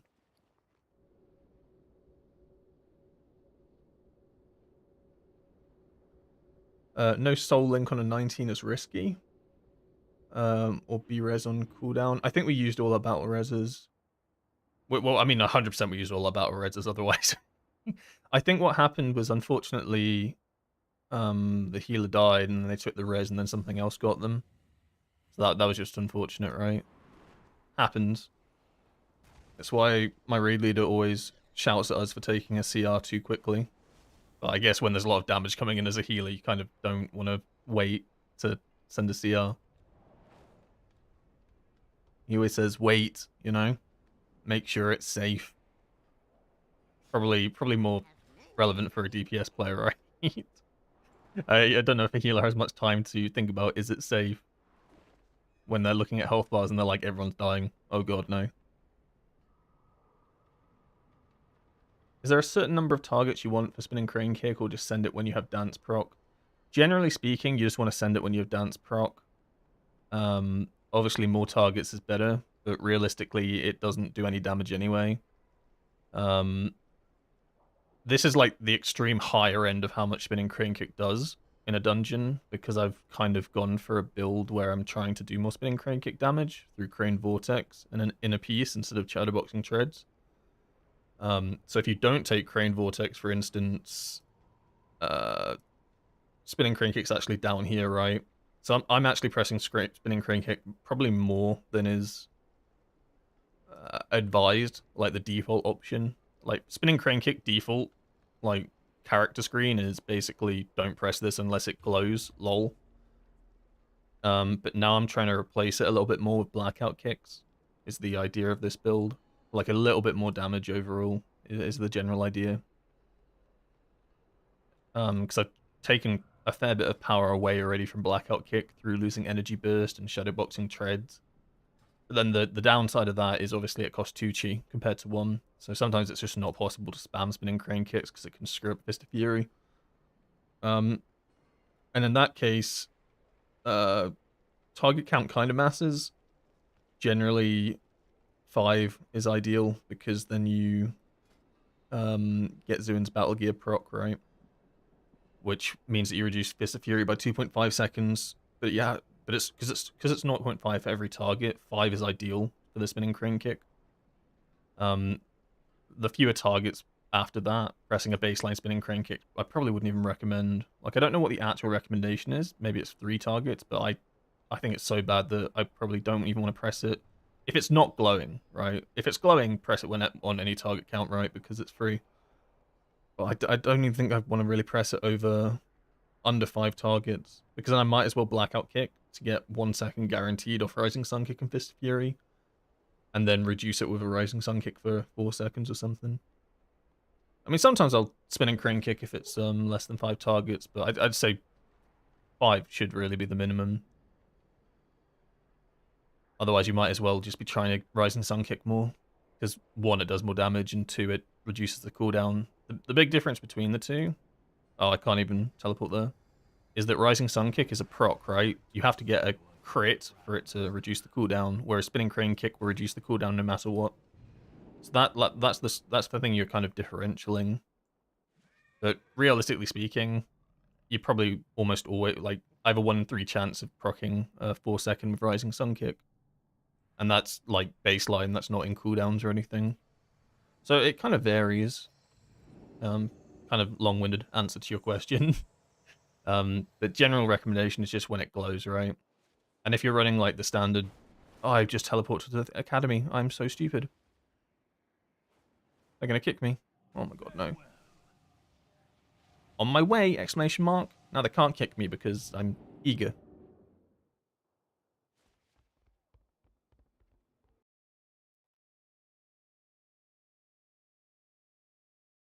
Am I doing something wrong in my rotation because you're doing about 30k more DPS overall than me? It's hard to tell. From, like, not knowing how you play and stuff like that, I guess. You gotta remember, this is, like, 290 item level character. And item level does make a bit of a difference. Like, 5 item level doesn't sound like a lot, but it kind of is when you think about all the gear upgrades for it to be 5 item level. So, but as well as that, damage is so hard to judge, because the damage that you do in a dungeon is going to vary so like, the variance in your damage is from literal pull, like, dungeon to dungeon. Do you have a different comp? How does your tank pull the dungeon? Like, because if he pulls it in a certain way where your Zenith lines up super nicely with every pack, well, surprise, surprise, you're going to do more damage, right? But if they pull it in a way that it actually kind of screws over your timings on trinkets and stuff like that, you're going to do less damage. So it's really hard to, like, judge that damage in dungeons, because no 2 run is the same. Whereas in Raid, it's a lot more... I guess it's easier to actually like judge damage in Raid because you're always going to have, well, mostly you're going to have all the Raid buffs. The fight is scripted to an extent. It's pretty much the same fight every time. Give or take. Like it's easier to judge like damage in that way than M+. As well as that, you're not going to do the same damage in 2 different like actual dungeons, right? Like in a Skyreach, my damage might be way lower than it is in a Pit of Sauron, and that's because in a pit you have like 5,000 trash packs full of 50 mobs apiece, whereas in Skyreach it's actually kind of smaller packs. So what I'm trying to say is there's so many variables, it's really hard to judge damage comparatively. Like, I also don't have Mythic Gaze. Yeah, that will make quite a big difference. The Mythic Gaze is upgrading the Gaze to Mythic comparatively to the Puzzle Box. I think the Gaze is more power. 1.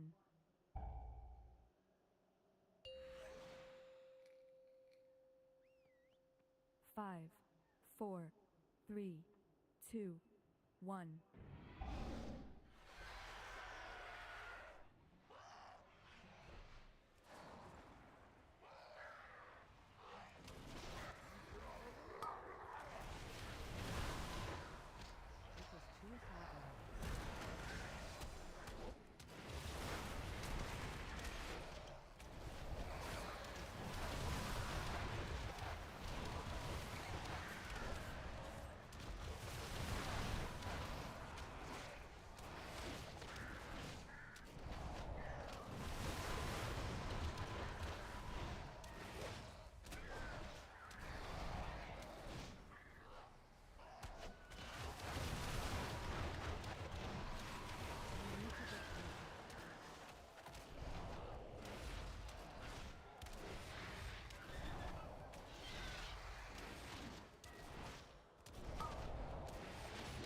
Alright, so far so good. It's only the first pull. Don't worry about it. So far so good.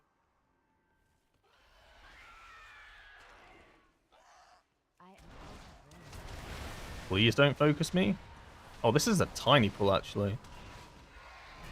Where are the Where are the elementals?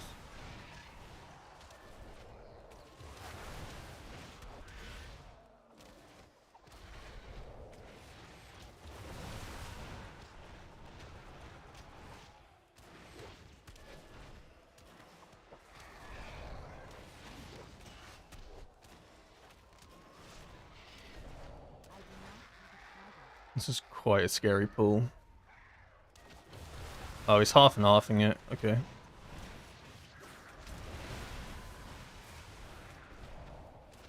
Okay, we're kind of half and halving it.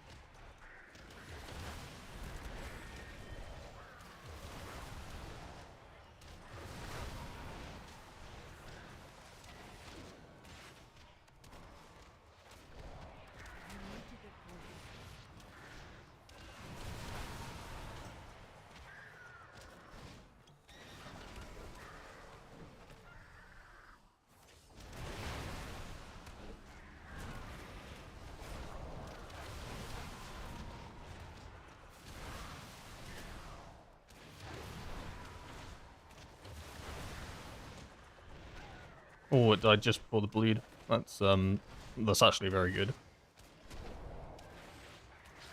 So it just means we don't have to deal with a nasty dot before the boss spawns.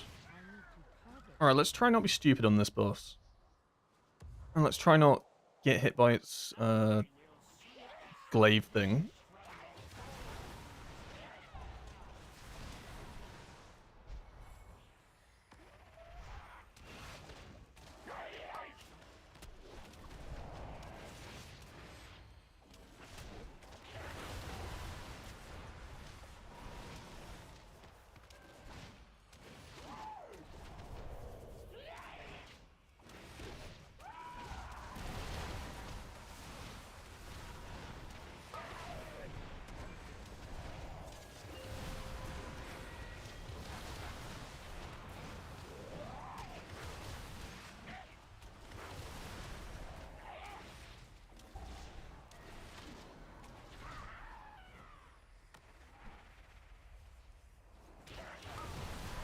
What is...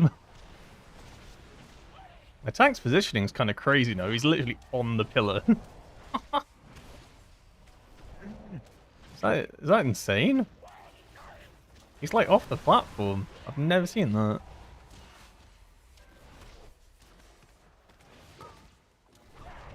It's so that he doesn't have to deal with the things, isn't it?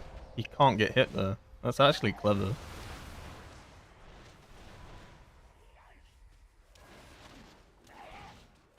That's actually very clever.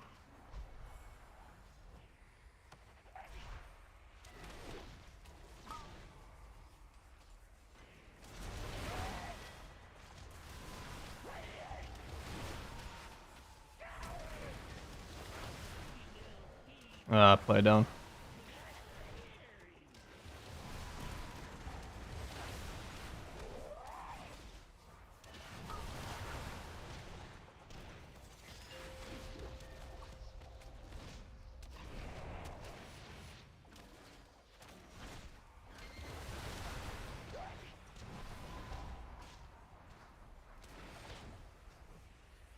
I swear I've been targeted by like every Gale. Give me a break, Ranjit.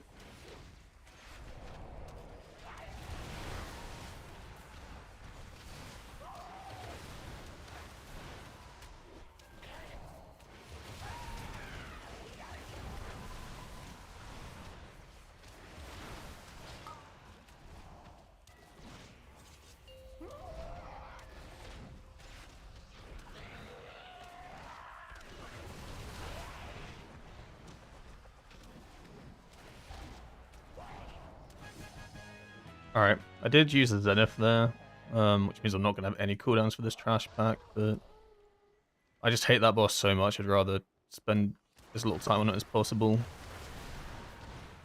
And I'll build up quite nice stacks for the pool coming afterwards in the big room.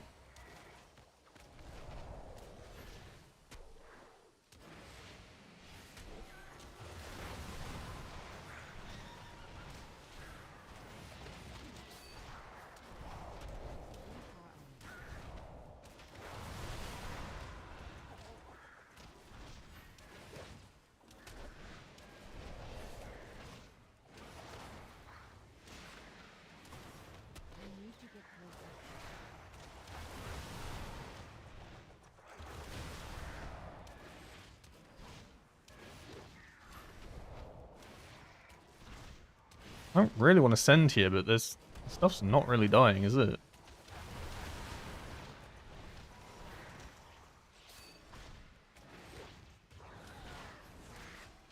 Alright, we got there in the end. I showed some actual self-restraint, which means I can send out like a massive amount of damage. And you know what?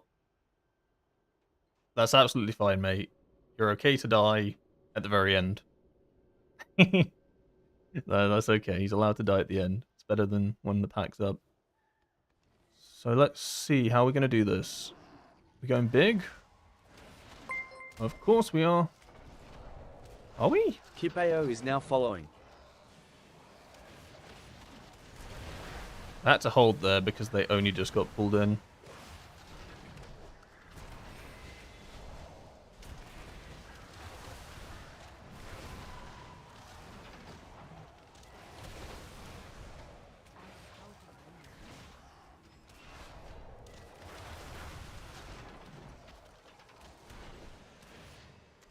I'm actually very surprised I haven't been focused by a single solar flame yet.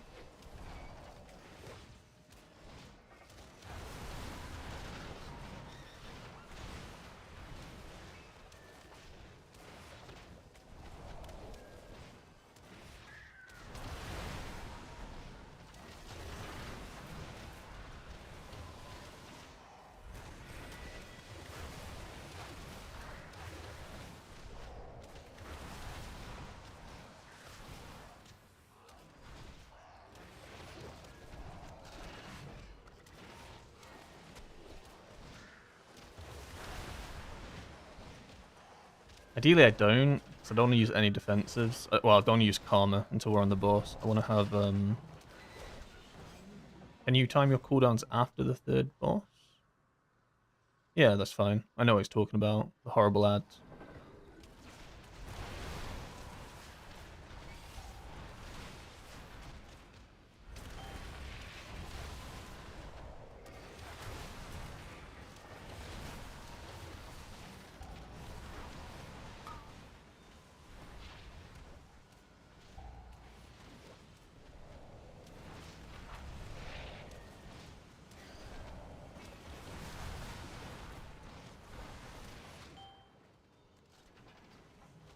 Why did those come in so delayed?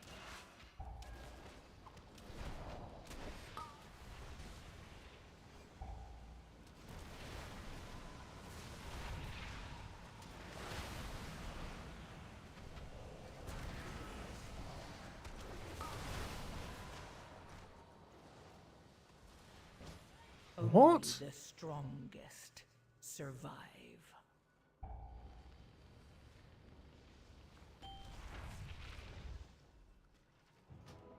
Okay. Sure. I don't know if there's anything I could have done against that. I didn't think I was below half health, though, for when that came in.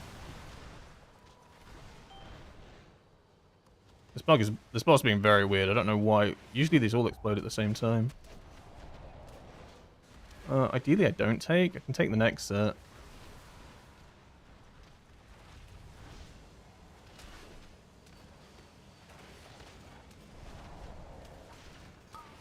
Yeah, usually I'm terrified of the beams. I'm not terrified of the supernova.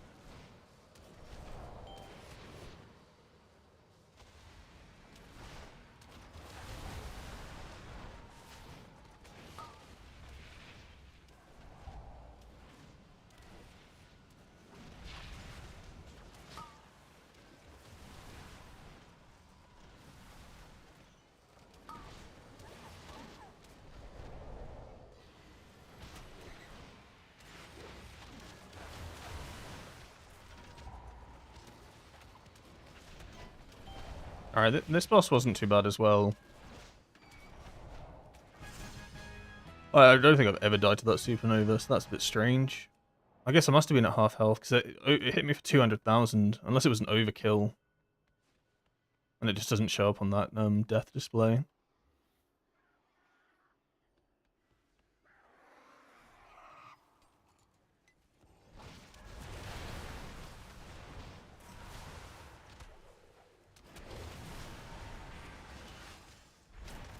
Oh yeah, pick me, sure.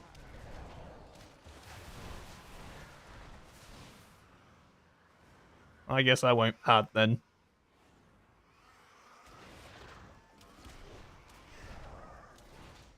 It's just rude. And they could have marked anybody for the death. Of course, it's the Windwalker.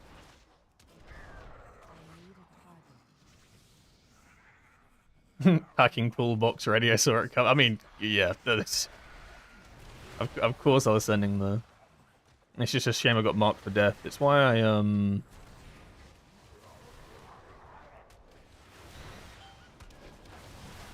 What was I going to say?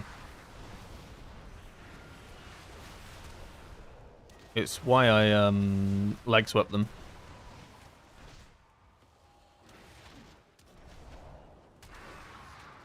Because they are actually CCable. So if you leg sweep before they cast Mark of Death, it interrupts them. But then they just cast it again. I think because I cast leg sweep, they were mad.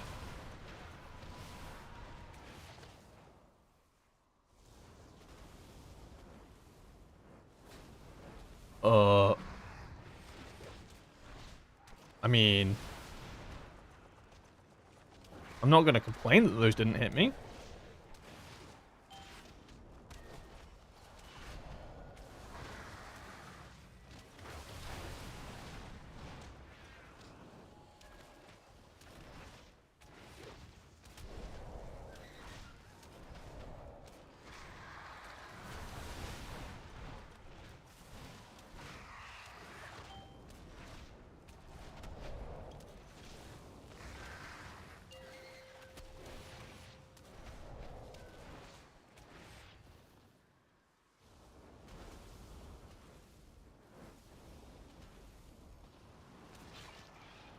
No, it's gonna hit me, isn't it? Oh, I got lucky.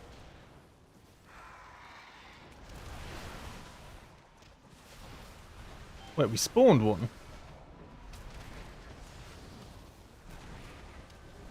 Oh, this is not good then.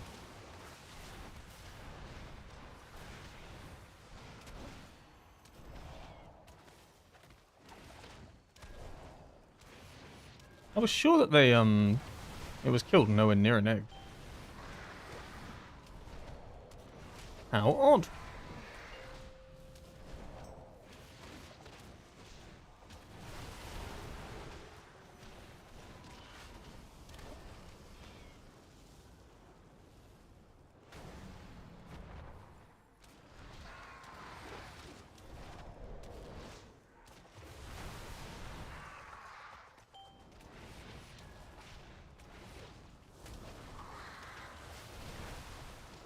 He asked us if we can have cooldowns for the pack after the third boss, so I'm going to do him one better and give him a full stack Tiger Eye.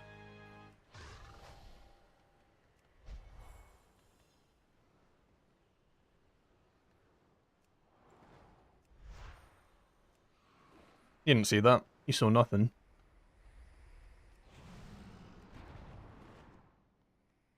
I do it clean every time. Don't even worry about it. The puddles of the birds do no damage. Do they actually not? There's that cap. Oh god. Oh, he's talking to the healer. Ah, thank god. I'm not in trouble. So I don't have pox for 20 seconds, so that's the only downside to this. Jabba01 just subscribed. Oh, he's going massive. Oh, okay, Chief. I didn't think you were freaky like that.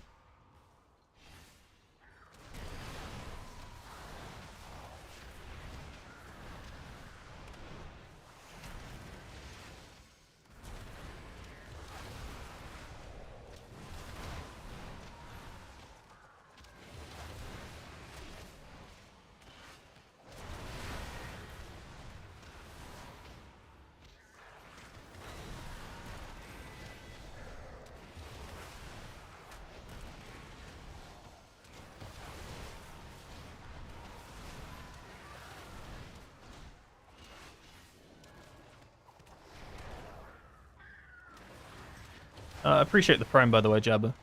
That's very kind of you. I just got a little bit distracted, probably doing arguably the hardest pull in the dungeon. It doesn't look hard, but it's hard for the tank. The tank can get shredded here and just get one shot. And we had someone die instantly. Yeah. I was very worried that was where the dungeon went to die. But it was lucky. I saved my cooldowns and had a full puzzle box. Full puzzle box? That makes no sense. Puzzle box is always full. I had full cooldowns and a puzzle box. That makes more sense. So, right now we have a lot of time to play with. He can either be chill and pull this like a sensible person, and we'll time this easy peasy, or he can go big chungus, risk it all, but get aura points. I know which one I'd rather he do.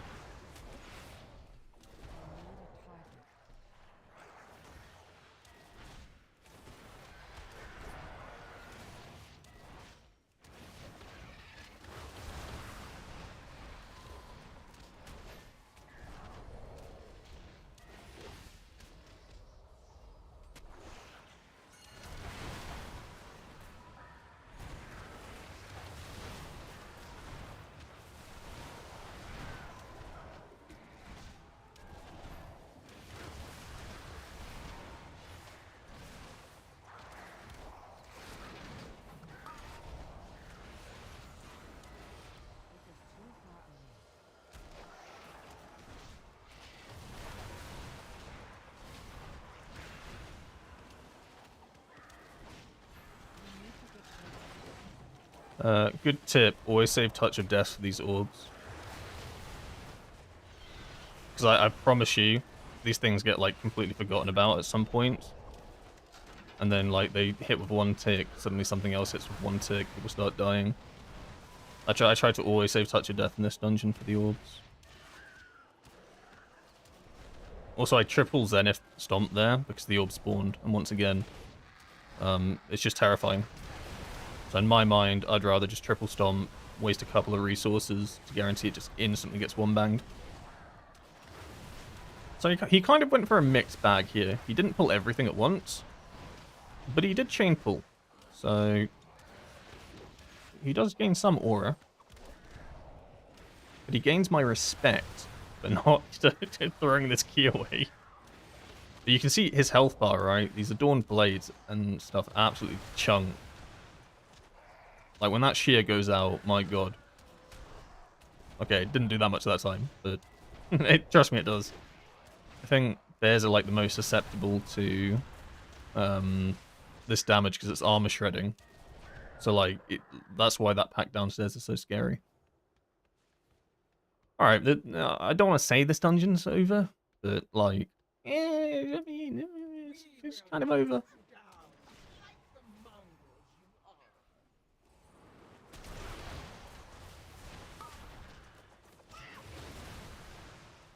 Don't target me, I'm in cooldowns.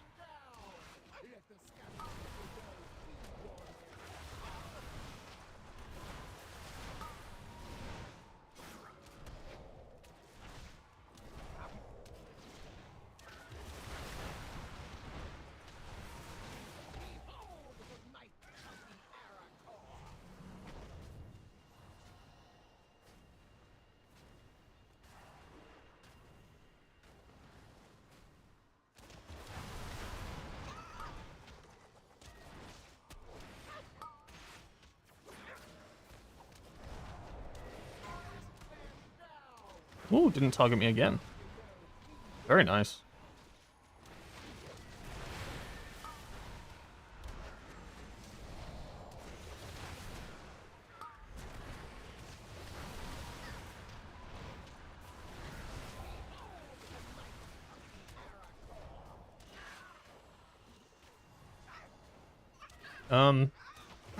Okay, so that's what happens when you don't move with the beam. Oh no, does it target someone else? Okay, we have to move this boss. Yeah, I guess whoever had that beam on them got distracted. Kind of understandable. There's a fair bit going on. This is Aura. He's going to let himself go off, and then he's going to free himself. Which is exactly what I'd do if I get the mechanic on me. So it just means you're not messing around with the bird. Oh, you have it. You have it. Oh.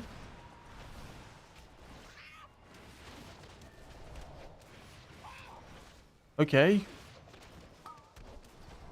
Sure.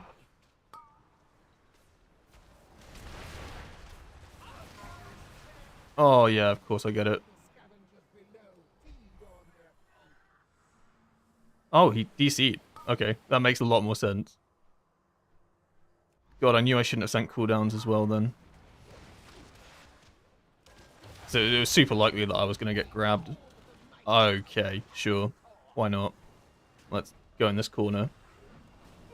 I play with fire. I like it. Fun fact, it's delayed tick damage, apparently.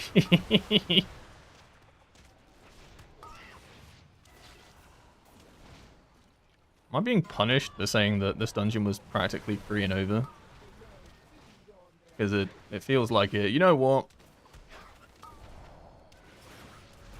I say we just let them die. Thoughts? Okay, we're gonna... Okay, let's save our homie, actually. You're right. No one left behind. No one left behind! Okay. They got left behind. But you can't say I didn't try. Not bad, but... I swear this boss sometimes just goes absolutely chaotically. Like, it's actually such a chaos boss. Yeah, as like a Windwalker, I probably could have done it even better. If you get the bird, you can essentially, I don't quite know if you can jump off and let it grab you. You probably can. But if you place a Transcendence, you can just do that. And I think it saves more time. Because if you're like messing... One, there's 2 targets. Some classes might be better with that, actually. But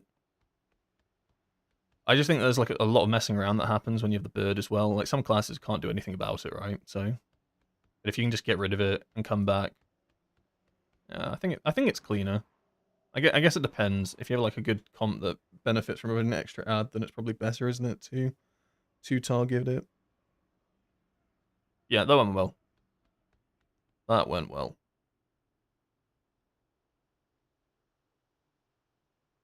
I'm stuck in Mythic 16, can't seem to find any groups for 17 that will invite me as a Windwalker. Yeah, I mean, that's a common problem as this spec, as you get higher up the Mythic Plus ladder, right? Because the biggest issue is that as you get higher up the ladder, things get a little bit more restricted. People want more meta comps, if that makes sense. Specs that fit certain criteria, right? Having Bloodlust, having CR, known to be good because the best players in the world are playing them. It's all of these things above, so it does get trickier the higher keystone level you get to get invited. It's just normal. That is just genuinely part of playing Windwalker, and honestly, I don't think that will ever change. Because I kind of said it earlier, but I don't think Windwalker can ever quite be a meta Mythic Plus spec. Just inherently, it just doesn't have the utility or features to do that. Like, it's Mythic Plus is not about damage. I mean, it is a bit about damage, but there's like damage is just such a small part of everything. So that damage doesn't matter if you don't have the rest of the requirements, really. So yeah, that will always be an issue. You just got to persevere, honestly. Like, sometimes it might just take signing up to 50 people's dungeons before you get a chance. Or run your own keys is what I used to suggest a lot. Bring back Bone Dust. I mean, when you're doing Bone Dust brew damage, okay, then you don't need utility. Then you are just busted. But then you just get nerfed, right? Then you just get completely shafted. Shame that I'm not a Nelf, can just meld the beam. Yeah, I mean, that's the one downside, I think, of... Because I tend to pick races based on raiding. And right now in the raid, Panda was the best. Just for survivability as well as damage. It came out on top. Like, just the added health can make a difference. But in M+, if I don't really want to race change, but if I could, I'd probably pick Dwarf, to be honest. Like, Nelf is good, but maybe Dwarf even just for some more survivability. Yeah, they're definitely better. But Panda's not too bad. Here's your primary stat. Take less full damage. It's kind of iconic monk to go Panda. That's growing on me. Do I think Bigwig is sort of required for raiding? Having trouble on Baloran, seeing if Quills is on me with default boss alerts, wondering if it's worth getting the ding alerts. Kind of. Like, I'm not saying you can't down the bosses without them, but there are a reason that people use them, right? Like, just having alerts and stuff is very useful. To know when incoming damage is coming. Because it's not just like visual alerts, it's sound alerts and stuff like that. They have like full packages that come with raid bosses. You can actually tweak things to set certain sound reminders for things. Like on Lura in P4, it's the most hectic part of the fight. And you're in this tiny little circle, and you get these stars on you, the purple stars. And if you touch anyone with a star, when it explodes, they all die. Basically, anyone that's touched dies. And it's really restrictive and hard to tell if you're actually targeted by one, things like that. And add-ons like Bigwigs can actually make it a lot more clear. Like, you can, like, for me, I set up an audio cue that sounds like a shotgun. Because it's super hectic, right? Like, so being able to look things like that are really useful. So I definitely recommend getting Bigwigs. People use DBM, but I think DBM's a little bit not outdated, but most people just tend to use Bigwigs. Bigwigs is also good because it has little wigs, which is for like dungeons and stuff as well. So yeah, I definitely recommend using add-ons like that. for raiding. It can only make it better, right? It can only increase your like performance, right? How about Orc and Magar? Orc for racial DPS boost. I actually think Pandaren is just the best when it comes to raw damage. Like sim wise, if we're talking like actual sims. It's just the fact that you get 100 primary stat, which at the start of a season is a lot. Like when we're talking that like we have 2,000 agility, getting like how much is 100 out of 2,000? Quick math. 200 is 10%, so it's 5%. You're essentially getting like 5% main stat from your race. That like it's good, but I'm pretty sure things like Magar or Control are up there as well. Like all races, to be honest, in terms of damage, are very within margin of each other. But Panda just comes out on top as well because it had the added survivability. Like when you eat a hearty feast, you get stamina as well, and then that stamina doubles because you're a panda, so you double dip into the stamina and the main stat. I still think it's the best for raiding, but in M+ there are better races.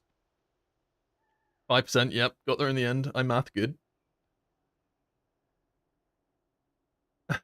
I've used 6 rerolls on cabins and haven't got the pole arm. Talk me off the ledge, coach. Look. There are only 7 items that can drop in that dungeon. So no matter what, you're guaranteed to get it next week. 100%. Let me just double check this actually is the 7 items. I don't want to lie to you because you're on the edge. Hold up.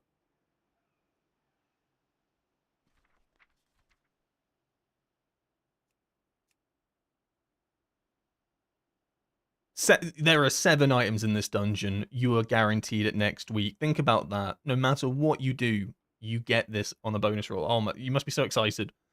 How can you not look forward to that? And the reset is tomorrow. That's even better. You're guaranteed to get this weapon tomorrow. Yeah, but to be fair, that does suck. That is rough. But look at it this way, right? If we were playing in the War Within, you would have had 3 tokens. I suppose you can technically you could pick the gear you want.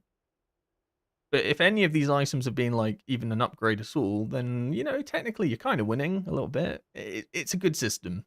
So, like it is a good system. It's better than what we've had previously. But it does feel bad when you don't get the item you want. I guess. Yeah, I wouldn't know. I got puzzle box first roll. Just is what it is. I'm there in Skyreach for the weapon on my shaman, and I've got every item but the weapon, so next reset I'll get it. Still frustrating. No, true. I'm just messing around a bit, but if you are like targeting one thing, I think it can feel a bit rough on like main characters and stuff when like you literally just want one piece of loot, and then you have to chase that, and you don't get it this week, so it's next week and the week after. But I think the system really is good for like ults, right? When you like make a fresh ult, like I've made a hunter. And that character, my hunter is like 280 almost. And I just run it in M+ dungeons, really. And I've just used bonus rolls. And like, when like you're bonus rolling and everything's an upgrade. Very good system for that sort of thing. Like, that feels really good. Because it makes you actually want to play the ult. Because you know you're guaranteed to get Mythic track gear. And then you're getting the crest for that Mythic track gear. So that like feels good.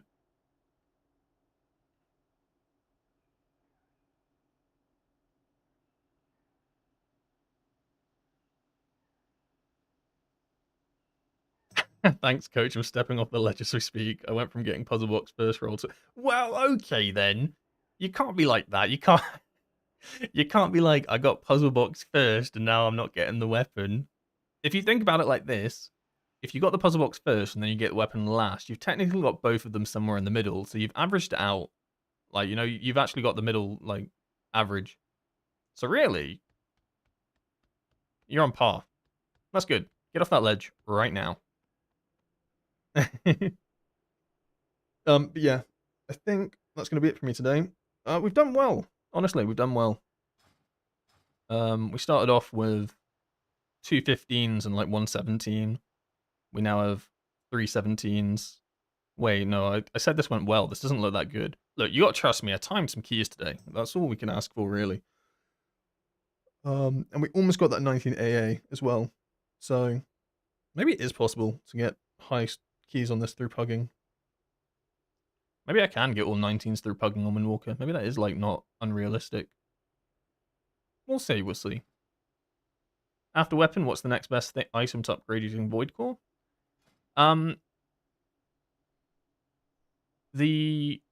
So technically it's Gaze. Gaze is better to upgrade than Puzzle Box. But realistically, you're gonna get so many cores that you'll upgrade both of them like as soon as possible. But like the actual difference from this one to or Puzzle Box is Gaze is better. So upgrade first. And then that's all you can really upgrade is the weapon and the 2 trinkets. So like you're not gonna suffer if you upgrade the Puzzle Box first, but I went for Gaze first because it simmed better than the Puzzle Box. It just gained more value from the extra item level. Okay, let's see.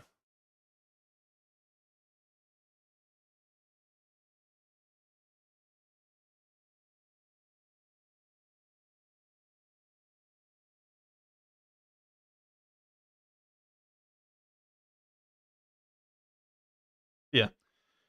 My Gaze is 250, no upgrade for it. I see. In that case, then just do the Puzzle Box.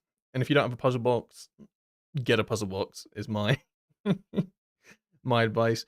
But another way to look at it is because you get so many cores and they're not time gated and you get them from all content, essentially, the moment you can upgrade anything that's a trinket or weapon, just send it. Because it's always going to be an upgrade to gain item level, and then you're going to get more cores later on. So there's no point like holding on to them for the best item. Because by the time you've finally got that best item right, you probably have like 3 or 4 like of those actual upgrade cores in your bag, and you're like, oh, I probably should have sent them earlier.